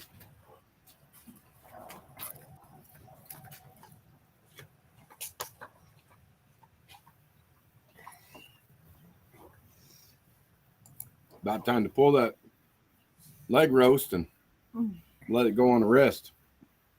Is it foil downstairs? Mm-hmm. I think it is. Yeah, mine's about ready to pull too. I was thinking about going in here and getting some of this. Don't have anything but canned stuff, but I was thinking about getting a thing of corn and tossing in there and let it smoke. Canned corn with some butter and black pepper.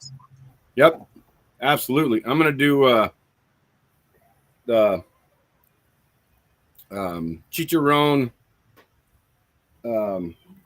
meatloaf steaks and the crab. Still got that to do.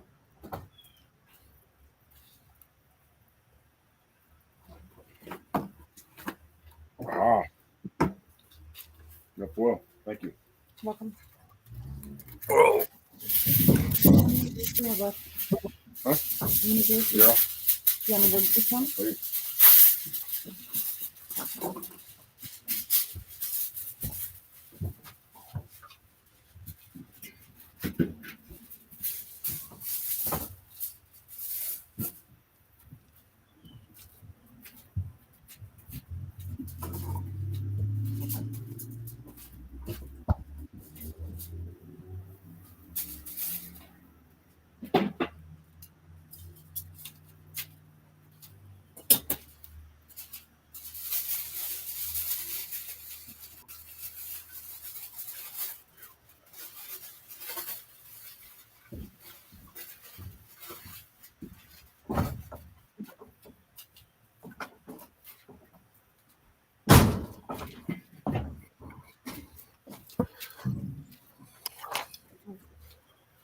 Gotta try a piece of this pork, see what it's like.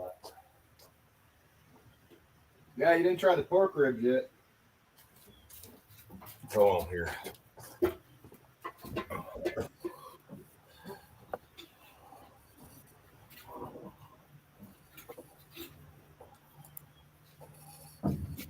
What the heck?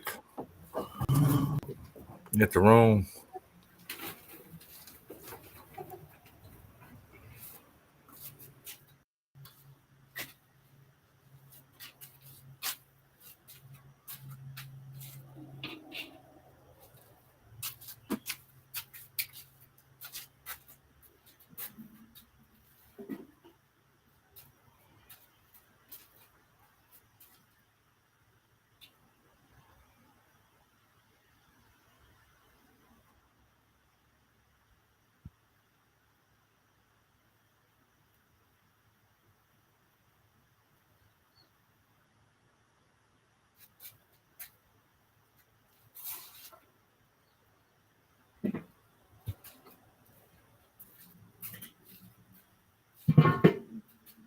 All right.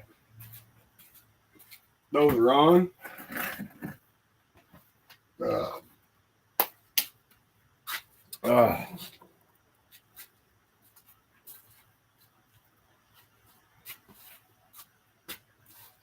think the wife's on beer run. Look at this. All right. That you see it smoke? Good, nice smoke ring. Nice smoke ring. Yep. That looks good.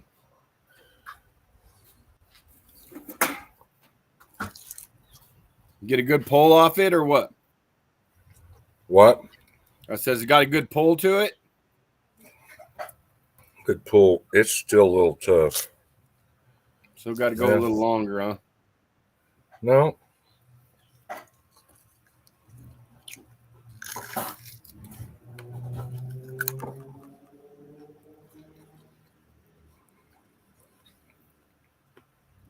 Good flavor. Probably not another 15 minutes, though.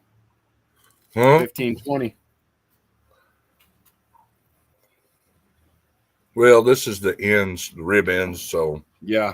They're always a little tougher. Because those are spare ribs. Mm-hmm.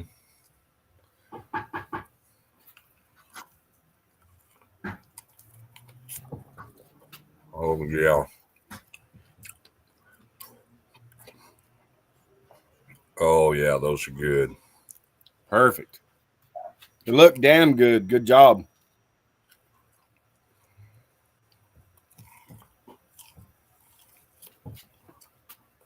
Come on, zero leftovers aren't for Saturday. That's like a freaking Monday through Friday, or Monday through Wednesday meal. I'm gonna have to put these in the fridge. Thank you. Yeah, I will.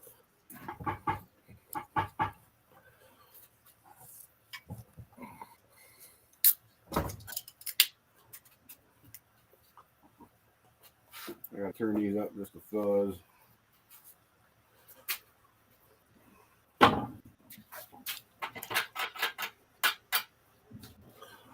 Yeah, that is working. It's gonna work. Yep. Perfect. I got the meatloaf hamburger steaks on right now. And I'll put the crab on last.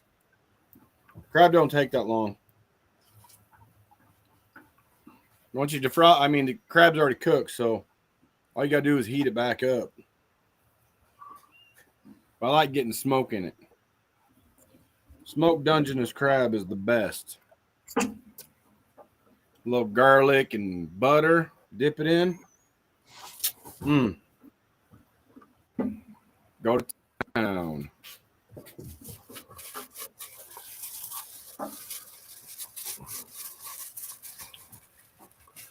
Yeah, the puppy got her a rib bone now. There you go. Should be happy. Oh, yeah. She's tearing it up. Get it, Missy.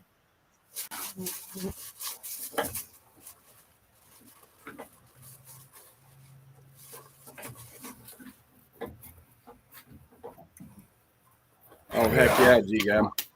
I do it all the time. It's one of my favorite things to do. I love crabbing. And then the next favorite thing is eating the crab. Get it, Missy.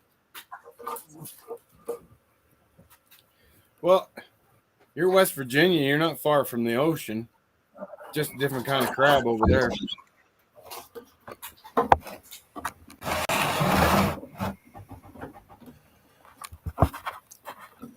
I bet you could get to the ocean in, what, 5-6 hours, G-Gab? Maybe less?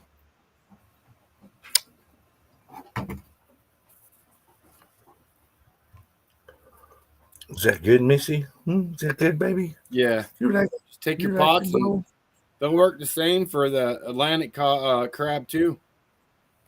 I used them down in the Gulf and caught blue crab with them. Did just fine. Catch dungies, red rocks. I've caught blues. I've never caught Atlantic crab, though. I don't even know what the hell's over there, but there's crab.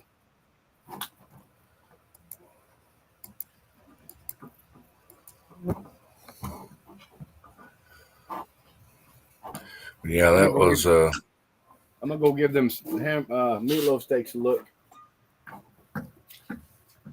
Get a good smoke on them. I gotta go get some corn on. Oh. Yeah, get busy. Come on. The wife is making dessert.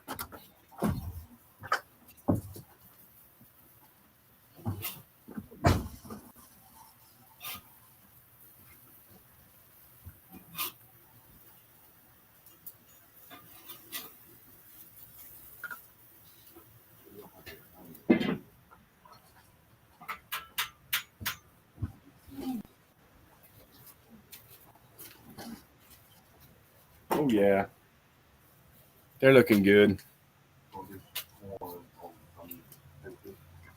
Here in a little bit, I'm gonna have to transfer downstairs and start cooking French fries. Yeah, I'm gonna put this in foil, butter. Kids and Poppy like French fries, so see if that's enough smoke for y'all.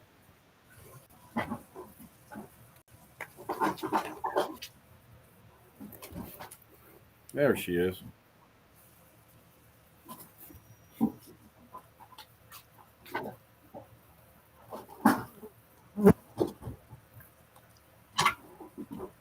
Well, G-Gab, when Honey gets a vacation, that's where y'all should go. Go on a crabbing trip. And the best time to crab is, November, December, a little bit October, January. As long as the weather's not too bad, that's the best crabbing time there is. When everybody else takes their vacations in the middle of summer to go roast their ass somewhere, I always take my vacations in the fall and winter so I can go crabbing. Give me 10 days at the coast with crab pots. Come home with a, 300-pound cooler full of crab. Freeze it up for the winter, and I'm good to go.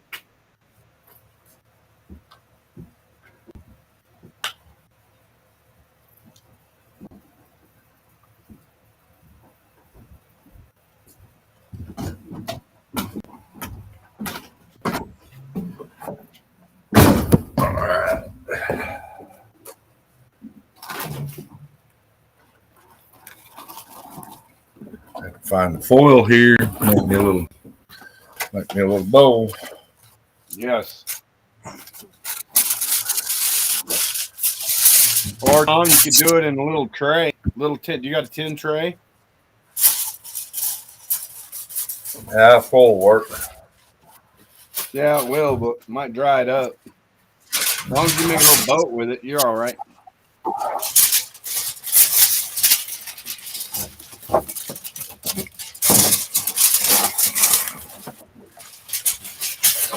All right, I'll be right back.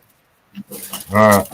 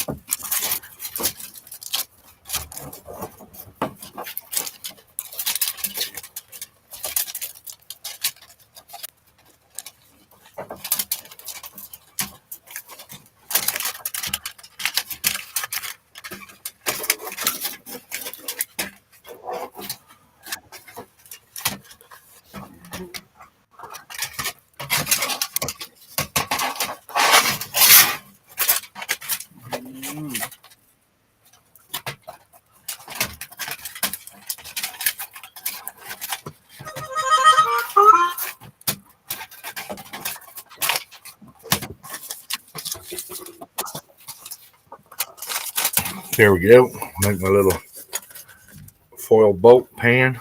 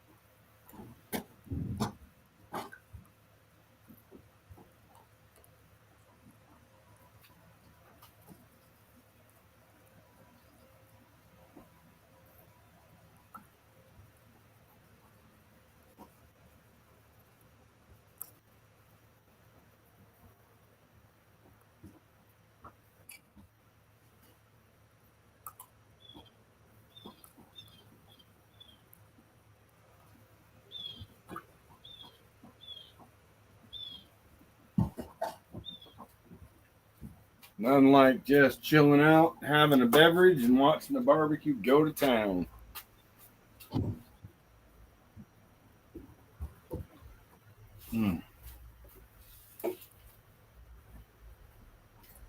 I ain't seen neither one of my kids all damn day.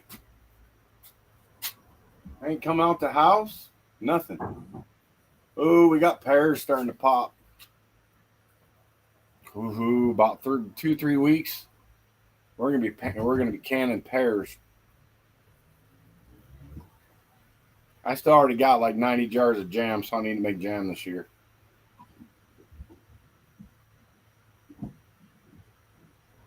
I only got 2 freaking quarts of pears left. At 250 pounds last year. I'm gonna do 500 this year. I did 500 pounds of apples last year, and I still got, oh boy, probably 5 cases left.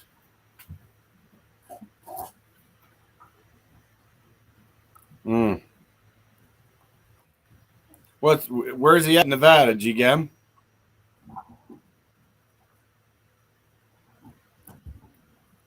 Is he in Vegas? Minden? No shit. I'll be damned. Huh. I like that. Make everybody drive to Minden. That'll work. Nothing wrong with that at all. But he still got 50, 60, 70,000 people there. Or more.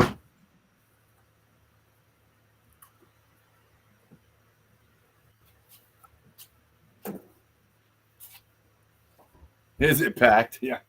Yeah, that doesn't surprise me.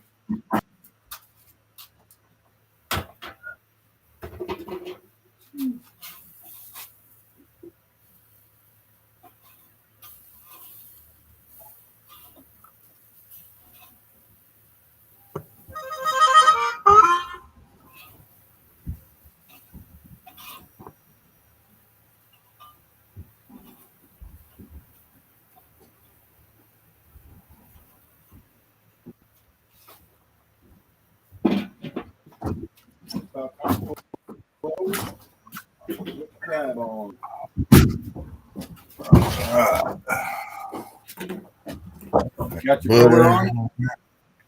Huh? You got your boat on? I'm about to. Oh, there you are.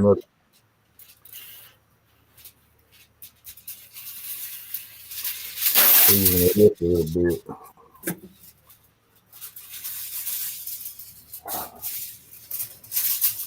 I bet Mesa's going to be even more packed than Minden. Huh? Oh, I guess El Donaldo's got a rally in Minden tonight. And it's packed. And I guess he's in Mesa, Arizona tomorrow. Said Mesa's probably going to be more packed than Minden.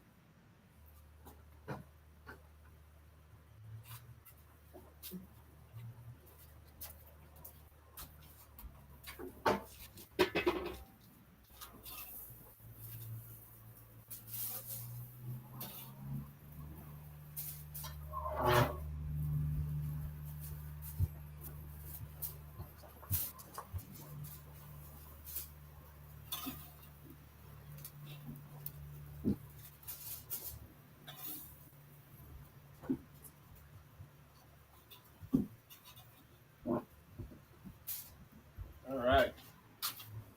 Give you guys a little shot of those. And I don't know if I can do it or not.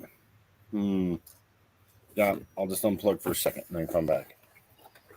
This damn computer likes to die.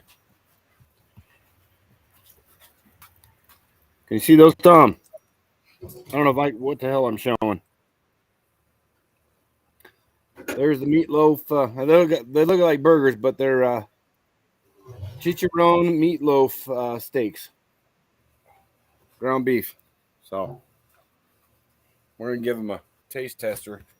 I'll bring a little piece closer so we can see what the heck's everything looks like. without a gimbal and just packing a laptop around. Gimbal is broken. Oh.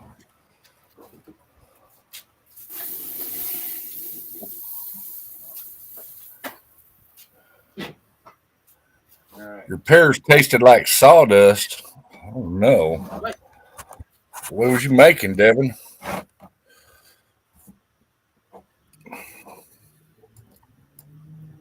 Your pears taste like sawdust. Yeah, What'd you use to can them, Devin? I mean, what was your solution? What kind of pears were they?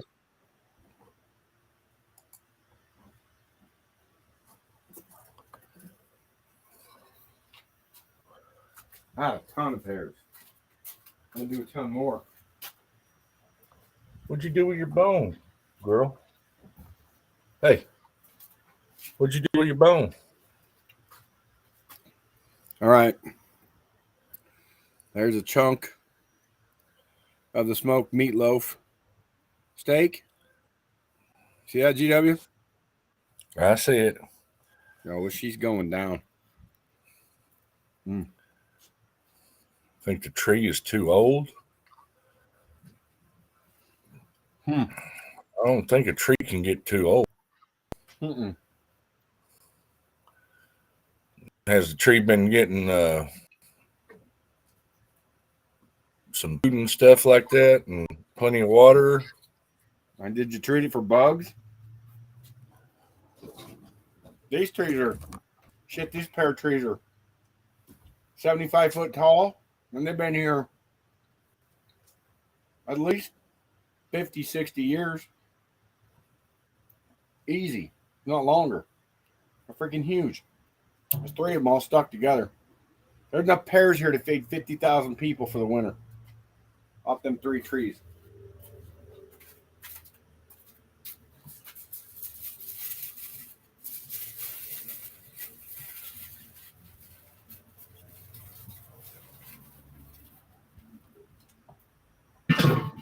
All right. Time for the Dungeness crab to go on, boys. You're gonna be in trouble. Why? Gab's gonna get mad at you for showing that. No.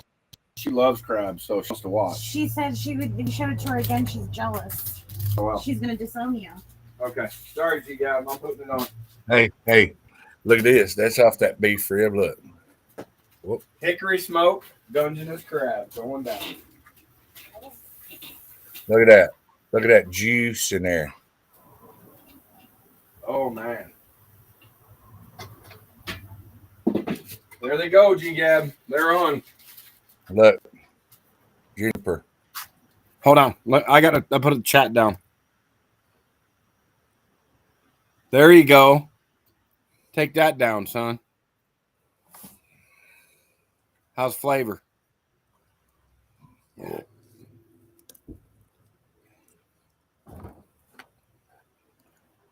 Tender? Melting? That's what I'm talking about.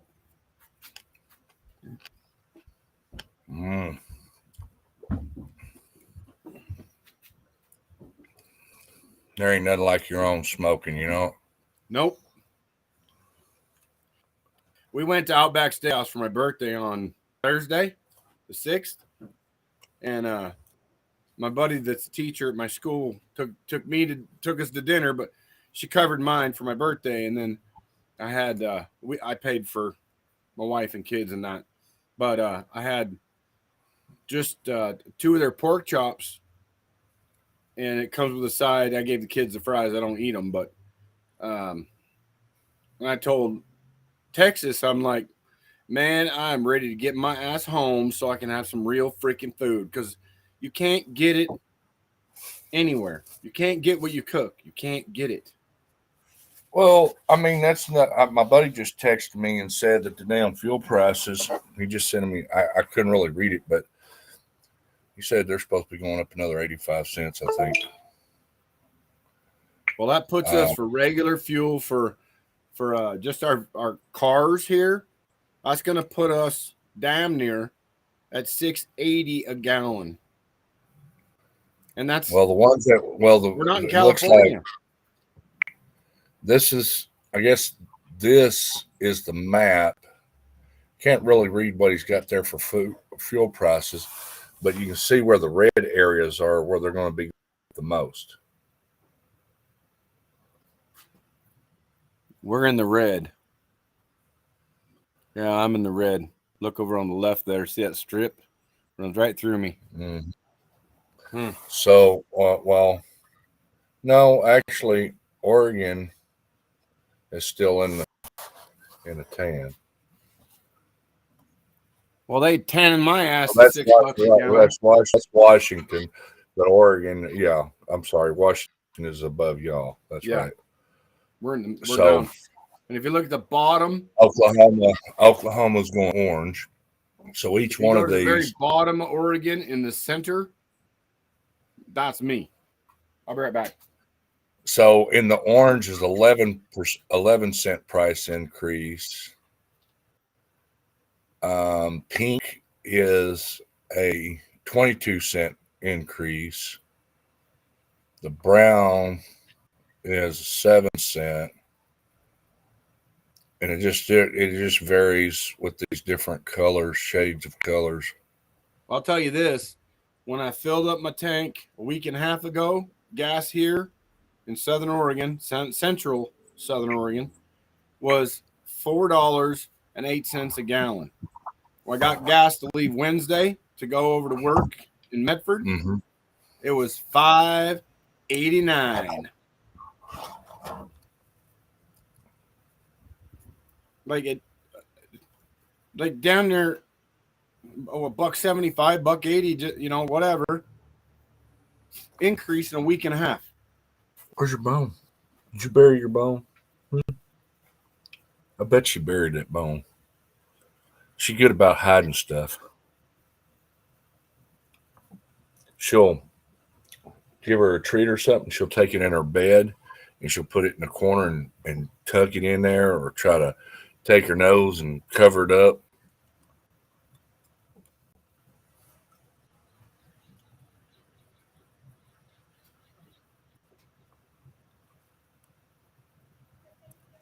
Yep. Look at that smoke rolling off that grill right now.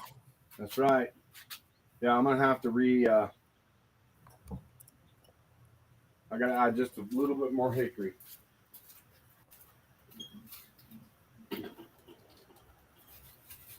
Move that meatloaf steak over. I'd really like to get I'd really like to get me a load of mesquite wood from down in Texas. Yeah, I just used my mesquite up I had last night, so can you grab the hickory? The wood that I'm using right now, I don't know if y'all can see it over my shoulder. Right. Where's my hand at? It's right there over my shoulder. That is a hickory tree I cut down here on my own place. Yeah. So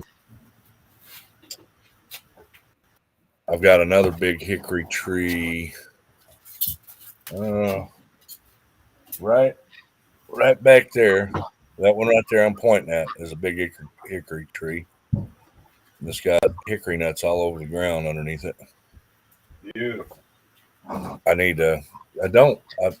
really don't have too many hickories out here.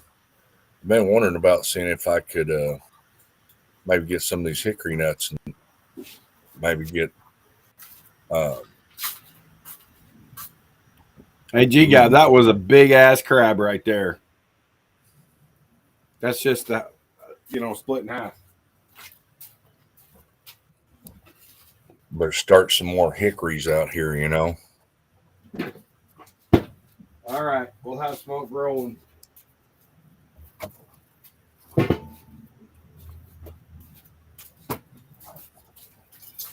That's the last thing on the grill is the Dungeness crab tonight.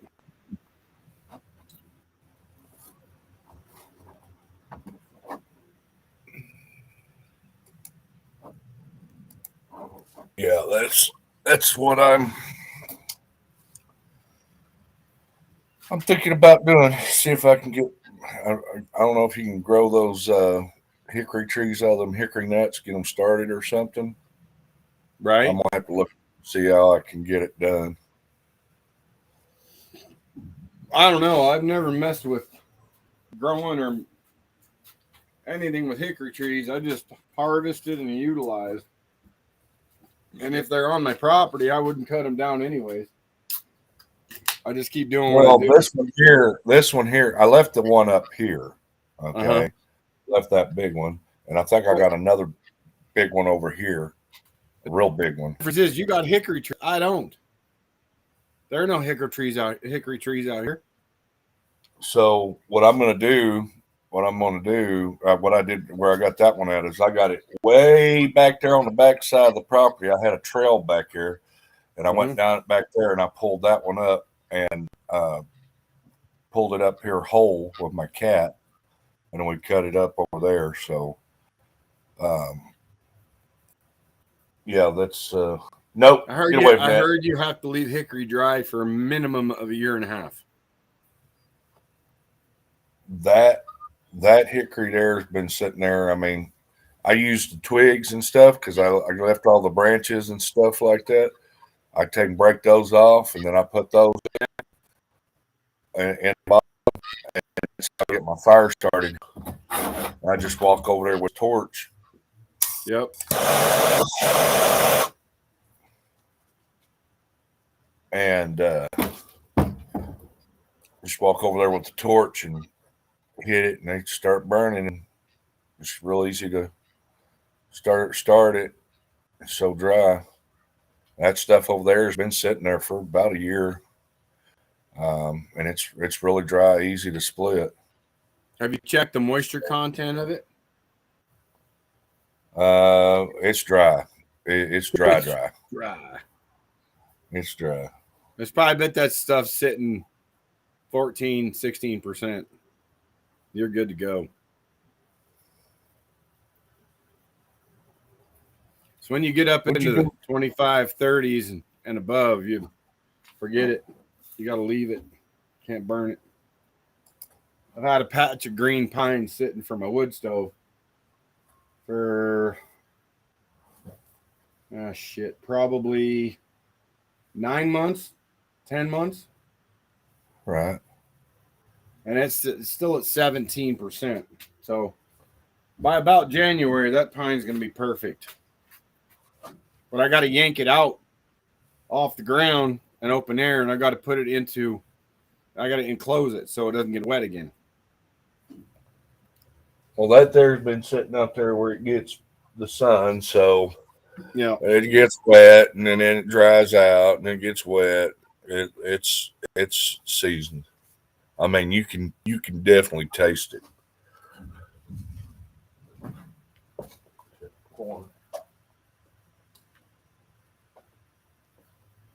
Oh, camera shots only. Here we go.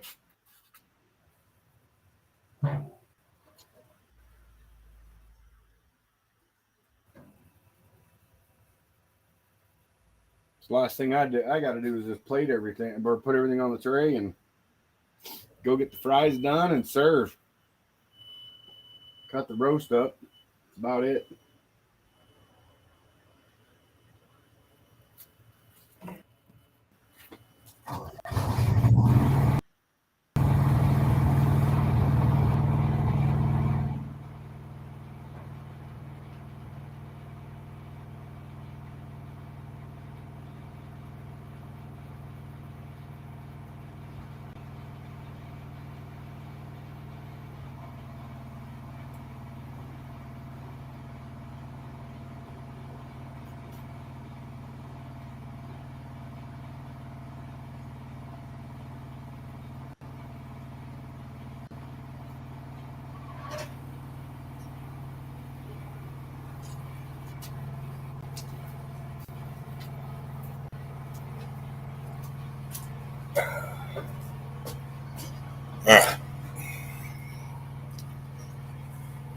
Corn is still cooking.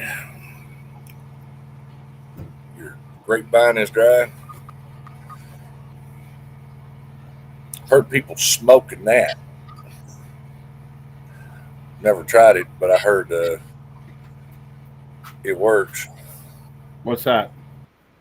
Smoking grapevine. Oh no. Huh? I'm talking about smoking grapevine. Mm.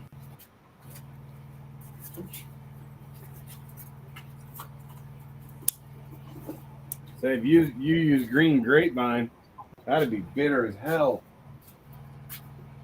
What's wrong? What'd you do with your bone? No, you didn't eat that damn bone. Where'd you hide it at? Huh? I know you hid it. Where'd you hide it?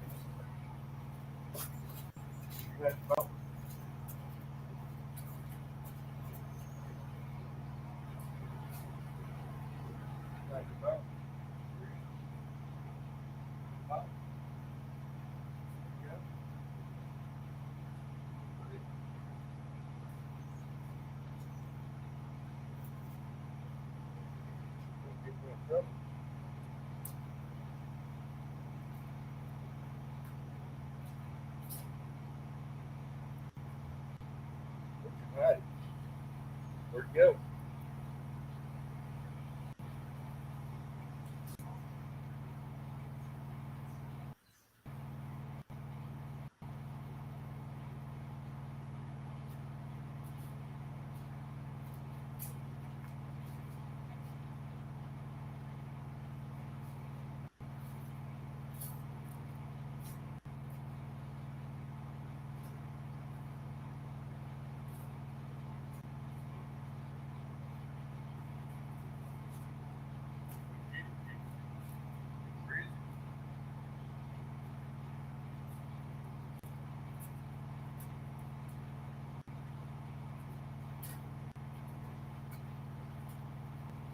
I don't know what you did with that damn bone. I know she didn't eat it.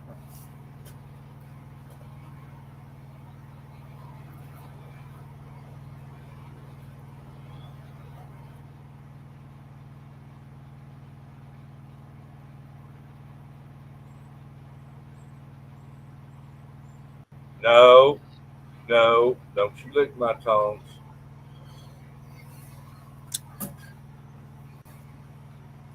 What'd you do with your bone? Where'd you hide it? Huh?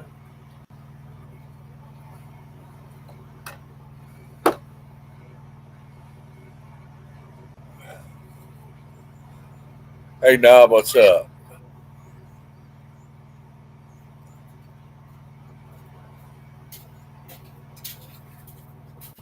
Makes you Dalmio?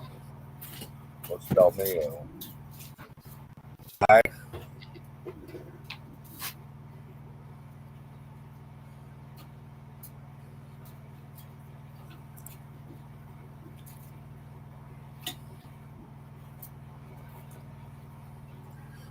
So, yeah, we just kicking back, smoking.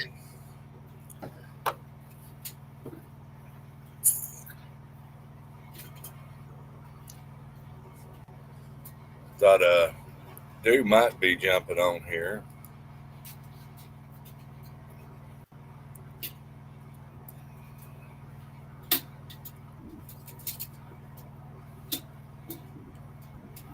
Let's see here. What's up, Poon Slayer? Over on the Foxhole. I'm gonna be done soon. Very, very soon.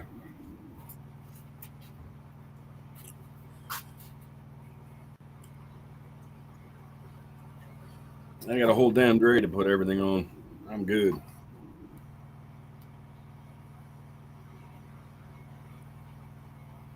Let's see here. I think I'm just going to pull that window up over on the side so I can see if anybody says anything.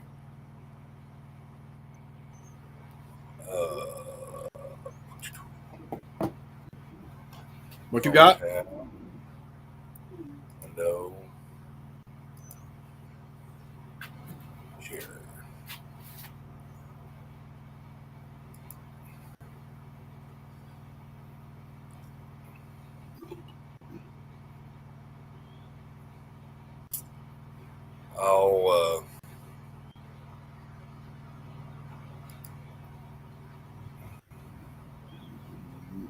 I got somebody over on Foxhole said hello.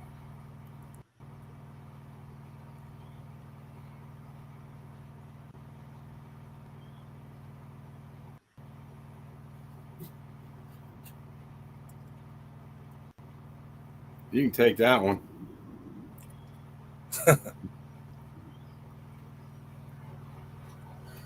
First, I'd have to believe we're actually going to space.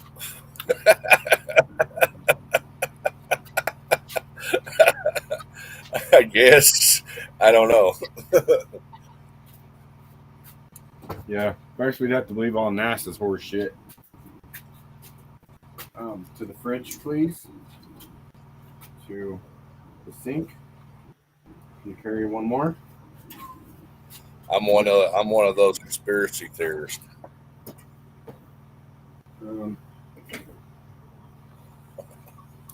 Crap, I need that. I need that.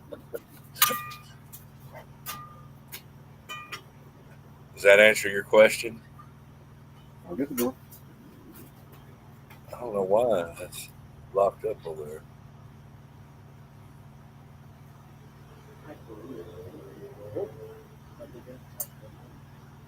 Oh, you just have demon Jesus? Hey. That is just weird. I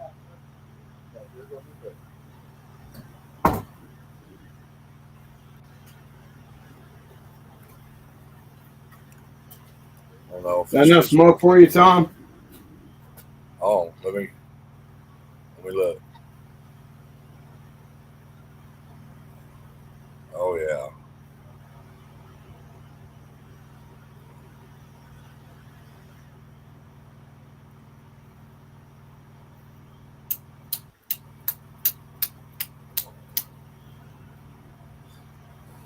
Dude, I don't know. I've actually seen actual people shoot like rockets up there, and then they just like stop, sit there, and spin their camera spin. So, like I said, I don't know. I'll tell you what, they got a lot of space NASA equipment and filming equipment on Greenland. Sure looks like the moon, doesn't it? Well, here's the other thing too. You know, who controls the sky? Why do the governments around the world have to control the skies? And why do they See what I mean? control Antarctica too? I think that's a 1-2 punch there, buddy. Well, you know, like they say, when you look at that UN map, you're actually looking at the true map. There's an ice wall all the way around us. That's why they say, see you across the pond. What do you think? What was that lady that was going to fly around the world that disappeared? Oh, you're talking about What was her name? Amelia Earhart. Amelia Earhart. Yep.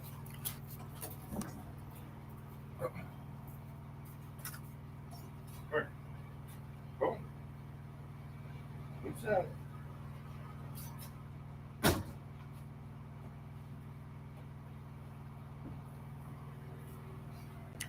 Think about all those people that disappeared in the Bermuda Triangle doing stuff that they were supposedly going to do, you know? Yep. That's fact.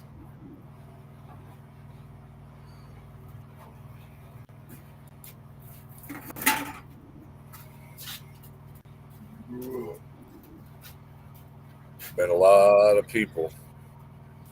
That's the reason why, you know, most of the people that get to supposedly do anything, if you notice,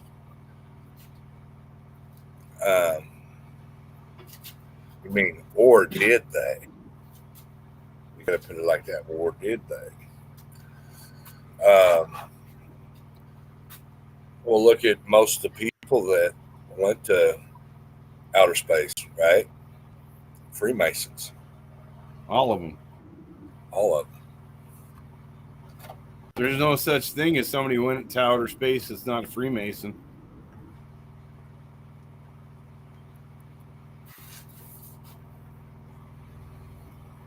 About, yeah, maybe 3-4 minutes. Crab's done in about 4 minutes. You get to see what smoked Dungeness crab looks like.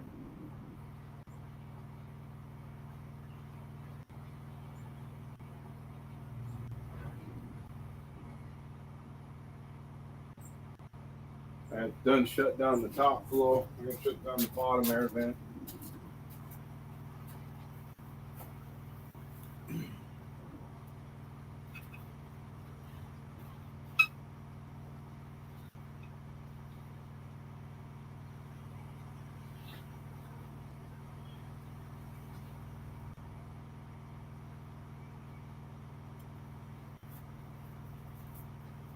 Okay.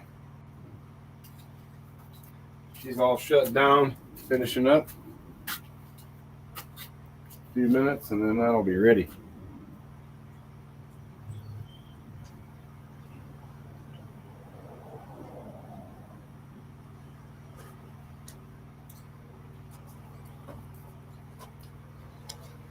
Oh yeah, that's what I'm talking about. Shack the corn. Oh, you got another rib? Is that the beef rib? Oh no, that's pork rib. You got a pork rib?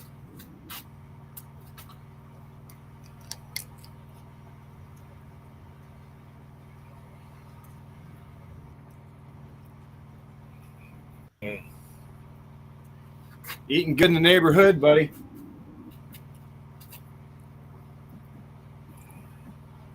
Always tastes better when it's an all-day process.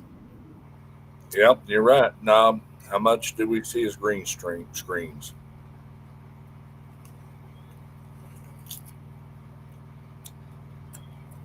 It's kind of like this. Let's see here.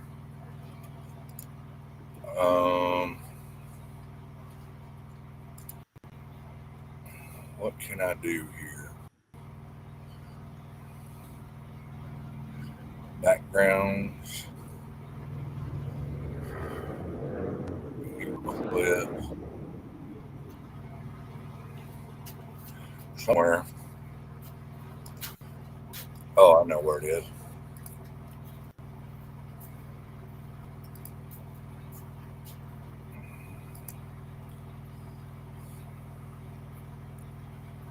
It's kind of like something like this.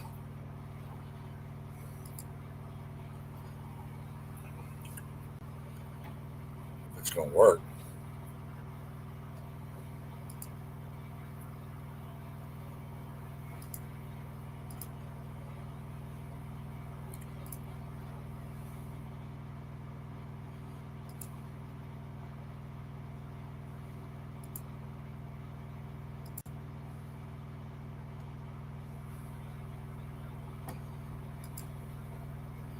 Uh-oh.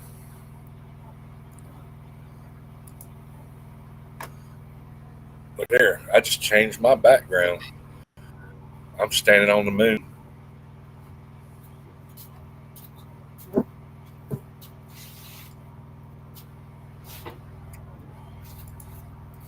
Look here. See? Just that quick. From inside or outside to inside.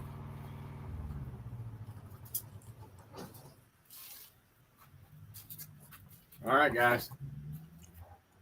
Smoked Dungeness crab is done. Hold on here. Let me turn off that background. Hey, nice house, by the way. I know, right?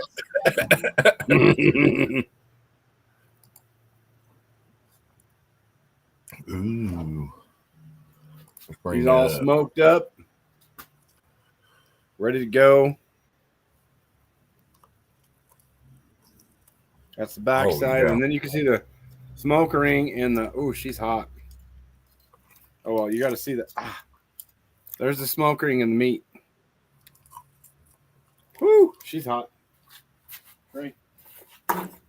She's still biting, huh? She's still biting. That's the best way.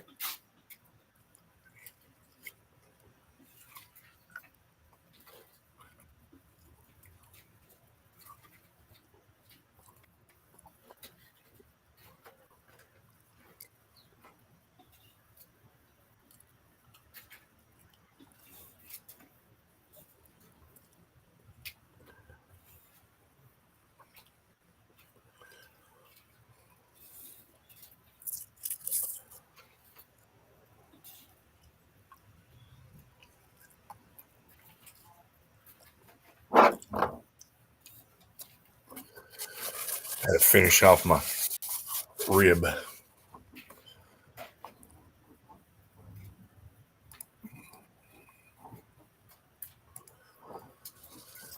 I think mine is about done. I know the crab's done. I Gotta know go all get my me meat's another done. beverage. Beverage I have. This all needs to go downstairs. The roast is done.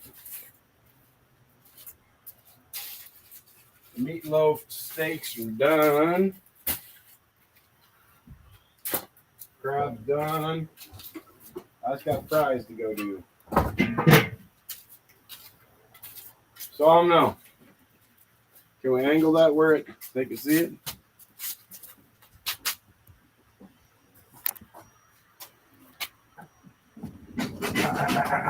Don't you scratch it. There's the roast, the meatloaf steaks, and the crab.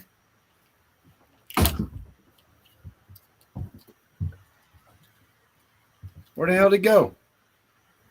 I gotta take this in, bro.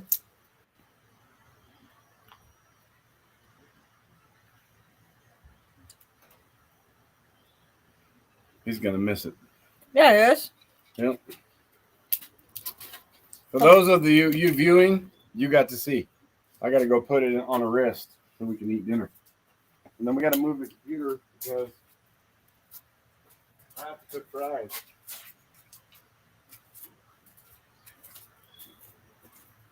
And I forgot my. I have to go turn the TV off and grab my remote. I got it. I was hoping to handle the computer thingy, and I'll handle this. So I said about talking, I put the remote in.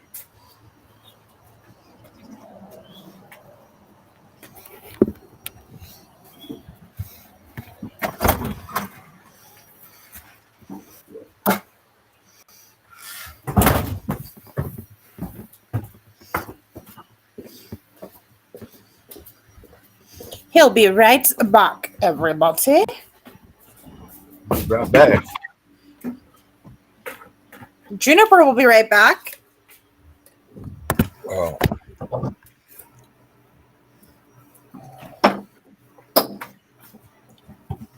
So what's Miss Texas girl doing?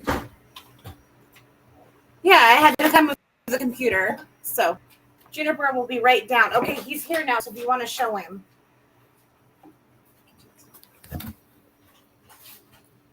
Ooh, yummy. God, that tray is about 2 foot long.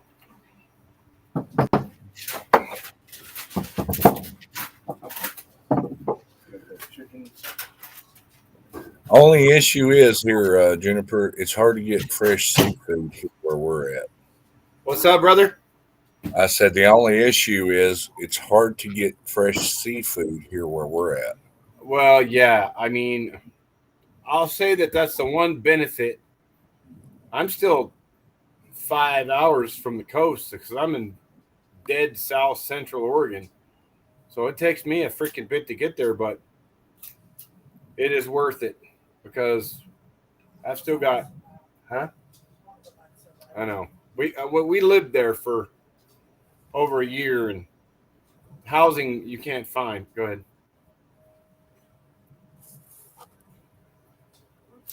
Can y'all hear that? No. It's like a whining sound, like a whine. Huh. Went away. That was weird.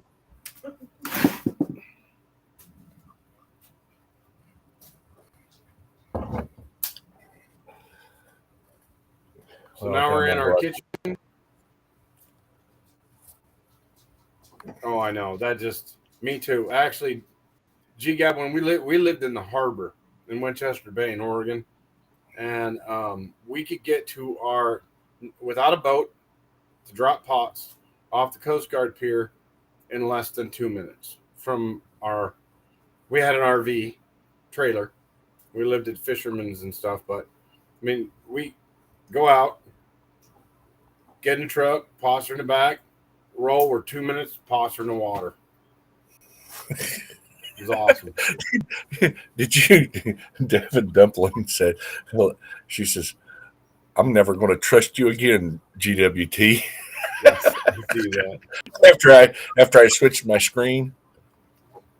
Yeah. Oh, after your nice little house background. Oh, what's this one? Let me see here. Virtual background.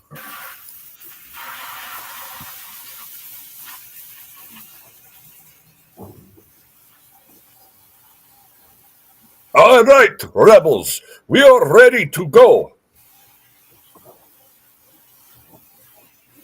Hey, honey.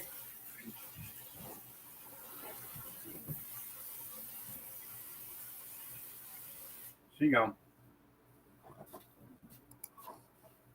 I'm in mute out, and hey, I like it. Hey, rebels, we are ready to go. Yes.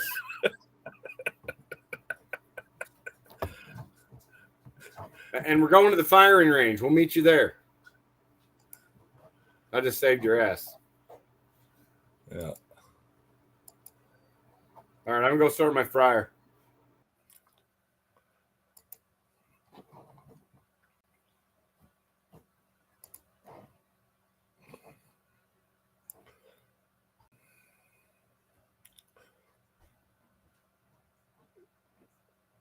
Let's see what this one does.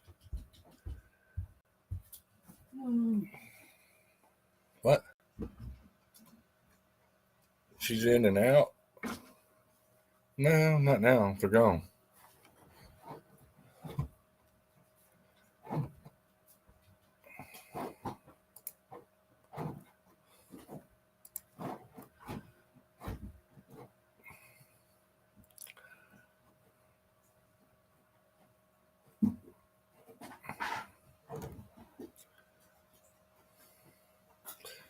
Somebody will probably clip that one.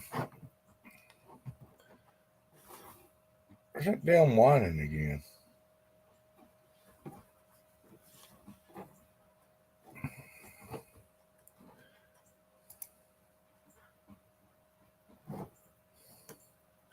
They all disappeared.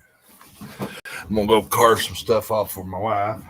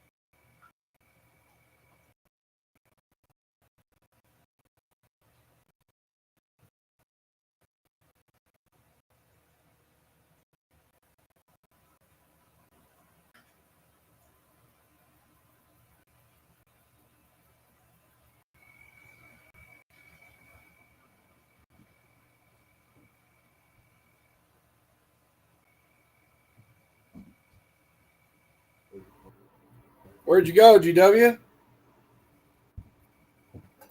I'm in here cutting up her stuff for her plate. Oh, there you go. How'd that corn turn out? Good. Good. That's what I'm talking about. I got the fries down. Waiting on the fryer to get them done, probably 15 minutes. About what it takes. Give it about 10 and I'll start cutting that pork roast up.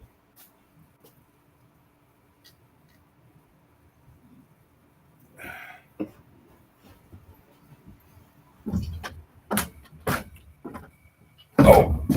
I don't know why my light's not coming on. It's getting dark.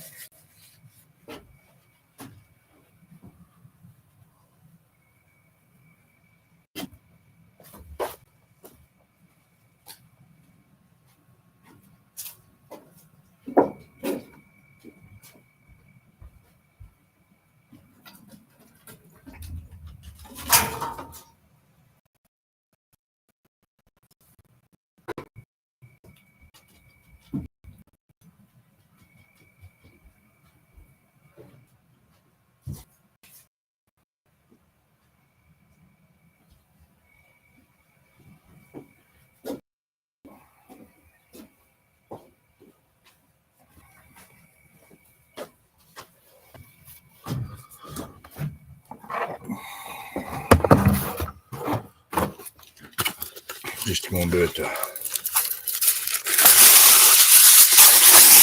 the country boy way.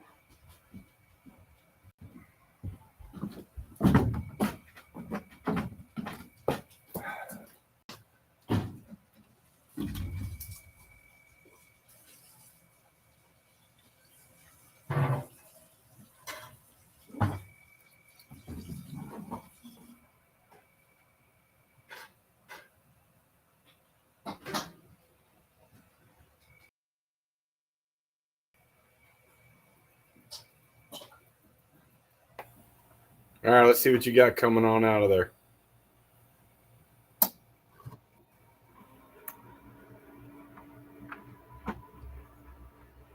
I can't even see Coach damn smoke.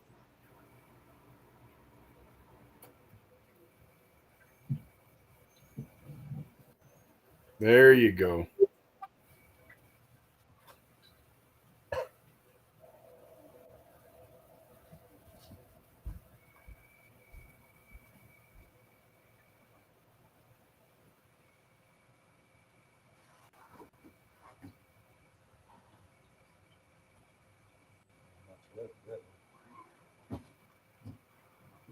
That's a good looking rack, Tom.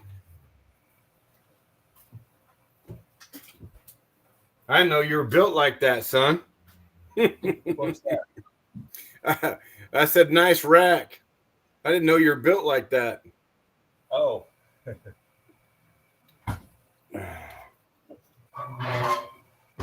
Good looking ribs, buddy. Hell yeah. There's my plate. Yeah. There you go. That's what I'm talking about. And you got to wonder what all the rich people eat. One dumpling on a plate with a bunch of foofy lettuce on it. Right. And then them guys go to ordering McDonald's on the freaking internet after eat their one bite dinner. I just wonder who's suffering, them or you. And I don't think you're suffering any. So, yeah, that's what I'm talking about.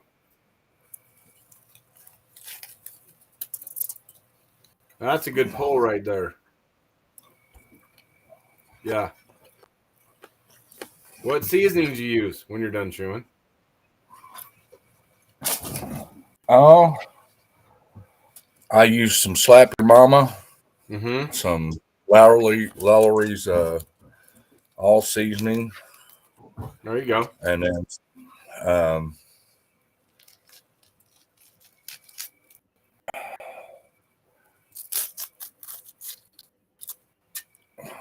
there we go. What else do you? Oh, a little. I like to use a little Cavender's lamb seasoning. A Cavender's Greek. Yeah. Yep, that's good. Only problem with Cavender's has got MSG in it. Oh yeah, I got that. Hold on. You want to compare apples to apples?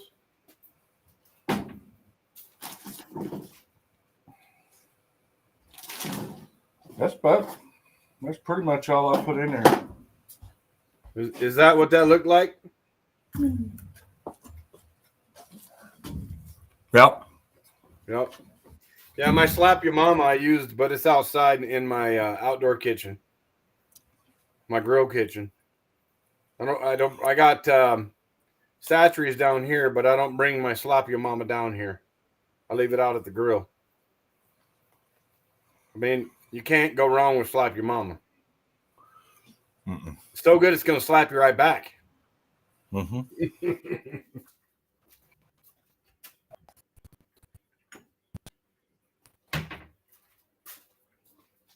Do you get famous? Can you find Famous Dave's rib rub out there? Have you ever seen Famous Dave's rib rub?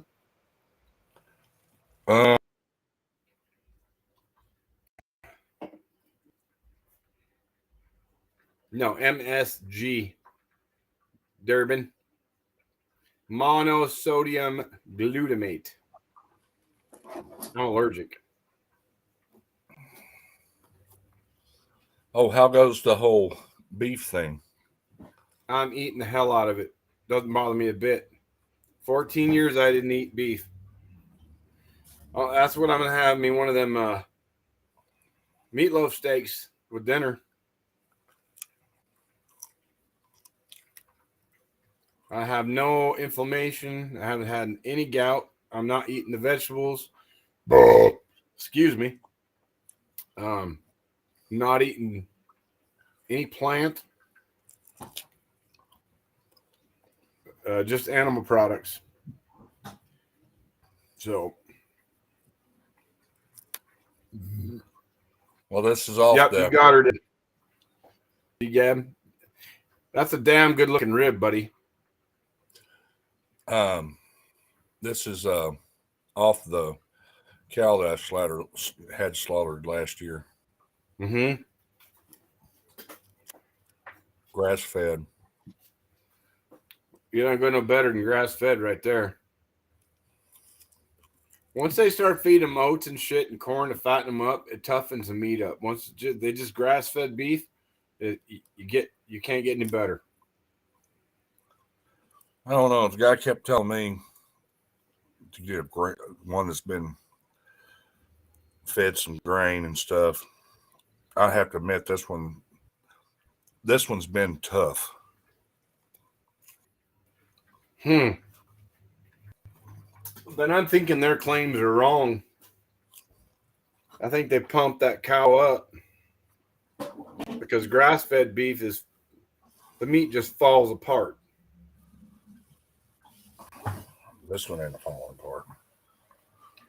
Yeah, then they definitely pumped it up with grains and corn, mainly corn. Corn's what makes the meat tough because it puts all the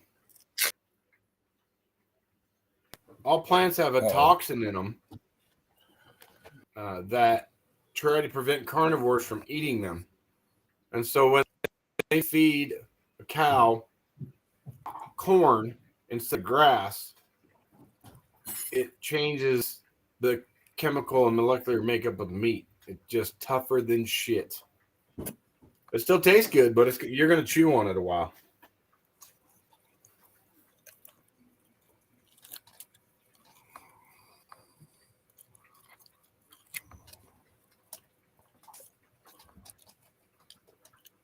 Well, I don't know if I'm going to go to that butcher again. It's a local one over here. Yeah. It don't sound like he's telling you a truthful story to me.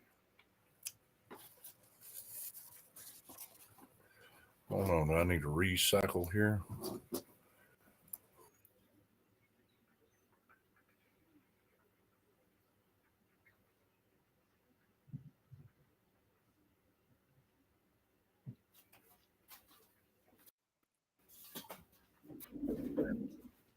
Lock up.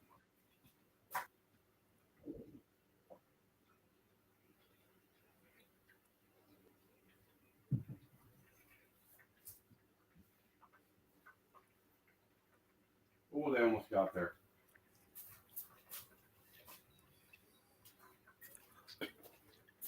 I got my football game coming on about, hold on, 8 p.m. Pacific, so 10 o'clock your time. Oh, really? You gonna be awake or what? Yeah, I'll be awake.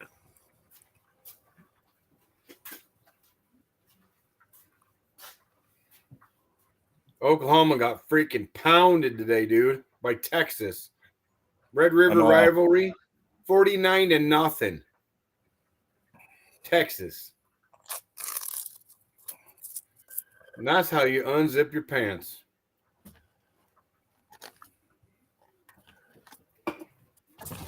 Yeah, these would have probably been a little bit more tender if I'd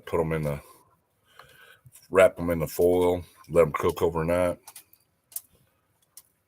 That's usually the way I like to do them. Well, if they're done over time on the smoker, low and slow, then it shouldn't be an issue. But sounds to me like your butcher sold you a story.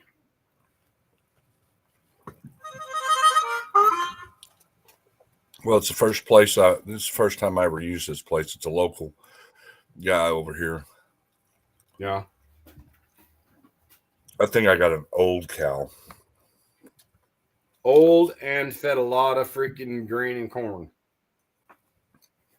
You know what you do with old cows? You make hamburger. That's it. Nothing but hamburger.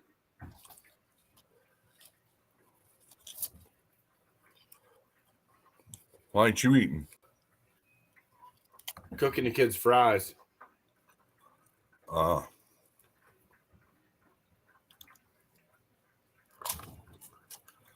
can grab me one of my meatloaf steaks, though. Problem, I'm out of freaking soy sauce.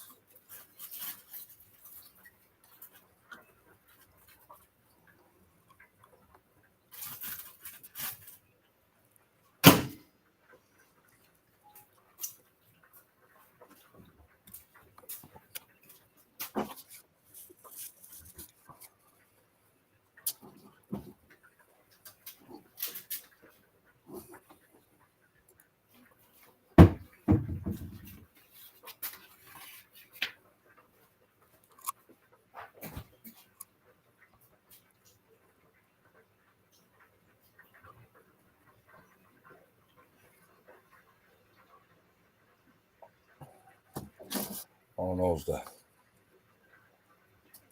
dog's been getting treats tonight. She's loving it.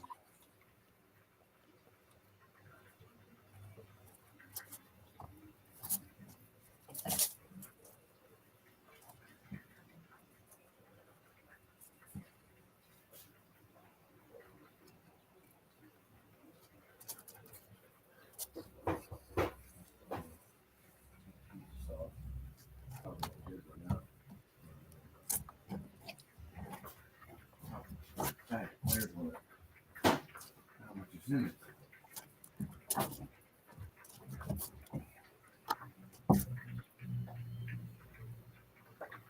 $7,000.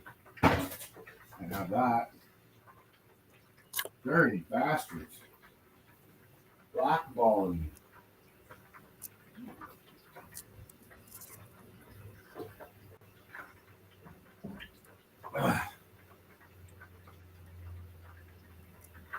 Move from us.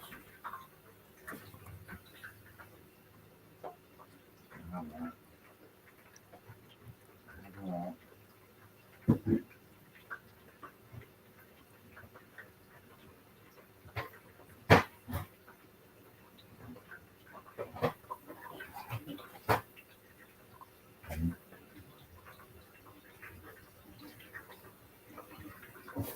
How many? That's just the juice.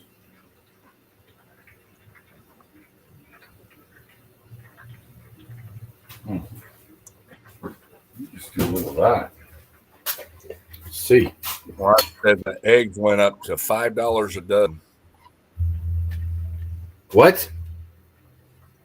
Over at their store, and there was a little mess due to the avian flu.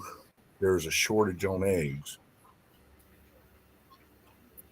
The what flu? The avian flu. Is that chicken flu? It's the bird flu.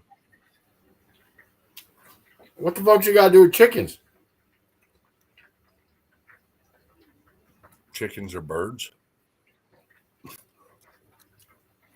Bird flu affects humans, not. No, that's it was horseshit. the same thing. They went out and killed all those chickens and shit. Sounds like a good story.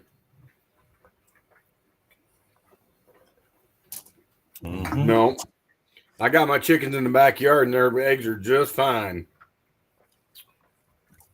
Matter of fact, Well, they just look it up. They just killed a whole shitload of chickens. does that mean our chicken meat prices are going down?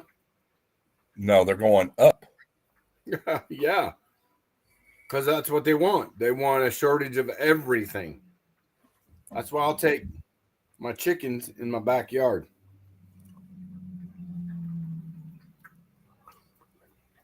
I get my eggs every day, fresh.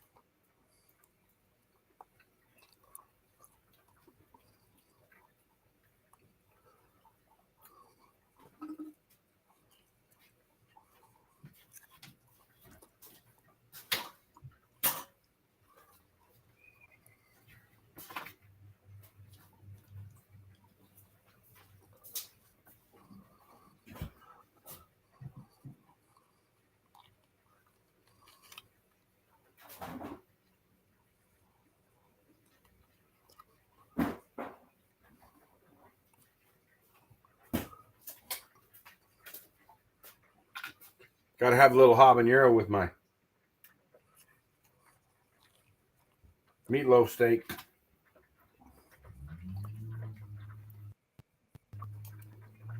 That's what I need.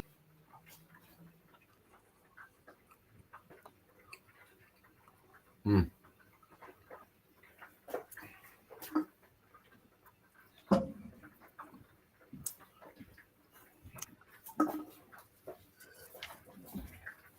Man, that's good.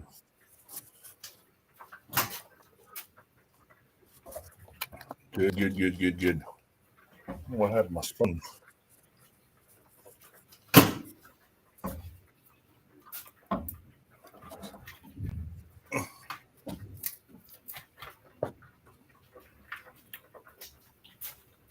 It's right there. Cool.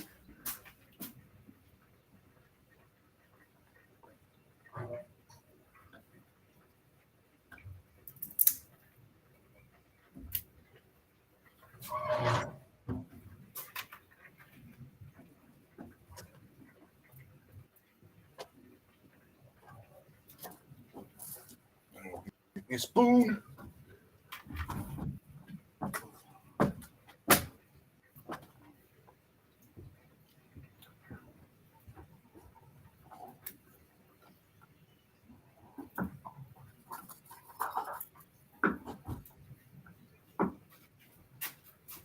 Holy shit.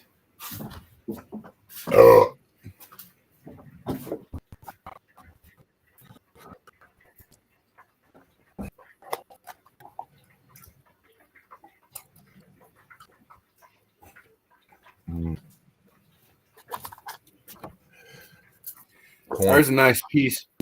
There's a nice piece of smoked crab came out right there. Nice. Good boys.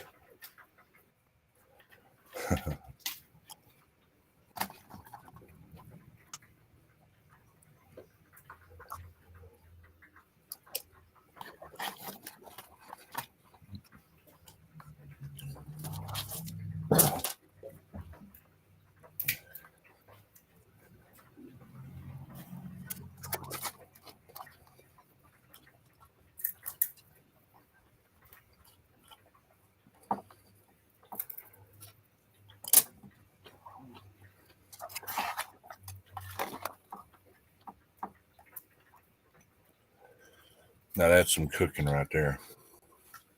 Yeah, buddy.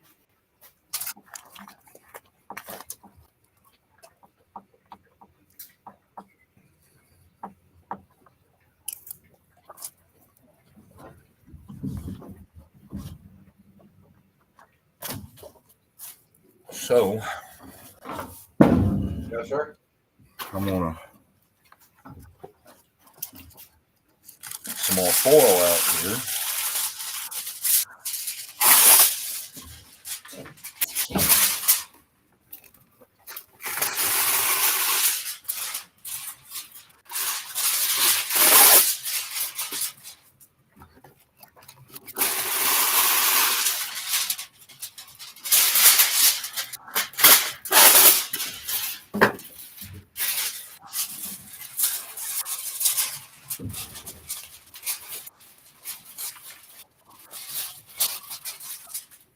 Oh, man.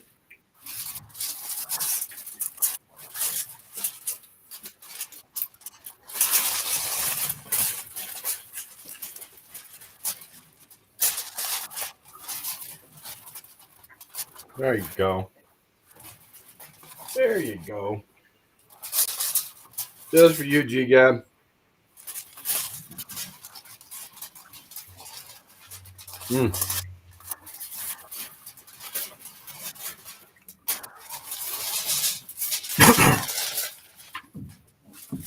Thought my buddy was gonna, I thought that was gonna have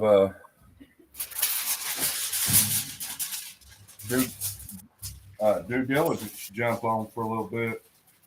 Thought he was off, but he said he had to work.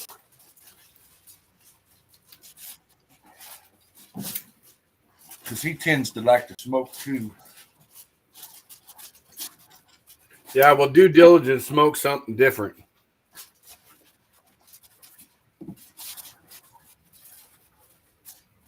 That was funny right there.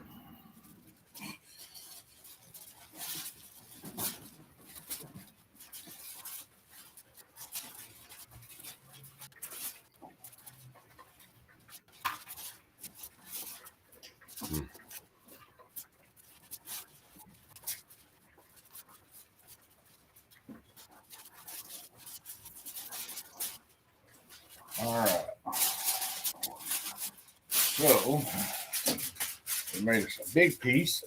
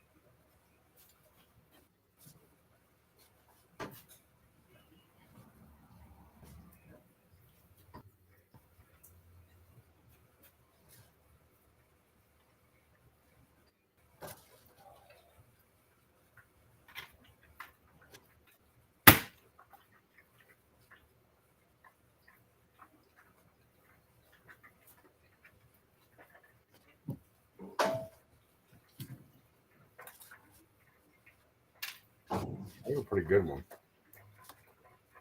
I like them when they come out in one piece, though.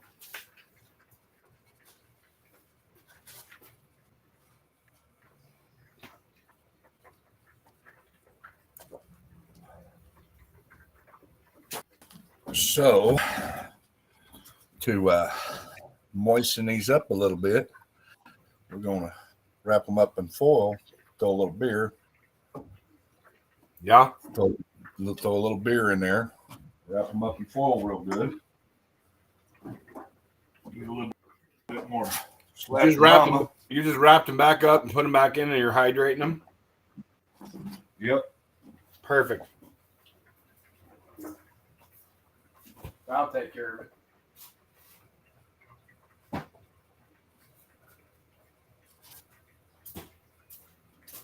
Well, the crab is fucking bomb. Super tender.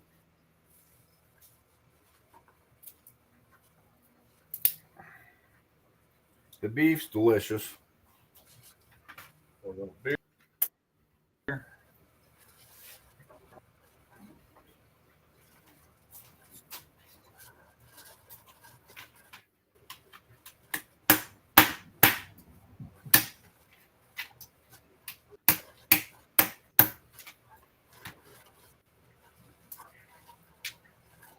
Punish it.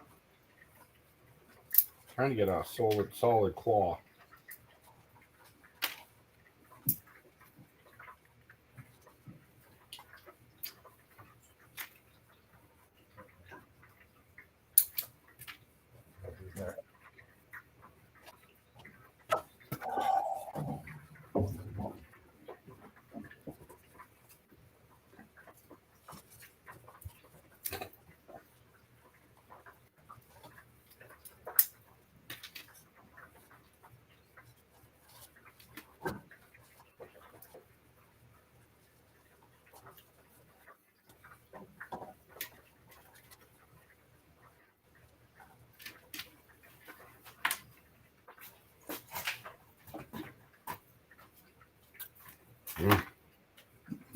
There's a half crab down.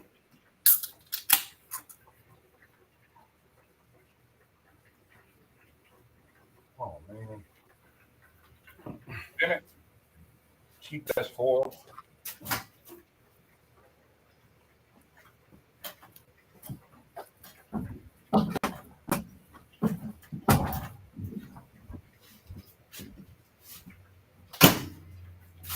There you go. Let's eat this guy.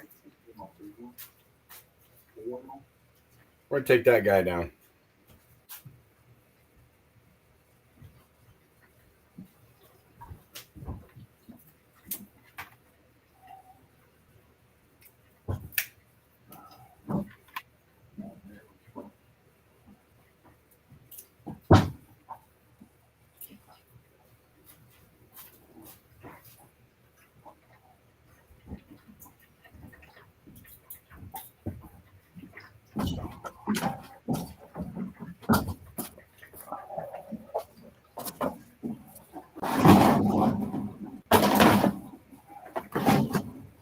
Now we got the industrial foil.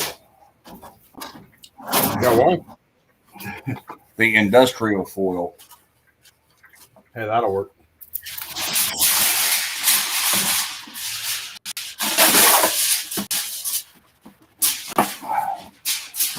Another one. Didn't work. Pulled apart.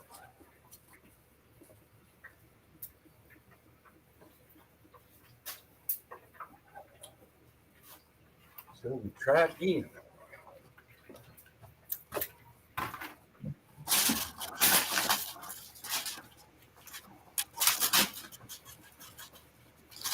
Poured that beer in there and it just came apart. Yes, sir.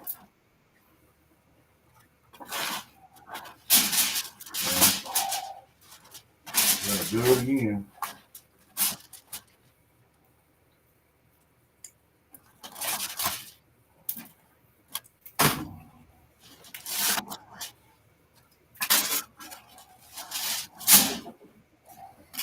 Oh, come on. Oh, you dirty bitch. I had you too.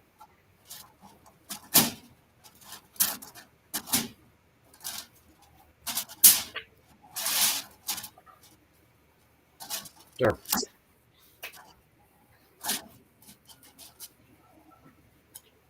Nice pink piece of crab coming up.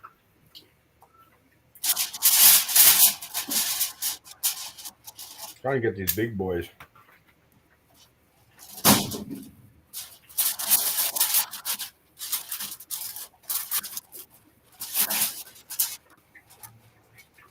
Speaking of chickens, that's where all of the crab shows go to. Super good for them. Mm-hmm. Might have a goose or something over there.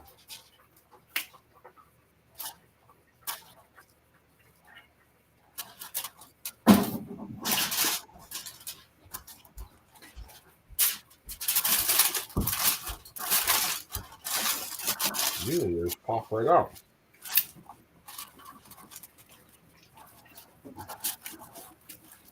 Two in a row there again. Hi, biatches.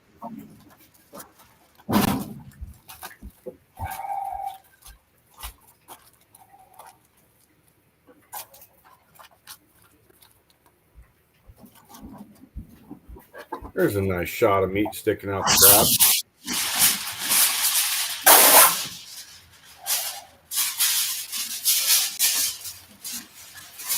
That's what's left.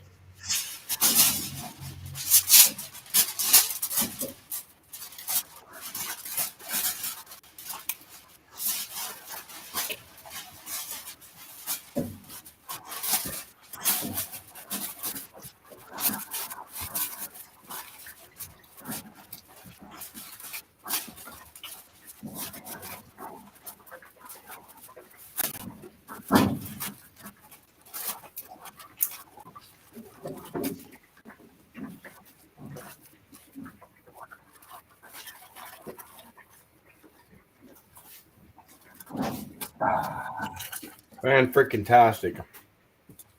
All right.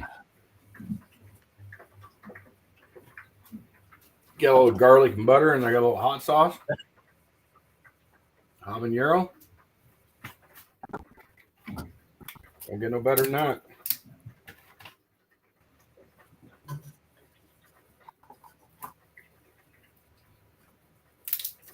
I'm gonna have to go check them fries here in a minute.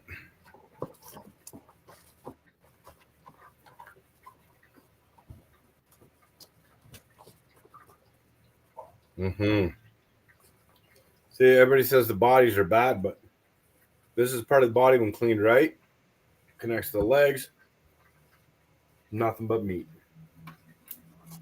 Perfect.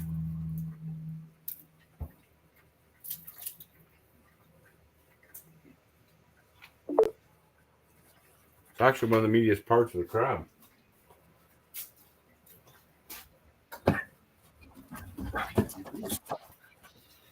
All right.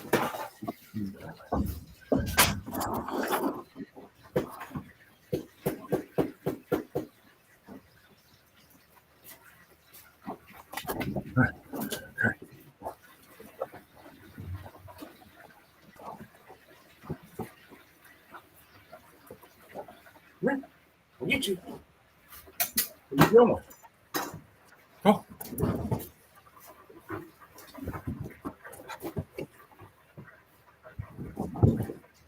Yeah.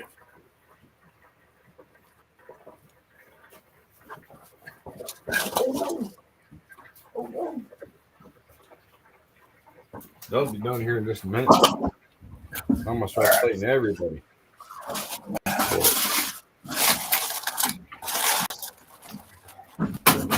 Stupid foil. Mm.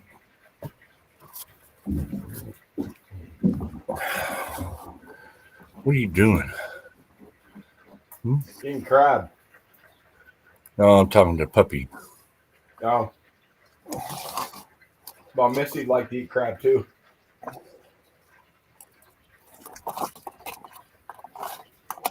Mm.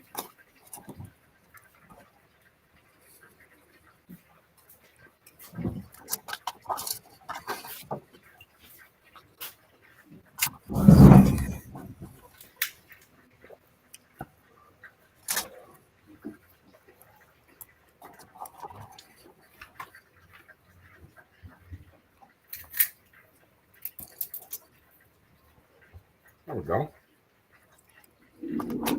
Nice chunk. Mm.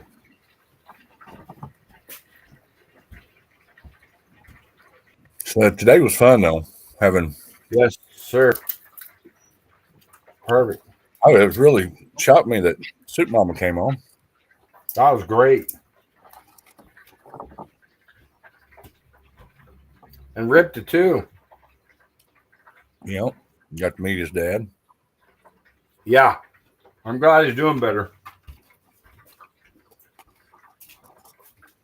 Healing up. Actually, I think his dad called me one time, told me to watch out for his son and Felicia when we were in a convoy. Right.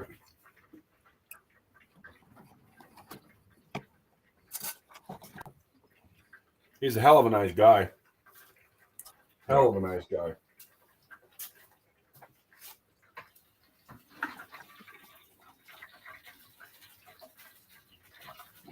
All right, now the work begins.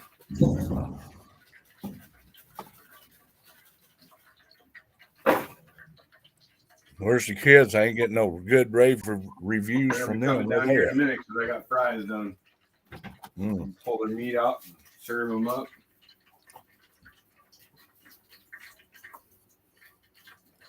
Tell them Daddy ate it all. What's that? Tell them Daddy ate it all. Daddy ate it all.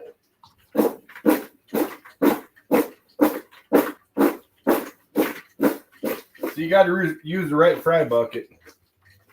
Got the Halloween fry bucket going.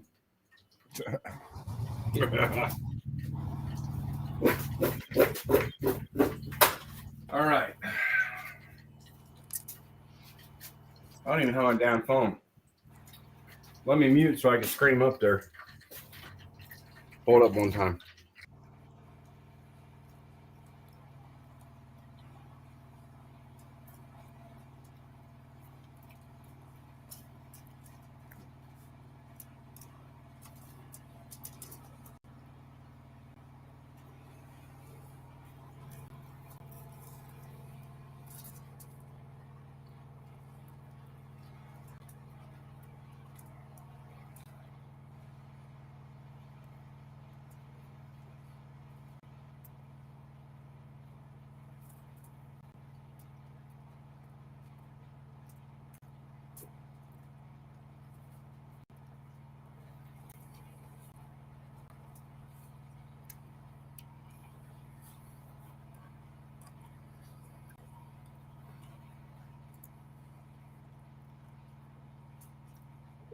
Hi, Texas.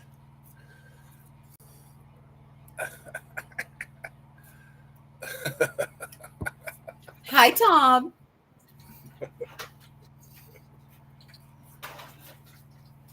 You ready to eat? I'm starving. Well, he's been down here eating the whole time. I know he has. I've already taken a whole crab down. I've had 2 crab legs. Whoa. Good for you. Sorry. Father-in-law's plate. No neck roast for him? No. There's crab. Got meatloaf steak. I didn't cut him any leg roast yet. Let's see how he goes with this. Oh, that piece has got my. Oh, there's 2 pieces with my name on it. You just stole this whole damn leg is what you did. All right. I'm going to get Collier. He's the easiest.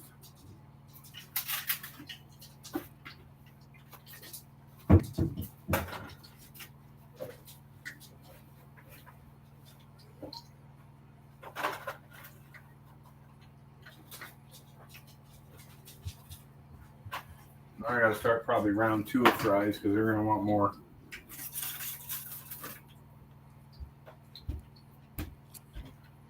All right. Now I got to do some roast.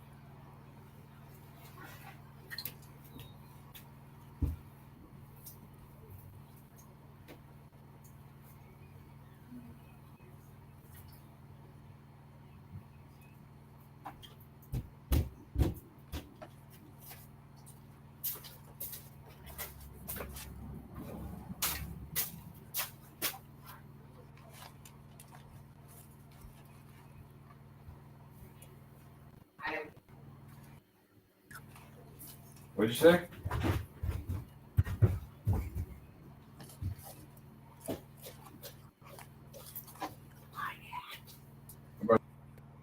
I can't lie, so you can go tell everybody hi.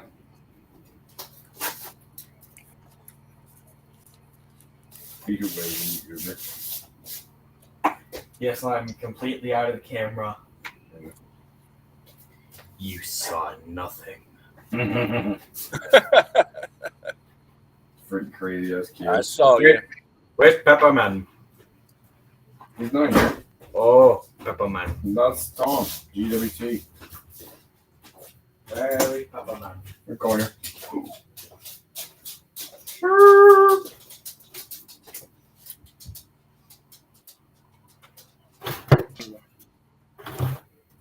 I don't know.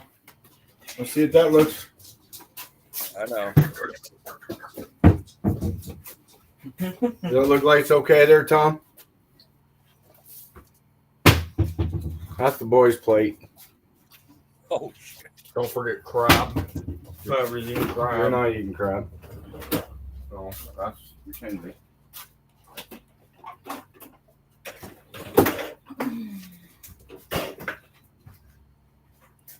Oh, that's mine. Better take it. Better take it while the taking's good.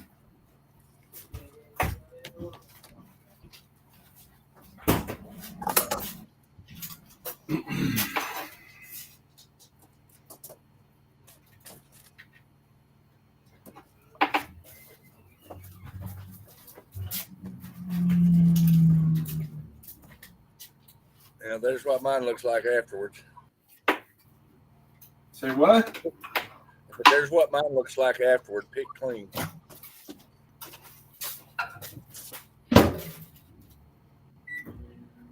There There you go. Finish her up. Oh boy. The puppy dog's full. She's had rib bones. Yep. And gristle. All kinds of stuff, hadn't you? Mm-hmm.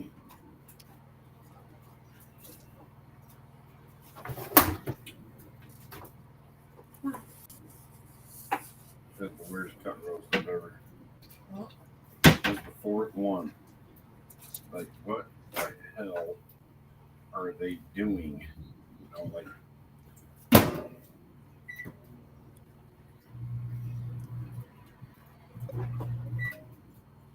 That's a fucking leg.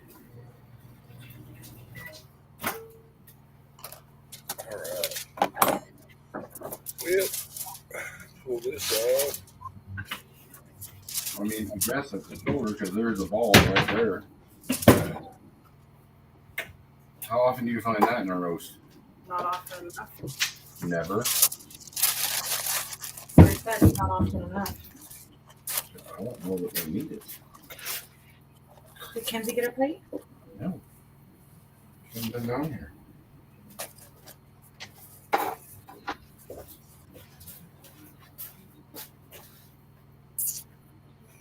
I'll call your sender.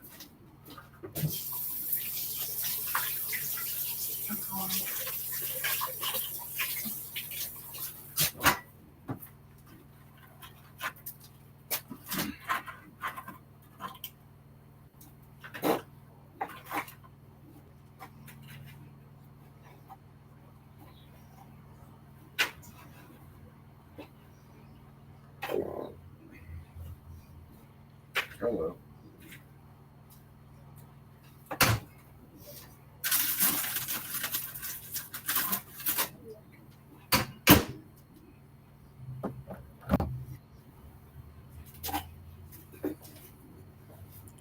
A pile of meat there.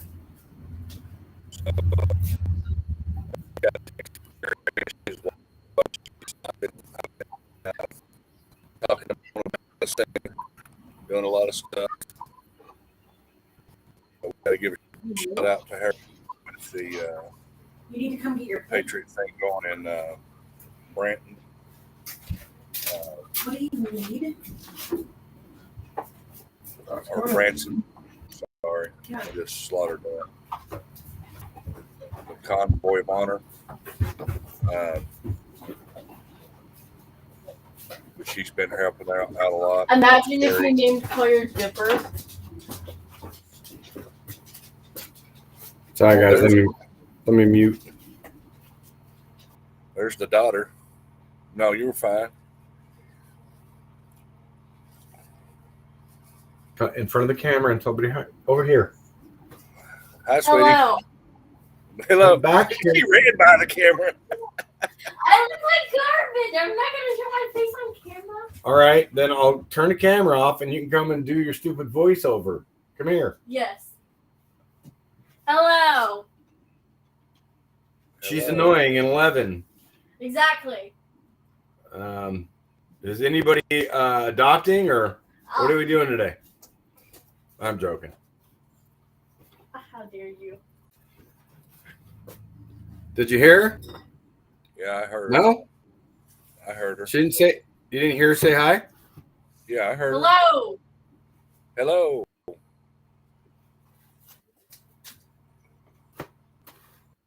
Am I in the camera? No, you're not on the camera. Talk. Hello. Oh, here. Wait, though. No, I'm in the camera. No, you're not. Got her. You're in the camera I when got you're her. across it. No, I'm not. She's like, I'm not in the camera. I ran across because they saw me over there because it went full screen. Nobody can see you. You're like a ghost. Butter drops. Does that mean that's part of your brain or what's up? Hang on. Let me just. Okay. It's me, Cornholio. Do you have to?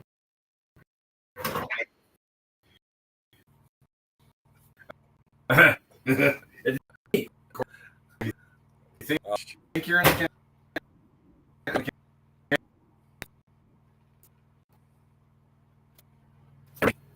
Come on. meat cornholio plate. Give it to me. I don't think Give it to me. And what? My plate? You should probably come over and get it. No. It's right here. Look, I'm coming all the way to you. Come on, come get it. It's cornholio. Do you have TP for my cornholio? Yeah, for cornholio. That's all you're gonna see. All right, she gone. That's funny. She's a trip. Firecracker chick. Oh my goodness. Car's like, hi.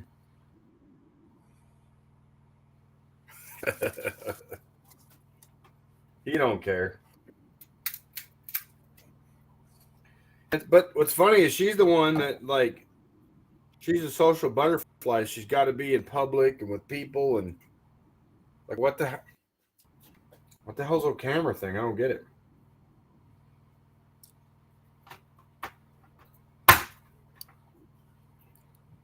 Sounds like somewhere. Oh, here we go. I got one. Hold on. I've nailed it. Wait, maybe. I'll have to use my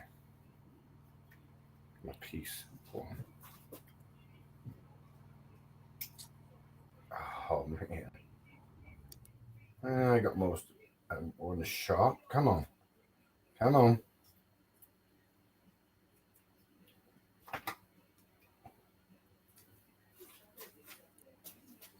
That's what I'm talking about. I don't know. We locked up or something? Super nice and pink. Crab, it's going in the hot sauce. Come on. Mm. Are we having connection problems? Mine shows green. Your shows green. Well, why it was lagging. Nobody got to see it. Full moon over to Oklahoma tonight? I don't know, John. I hadn't really looked.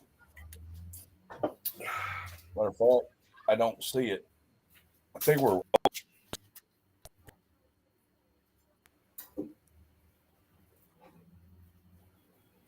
But today, perfect day out here. I mean, it didn't get too hot. It was really cool. So.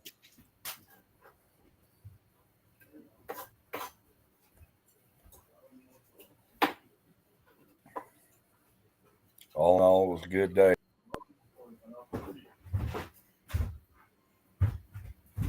Yes, sir. Hello there, bossy. Well, hello. What would you like, sir? Came down here to get something to drink. Ah, kid. That's already high, dude. I'm going to take that one off. Hello again. Hello. You back for more? No. I disappear out of the camera. And you'll never see me again. Children are weird. Oh, we saw him again. Yeah, we did. And I'm coming back again. Hello. Hey. There's the bone that came out. That was that roast. Damn. So it definitely has the ball. But that's the weirdest shoulder roast I've ever had in my entire life. Just saying. For all y'all, if you get the ball, it's still a shoulder roast. More like a leg roast to me, but I don't know. It cooked really weird. And it doesn't shred like a Boston roast, a normal shoulder roast. It just kind of chunks up. Very much so. Still really good, but It tastes good, but I may need someone to grab some barbecue if that's all right. We'll get some barbecue sauce in the fridge. I don't know how hot a barbecue sauce you want. This is fire asphalt. Do you have your homemade? It's out in the pantry. Orange lid. It's not orange? Little shelf. No, those are pink. Those are jam. Those are both plum preserves. All right. I had to. Middle shelf. Kind of over to the right. There's only like 3 left. For the red plum barbecue sauce. Grab one. The red plum is really good. I don't have my phone. It's outside. Don't worry, I'm fine, buddy. Okay. Look for the orange dot. That's the barbecue sauce. I'm still on big screen? Yeah. What's up? How the heck did that camera come back on? I just removed that camera and it rejoined all by itself. This is the plum barbecue sauce. Creepy. This would be homemade red plum barbecue sauce. I did 48 jars. I got 3 left. Cracking the 3rd now. Those last for quite a while. Who the hell goes through 48 jars of barbecue sauce in a year? Definitely tell the temperature's changing. I guess a kid that loves barbecue sauce. Where's your? Are you taking it up there to your plate? Oh shoot! I should go grab my No, plate. here. Just bring me the jar back, dude. Okay. Pour some on your plate and then put the lid back on. Then bring me. When you're done eating, bring it back. All right.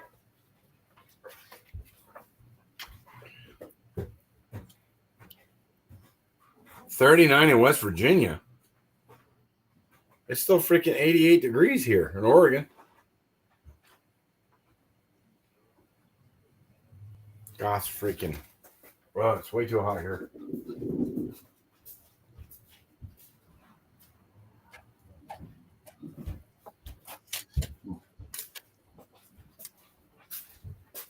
So the roast turned out really good.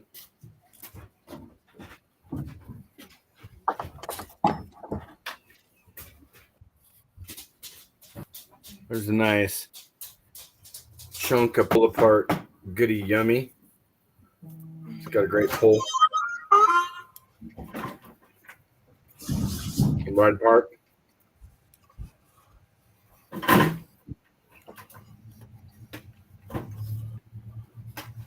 Very, very tasty. I used Dave's rib rub on that one.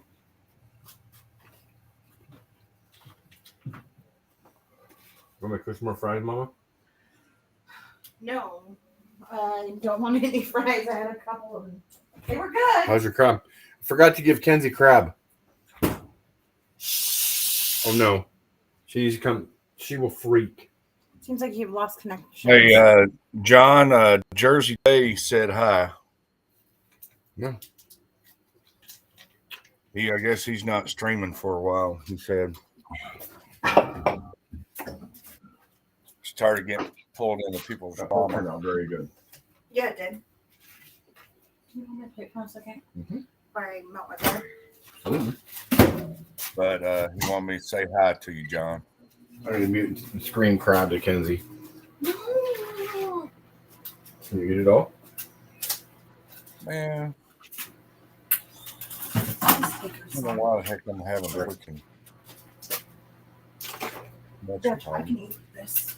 Just put it all on. I mean, I ate half the tray already, so just. You're saving the shells, right? Because they go to the chickens. I'll let you on the way. Oops. Okay, I'll leave them on my plate this time.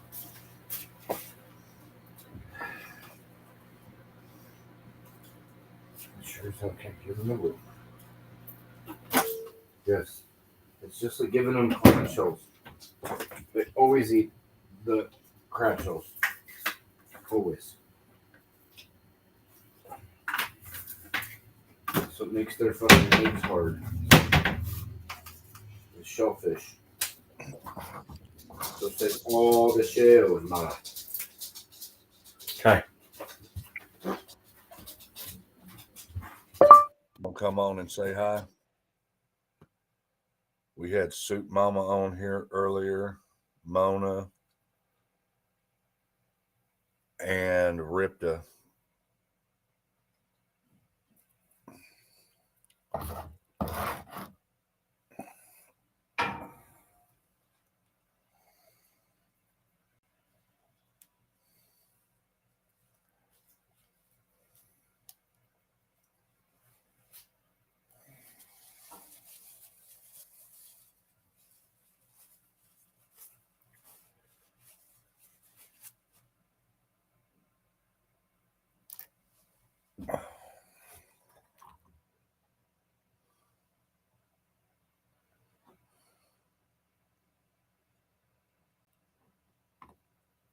Let's see if he wants to.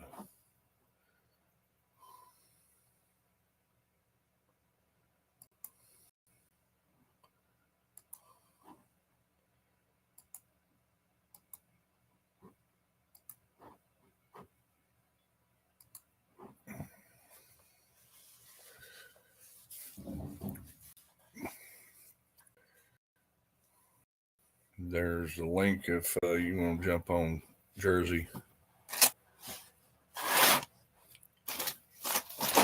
Throw the stuff here. Clean up some of my mail. I don't get in trouble in the morning. Get yelled at.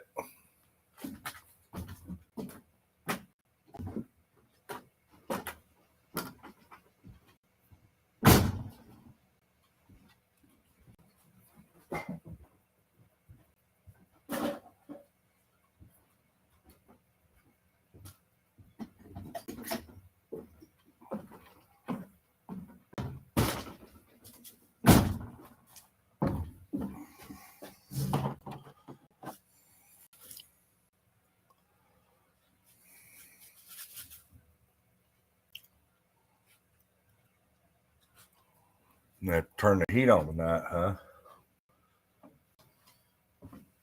Yeah, might.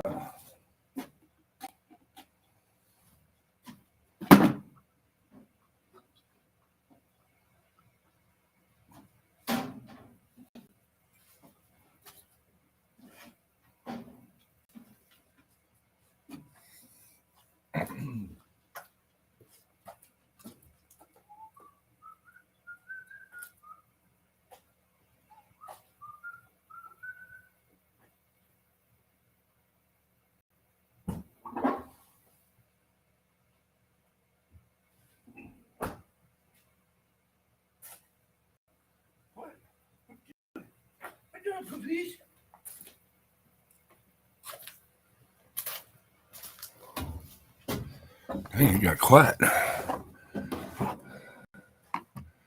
Must have turned off his mic.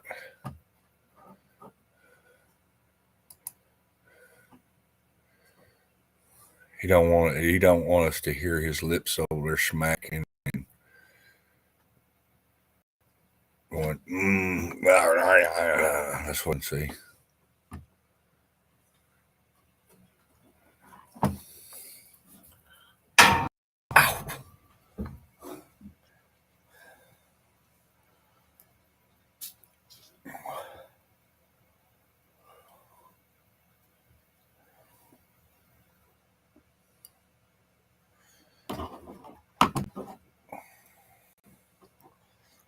So yeah, today was a fun day.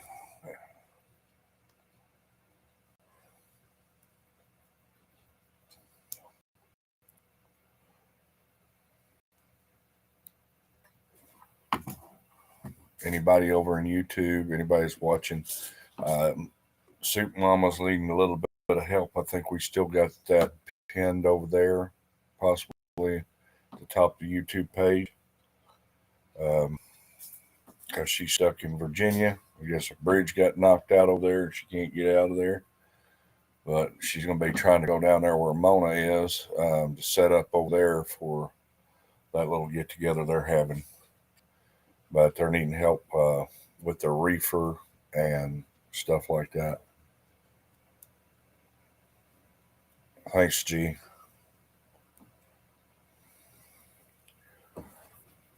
there's the link here for her stuff.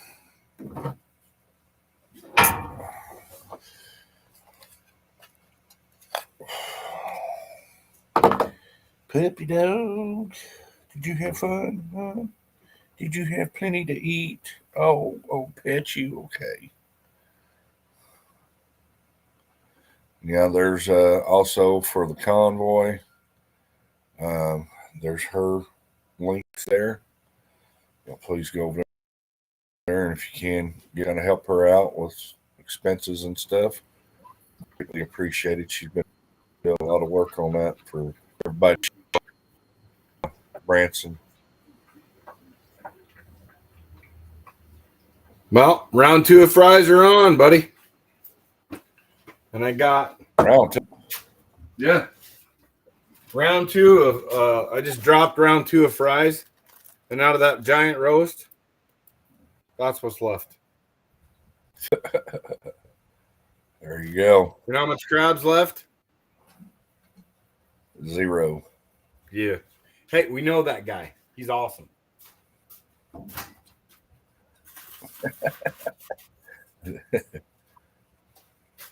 And I have one pad left. One meatloaf steak left. I'm gonna hide those. Those are bomb. Well, Missy's down here licking her lips. Missy, you want one, baby? I got one for you. Come on, honey. I got you. Just tell Daddy, give me another bone, Daddy.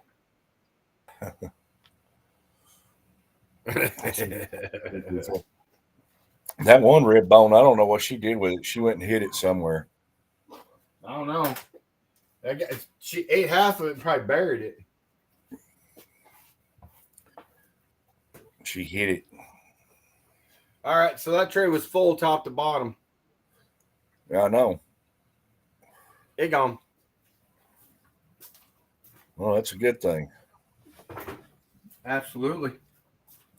Like I said, you can't get it. You can't get it in a restaurant. One place you can get that's at home. Yeah. I have the worst time trying to eat food at a restaurant because they just cook food like shit. Boiled ribs. Well, a lot of the places don't even care anymore. I mean, you know, it used to be pretty good when you go out to a restaurant somewhere and well, they had pride in what they were doing. That's gone. Mm-hmm. I mean, you're talking 10, 15 years ago was about the last of that, where you could go to an establishment that had, you know, a damn good meal, enjoy it, and want to go back. I mean, like, crave that. Well, we went to Taco Bell coming home. What was it, last weekend?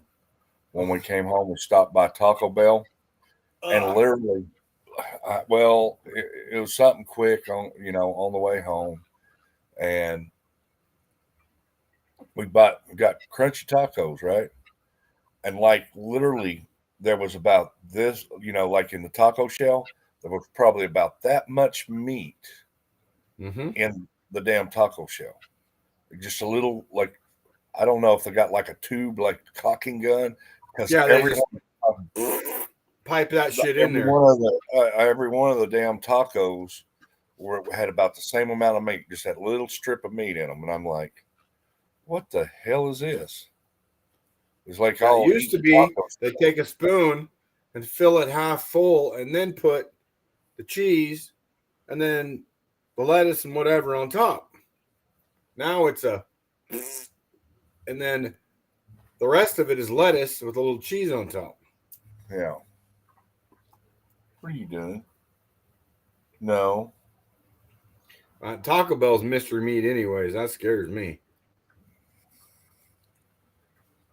Well, it was late. So didn't have much of a choice. I wasn't going to cook nothing. I was tired. We dropped the truck in El Reno. We dropped that, and then her mom came, picked us up. We stopped by. We drove her over to my sister-in-law's house so she could pick her car, and then we hustled out here. So everything else was closed. So basically, the only place to go was Taco Bell. So That's rough, brother.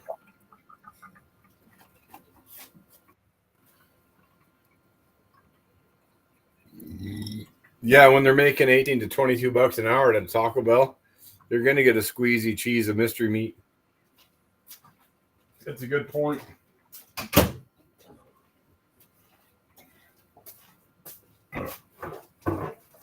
well, it's just sad anymore, you know. It's been like, I think they even like at Subway, I think they've Yeah. found a way to slice the meat even thinner. Yeah. Well, I mean, like, we used to like to go to Arby's and get a roast beef sandwich, you know. I don't eat the sandwich bread anymore, but I can get my meat and my cheese and bacon on it or whatever and put it in a box. Mm-hmm. To do that, it was $16.95. And I was like, you know what?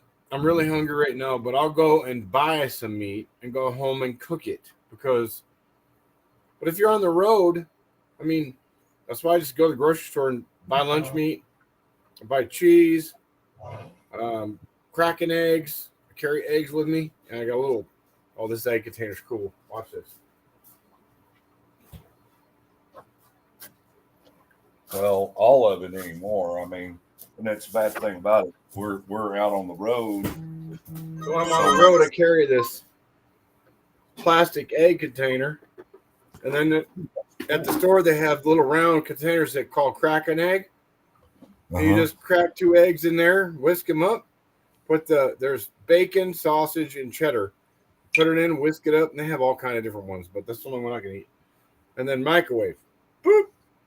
Put it in for a minute, stir it back up. Put it in for 30 seconds, stir it back up. I don't say go any more than 30 because you got to check because the wattage of the microwave. But by 2 minutes, bomb. Salt, pepper, done.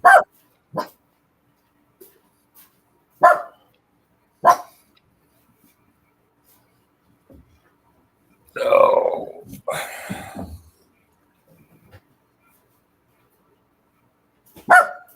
And that's what they look like.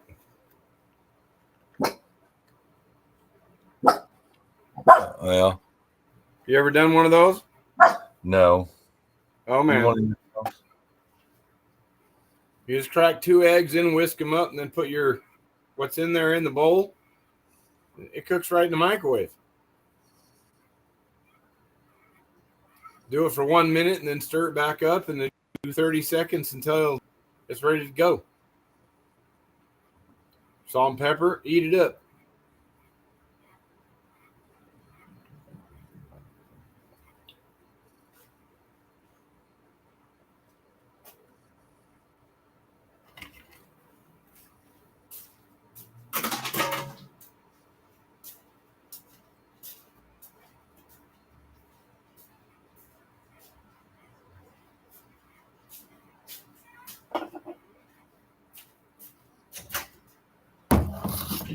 Oh. Well, I think go ahead and shut this down for the night. It was a good show today. Appreciate having you on. Appreciate having Mona on. Ripta 333. We appreciate having you on. Soup Mama. Soup Mama. Love all y'all. God bless all y'all. Hopefully everything works out with Soup Mama and she gets over there where she needs to go. And she gets the help she needs. Everybody go and donate to Soup Mama, please. Thank you. We're just want everybody to be blessed. I know everybody's struggling out there. We all are. But today was a good day. We all had some fun. Got to visit, got to see cannons go off and stuff like that with Soup Mama. That was pretty cool.